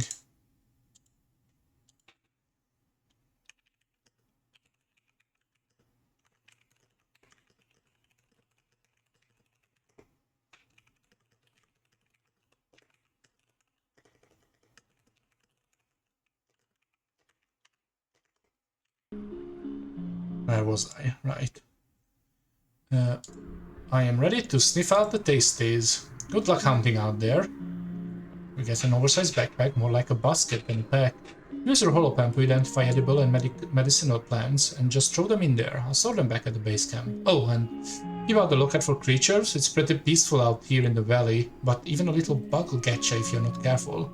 Go slow, pay attention to the surroundings. If you're unsure about something, don't approach it. Stay on the path and don't get lost. I don't call it the Valley of Vertigo for nothing. Any questions? Will this lead be me this time? Now, this is good at finding new things, not so much as the same things over and over. You'll be okay though. You won't be alone out there. You're doing important work. Hold up, Brixton. We are also investigating some species we might domesticate. Those we'll tag and capture. In Alia, we're looking for herbivorous creatures that already live in herds and either produce something edible or reproduce quickly enough we can slaughter them for meat. If you see anything that fits the bill, tag them and bring them back. Okay, I was hoping I could ask the other questions as well, but here we are. Whoa. There is a lot of stuff.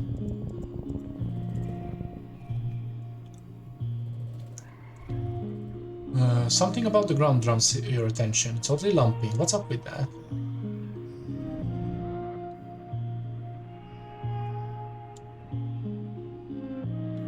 Skull is interesting because it can never be in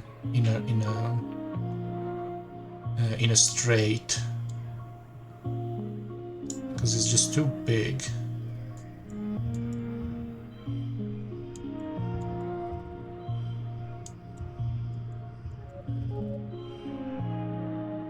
This gives me extra points on pairs, so...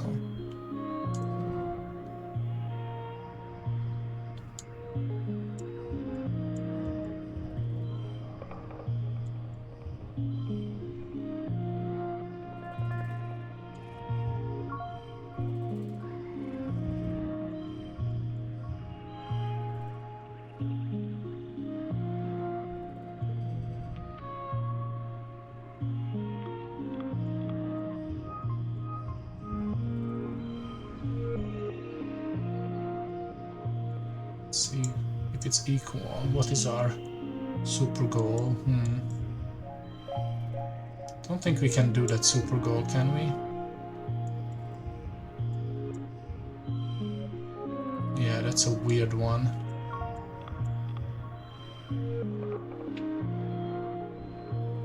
That's fine.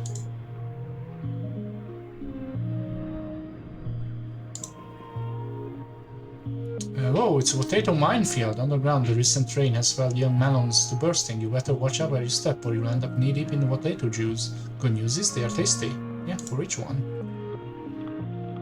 They're so dang heavy, the calorie to weight ratio isn't optimal. Most are too young, but you find a ripe one, dig it up and roll it back to the depot.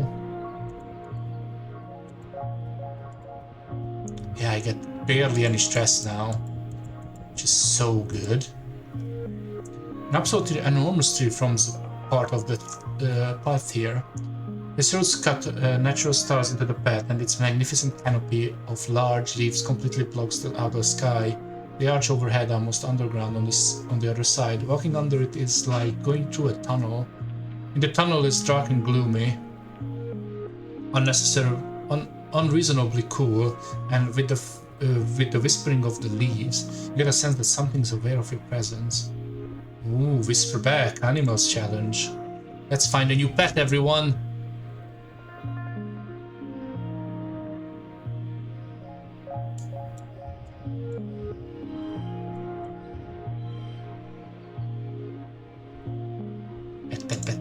Pet.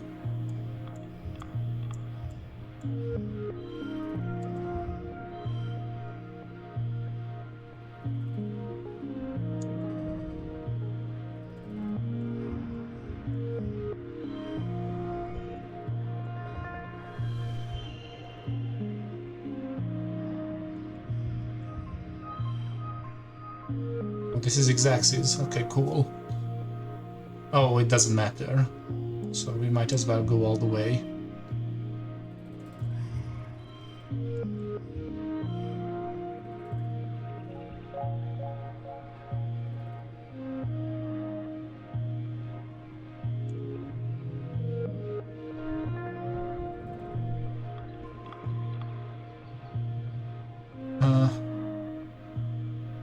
neighbor leaf arm first and offer you 2 large hard nuts. You feel the sense of peace and cooperation wash over you, like you and the tree have an understanding. Eat one, plant the other.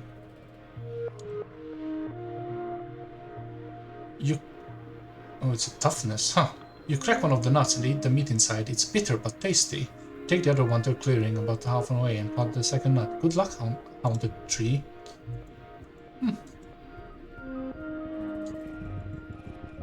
Yeah, that tree was an animal. You hear a rustle in the bushes and catch a glimpse of shadowy figure. Could it be a person? Whatever it is, quickly lose sight of the jungle. Follow it. In the wilderness, it's thick here as the fog comes into waves. You'll need to rely on tracking skill to go further. Yeah.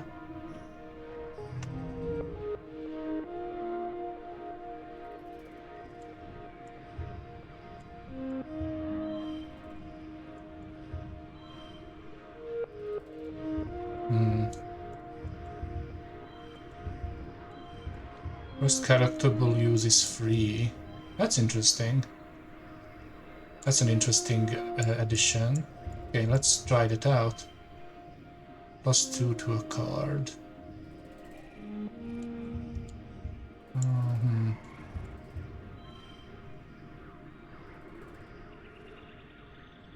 Change the suit.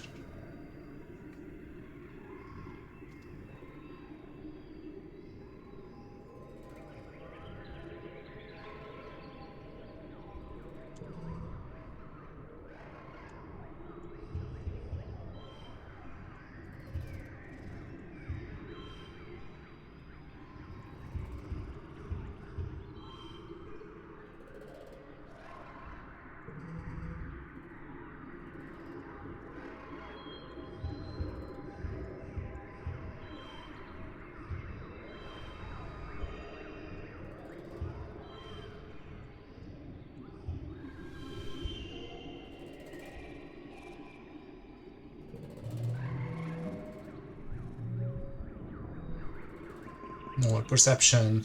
You're looking for a person, so it's surprised when you come face to face with a weird looking creature. It kind of looks like a person a bit.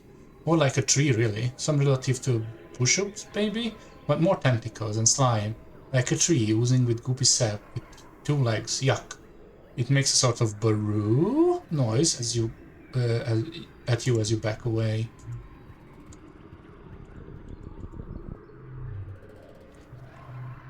You come across a cluster of mushrooms. Are they edible? There's only one way to find out. Well, there's a few ways, and you're not a coward. I mean, I have some biology. It would be nice to level it up, I guess.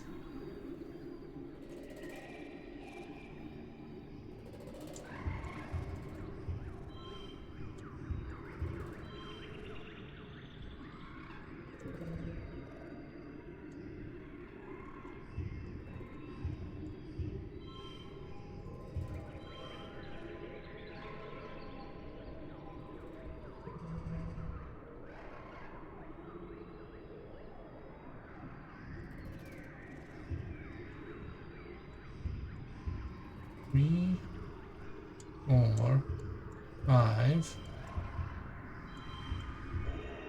6. There we go. We could try to go a wall, but I don't think we can. Nope.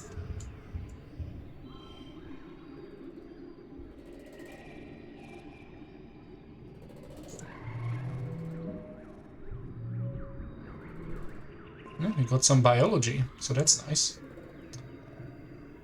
You determine that these mushrooms aren't only poisonous, but explosive as well. You mark their location down on your hologram, so the other foragers know to stay clear of the area. And Utopia brings you a few kudos for good scouting. Explosive mushrooms. Oh, an event. You spend some time working in the geoponics, so you know your way around the plant or two. Walking through this area, you notice something different about it. The bare ground feels bouncy like a trampoline, and the plant looks all weirdly stunted. Not a lot of stifled nature here, so it's honestly a little weird that there's no grasses or moss here. Perception. Yeah. What is the strange pointy soil? You peer down at this only bouncy ground. It's pink and flashy and wait, is it even ground? You kneel down and take a closer look, more like kind of dance mouse or coral maybe. You press a hand into the moist, squishy substance. It smells sweet and starchy like a cake. The blankens the ground here with thin sponge-like layers, following up everything it touches. Gross, but it smells so good. You dig a large chunk of the Sponge King up and break up to geoponics. Further analysis is needed, but you have a good feeling about this one. And I found an egg.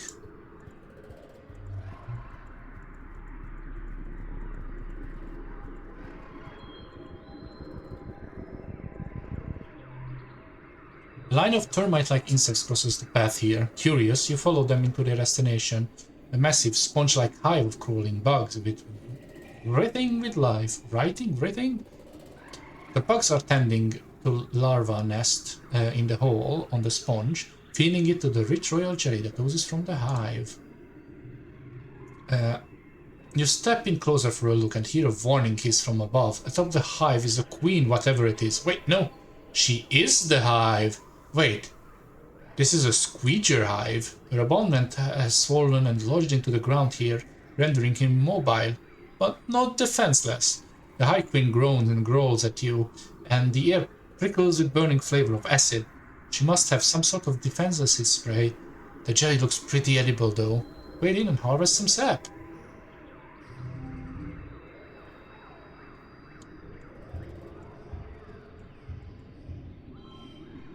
4, 5, 6.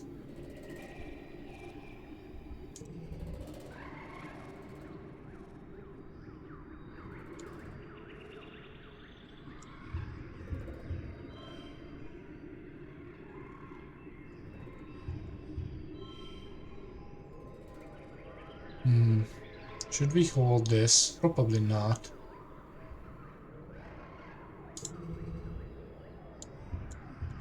Six.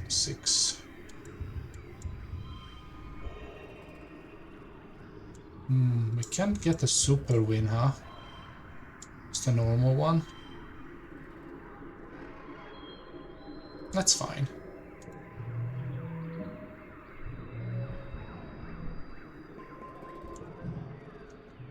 Whoa. Stress, kudos, food, animals, gained memory, milking the squeeger. Oh, it's a 6th one. You get in there and squeeze out some jelly from the Hive Queen's many holes, somehow managing not to get sprayed too badly by her acid.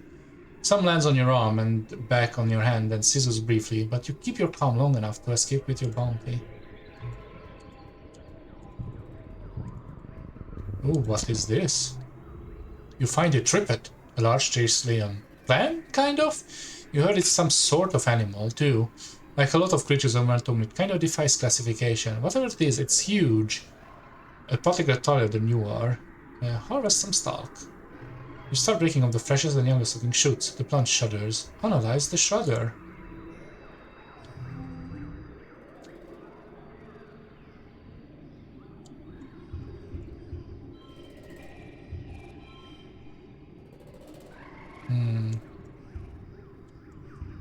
Three, 4, 5? It's a little better, I think.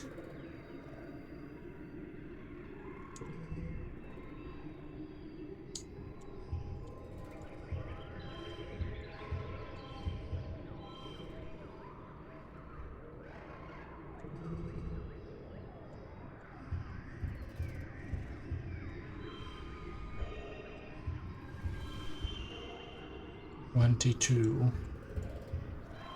23.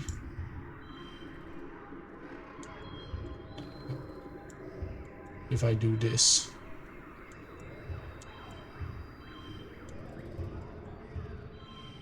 And this. Yeah, let's just go for broke, I guess.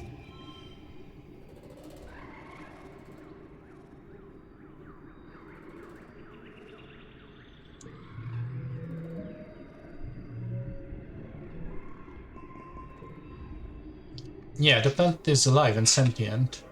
Like an animal, it is definitely not happy or ripping its limbs off.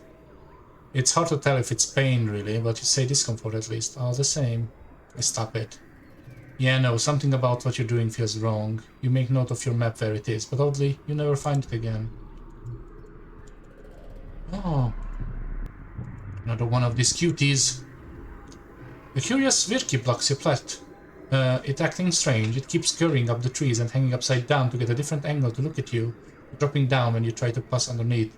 Maybe small, but at least it's attempting to be intimidating. It must mean something. Even if it's not interested in your pet Ricky, it's interested in you. Even Ricky Tiki looks unsure and hides between your legs. I approach it because I am brave.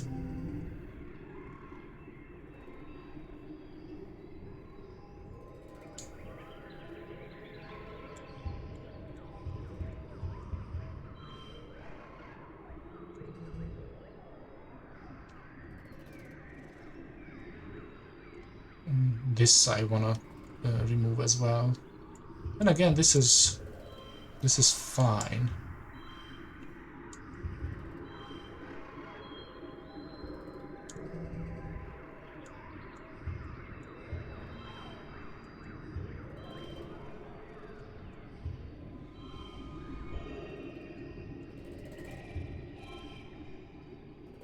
No super, but that's good enough.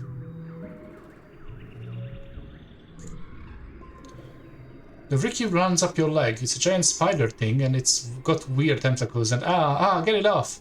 The urge to dance around and shake it off is almost uncontrollable, but you manage to keep your cool. The Ricky tastes you with its tentacle feeler legs, but doesn't look interested in causing you harm. It pokes at your backpack trying to get in, and gives up and scurries off.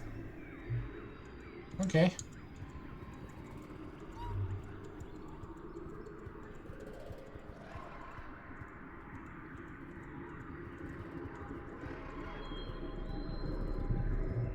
More food. You find a healthy black bush and harvest some leaves to bring back to colony. Utopia beyond excited when he sees your haul. Oh, Blap! She cries, shoving her hands into the basket and roasting leaves. Mixton, you're a kid after my own heart. She pops the leaf in her mouth and chews on it, then shudders sharply. Oh, she cries, that'll pack you up. But good. Auntie Annie brews a heck of a cup with this stuff, but me, I prefer it raw. Don't you getting funny ideas? That'll turn you green and give you spots, cross my heart. Stay away until you're older. Ooh, actually, that's a good card for our deck. We are kind of doing the gem thing. So yeah, just choose some black leaves. It also gives us rebellion. Just because Utopia was born on Earth, she thinks she can adult just like the rest of them. She's closer to your age to all the other adults. What does she know anyway? You wait until Utopia leaves, then shove a leaf into your mouth. Ugh! You struggle to not spit it out right away. It's so bitter. You can't help but stick out your tongue. Clap indeed. Ooh, minus stress. Mysteriously, you experience a rush of giddiness for a few minutes later. Oh wow! That blab sure is good. No wonder adults keeps the stuff away from kids. It's probably addictive. Yeah. Another one of these cuties. Ricky are carnivores, you think, but the juveniles are too small to take out anything larger than an insect. Not so much in the case with this one. The Ricky blocking your path is pretty large. Probably about as tall as your waist, and it's growling at you over a carcass of something even bigger, which seems to be missing its head. Yuck. You're not sure if it's killed or scavenged the dead animal, but it's dragged it onto the pet and looks like ready to fight for it. I don't wanna fight it, I just wait. You back off and wait. It sits and growls at that animal slowly for hours. It's disgusting. Eventually it rolls over and takes a nap, so its many legs kicked up in the air, tummy bulging. You try to sneak by, but it wakes up like with a hiss. It drags the rest of the carcass into the tree, and you can finally pass. Okay. Don't wanna just fight random animals. Here's another one. You come across not just one Ricky, but a whole swarm of them, most of them just baby ones, about the size of your head. They are all amassed around a massive tree, scurrying up and down the trunk. And you can see the tree itself under the swarm. You notice it's the same pale pink as the baby Ricky. Its tentacle-like roots meander a fairly large distance before plunging into the ground. When Ricky see you approach, they get agitated, and then they look hungry, definitely hungry. Like dozens of hungry grapefruit-sized furry pink spiders. The stuff of nightmares. Your pet Ricky Tiki doesn't seem scared at all. Maybe they aren't so bad. Bravery 50 or higher. You walk up to the tree and put your hand on it. The baby Ricky spun around the tree trunk, very upset with you, but they calm down when you see they aren't doing anything. This unmistakable thrum of life under your hand, not just from the proximity of the baby Ricky, but from the tree itself. It's warm and leathery, and you can feel something like a pulse. It's alive? It seems like the tree itself is of Ricky, just in a different phase of its life cycle. Does it mean the little clusters of fruit in its branches are Ricky eggs, or maybe cocoons? There's so much you don't know, but you do know that this nursery tree is a special place. There's nothing to forage here, though. These ravenous youngsters have stripped everything edible from the wide radius. You move on. Ooh, event time.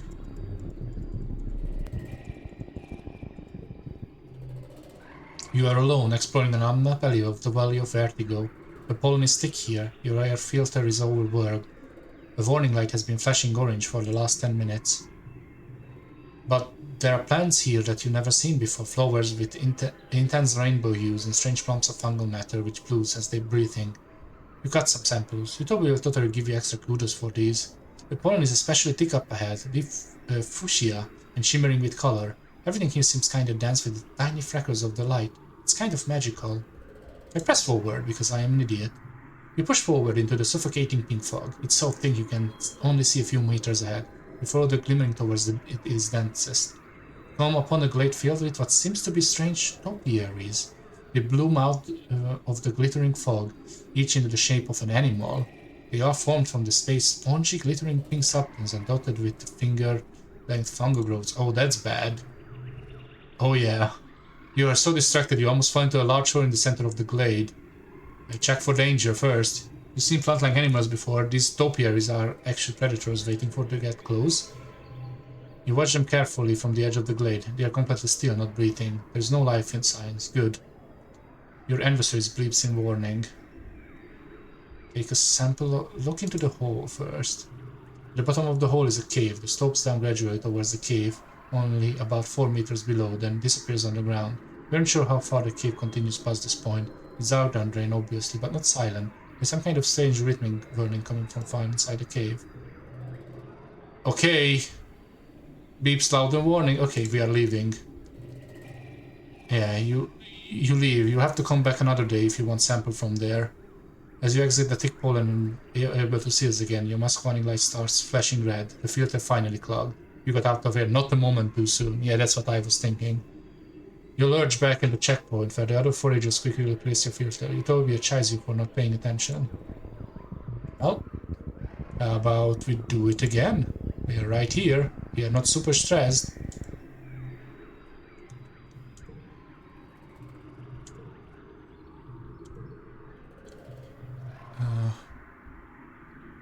Take a sample. As you bend down to take a sample, you realize the dense shine haze is coming from the topiaries. The fog is seeping through the holes at the end of each fungal growth. You break off a few growths into the content vial. You remember handling the tank for extra credits in your biology class. She said that shimmer, the seasonal illness that affects your dead in pollen, is some kind of colonizing fungal growth. Could this be related? Inspect the topiaries. The topiary chooses a large dog-sized quadruped which appears to be kneeling. It's far too lifelike. As you get close, you realize the growing revulsion that this once creature now encased or transformed entirely the sparkling pink fungus. It's dead. Alright, we are leaving. There we go. We got the thing.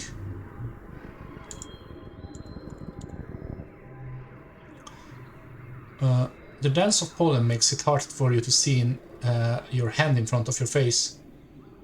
It's a good thing you have a helmet with filter. It's not perfect though. It doesn't have the visibility. Be patient and look carefully. The pollen clouds eventually shifts, giving you a glimpse of something obscuring the path. It looks like a snapbladder. An infamously territorial predator on these parts. When they are heavily pregnant, they use pollen fog to pick off their prey. Carefully avoid the creature. You pass through the unharmed, staying out of the reach of the bloated snapbladder. It sticks its snappers in your direction, but it's too heavy to spawn it to chase you. Egg. You come across into a large grassy clearing in the middle of a, well, you only described as a pedestal? In the middle of a cradle of flowers sits a massive egg, easily larger than any egg you've seen before. It's white with red freckles and it's just sitting there in the middle of the empty clearing, totally unprotected. I'll take it, it's mine now. Oh shit. You put one foot of the predator to brace yourself. This thing is huge. However, as you do, the predator starts moving and it starts growling. Its flowering appendages unfurl to reveal the face of... Oh shit. A manticore. It narrows its feline eyes at you and rumbles, warning to stand its full terrifying height. It's figured out where the egg came from. With your arms full of eggs, you can't really fight. Your choices are limited. Well, I am going to keep the egg and fucking run for it. It's my egg, not your egg.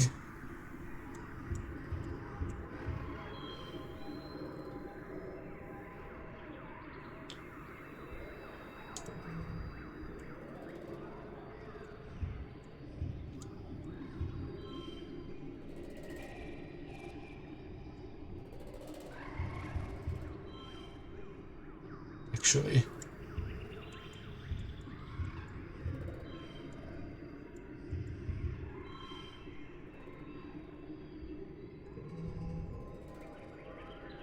Oh, I had a 3.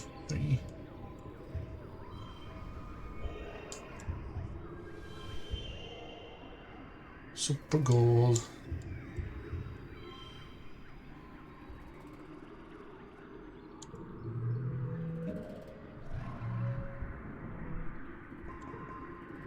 You stumble blindly through the clearing towards the relative safety of the trees, the cumbersome egg blocking your view in front of your feet.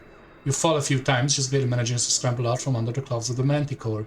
You eventually find a member of the expedition's protection squad, who fires a warning shot with a plasma rifle over the manticore's head. It rolls in defiance and slinks into the trees. Oh, it's just a Xeno egg? I was hoping for something better. The egg's pretty addled from all the running and falling. If it was going to hatch before, it certainly won't now. You get a shit ton of kudos for it, and it's super tasty. Okay. Well, I was hoping for another pet, but food is fine too.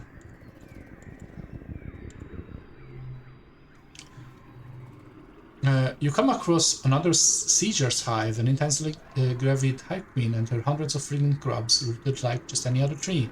This one seems calm. You're able to approach close enough to smell the sweet tongue of royal jelly. Sneak up and harvest some.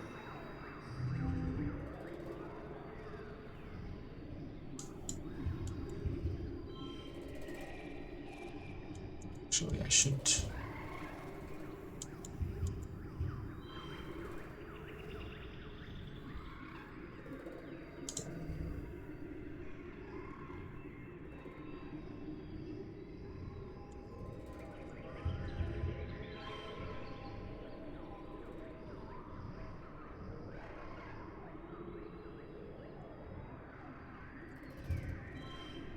as well use that card.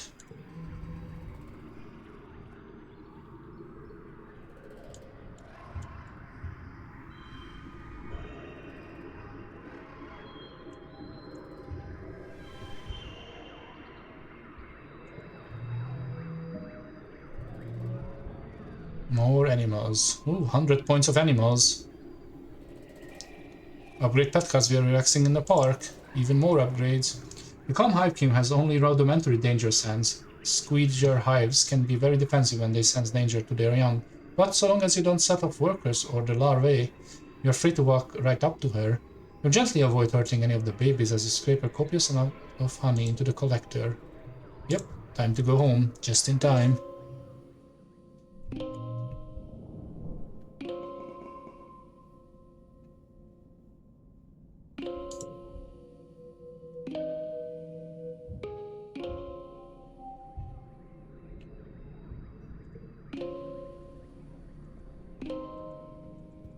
Anyone wanna talk with us? I'm just going to, in a moment, have a rest once again, and then finish up, sadly, as it is time for me to go help with the food stuff.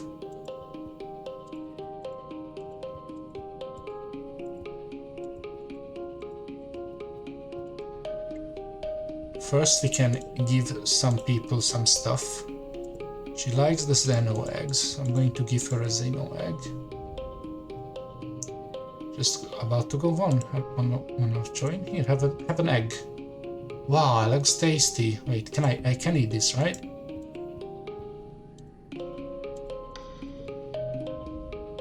You're so small this year. What do you like? Bubble fruits and eggs. Do I know when is yours? I do not. Oh, your birthday is at late dust. This is Poland. You might have missed it. Food. Thanks, Trickster, I'm starving. How did you know? What do you think of my hair? I see you're eyeing it. I'm growing it out. It's so boring here. I'm literally watching my hair grow. You have a crystal. At the right angle, I can see my face in it. Beautiful. You have something to say to me. That's interesting. You know, Rixton, you're alright. You blink after trying to figure out what she means. You're alright, what? With the sudden silence, Mars laughs and tosses her hair over the shoulders. You're alright. You actually have a good taste, unlike all the other nullheads. Ever since we landed, it's been have with this Mars and don't face research and on that Mars. It's boring. At least you understand the importance of sophistication. You shut the breeze with Mars a bit longer. At some point, this sulks out of the living quarter and has to pass you both, clearly trying not to draw your attention. Ugh, where is he going now? Mars mutters you, then raises a voice so this can hear it. Try not to get eaten by aliens. If you die out there, they can use your body to fertilize it. Don't waste it. Shut up, Mars. This is cool. You say it loud enough for this to hear. He looks at you with wide eye before going towards the walls. Huh. No accounting for taste. She seems to respect that you challenged her. She watched this disappear from the side and shrugs. Maybe you can get through him. I've tried, but he doesn't care about contributing to the colony or being popular or earning kudos or anything important. Okay. I'm just going to leave. I'm not going to ask what you contribute because I'm sure you do. And you won't like it if I ask you that. Oh, hey, Dad. You can hear your dad sneeze all the way from engineering. It's explosive, like he's trying to scare away predators. He's wiping his nose as you approach, on a handkerchief blotted with shimmering pink.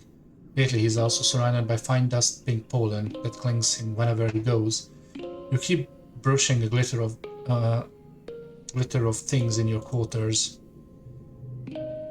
He gives you a hug and brushes the pollen off your shoulders, laughing self-consciously. You haven't heard him laugh much lately. He's been working hard trying to improve the colony's food supply. He's showing signs of malnourishment too, though your mom is worse. You're worried for both of them.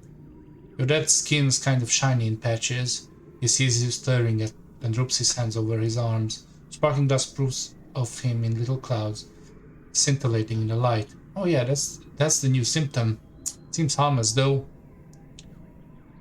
You should see... Yeah, you should be wearing your mask. And hide his beautiful face, especially now that it sparkles. It's a big show checking off his pocket. Huh, I guess I must have left the respirator back in the greenhouse. Why can't he just take care of himself?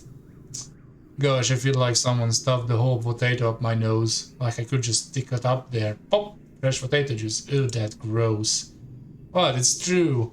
You follow the gaze out of the fields and then lands outside the gate. I wonder if the foragers could use an extra hand. Yeah, maybe I'll join them tomorrow. Neither of your parents are taking proper care of themselves. They are so stressed out of the poor harvest and low food supplies. They try to not let you see it, but you can tell. Maybe your dad is right. A little seasonal illness is nothing compared to the dangers of running out of food.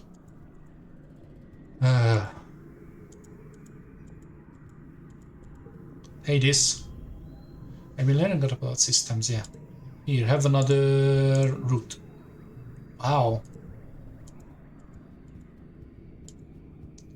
Hey. What? Again? Who cursed me with a mortal form? I did not ask for this. Gets a protein bar. The downside to requiring less sleep is that the body burns more calories while awake. My calorie intake is much higher, similar to that of a bodybuilder, which is fitting as I do have the strongest brain in the colony. Here. This route. This is interesting. No, really. Yep.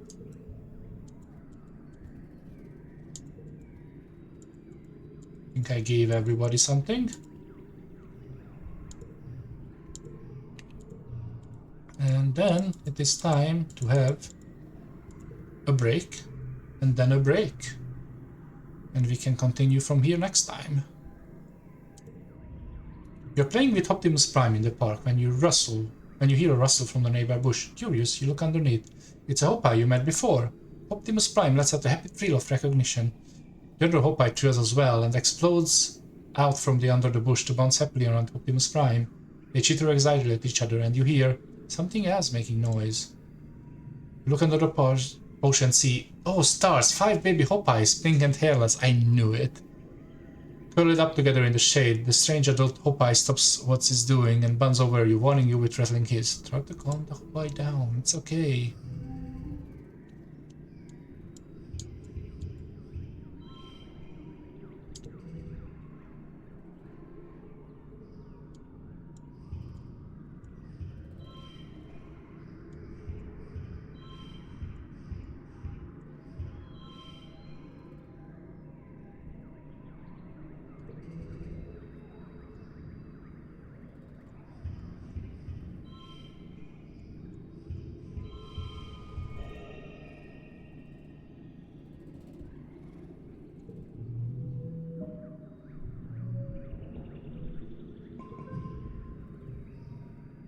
Hopeye 3.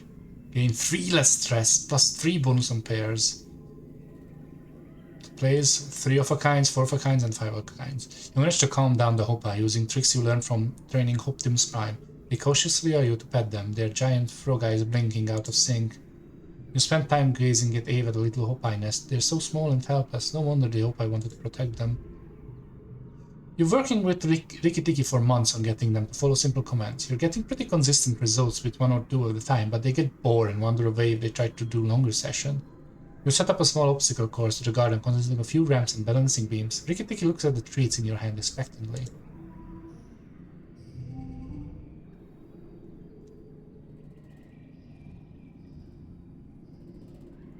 Maz's ambition.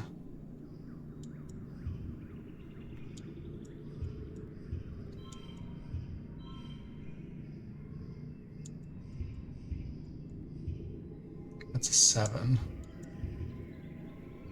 Oh, it's a 6 now.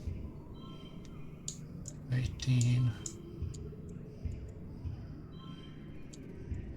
17 like this, which is funny. This is more. 24. 23.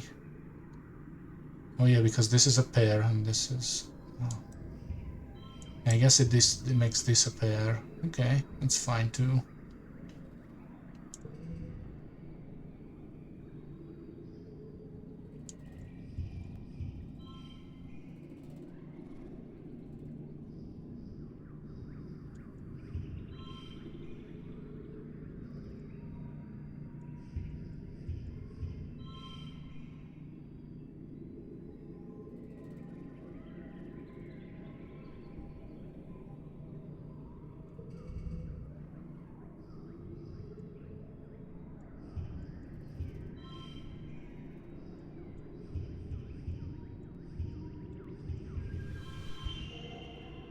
Super goal. Maybe I can, if I do this, that seems bigger.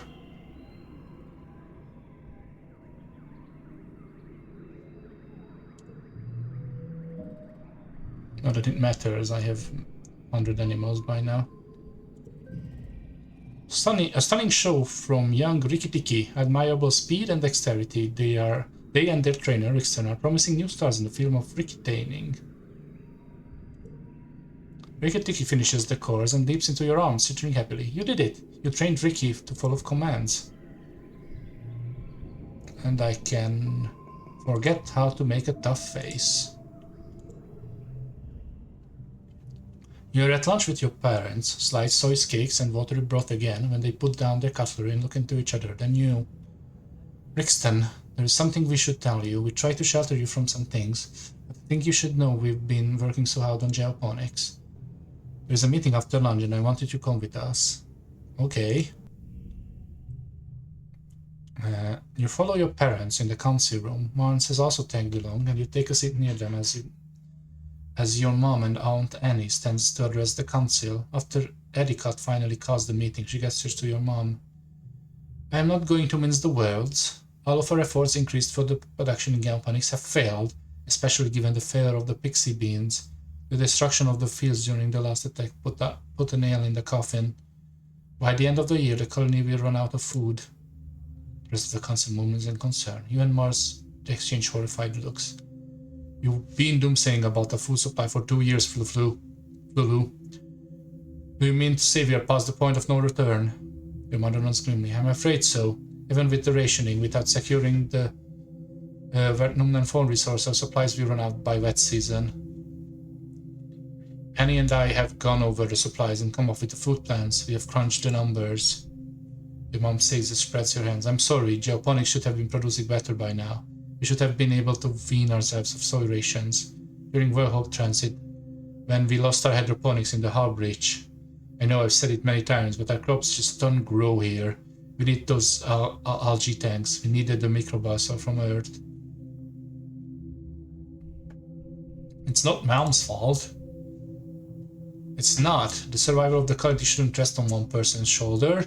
It's not fair. She's been working harder than anyone. She did everything she could. The council members are in agreement. Mumbles agreement.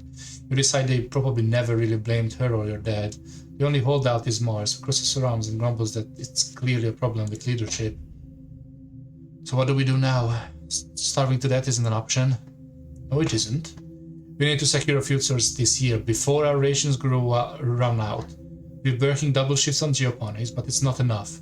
We need more people planting, tending, turning the soil. We need more hands.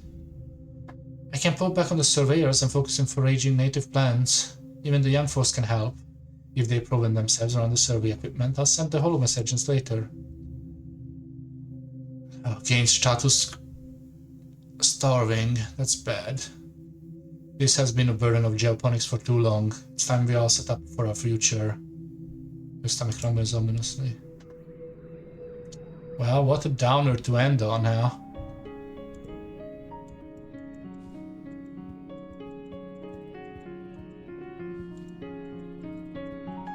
Well, we just gotta find a better food source out in the wilds, I guess, next time. But as said, next time. It is exactly 4 o'clock, huh? I've been going for almost 5 hours. Crazy.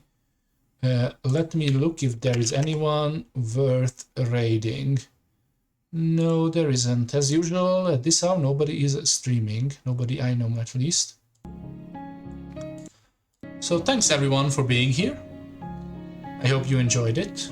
And I will see you all soon enough. Take care now. Bye-bye.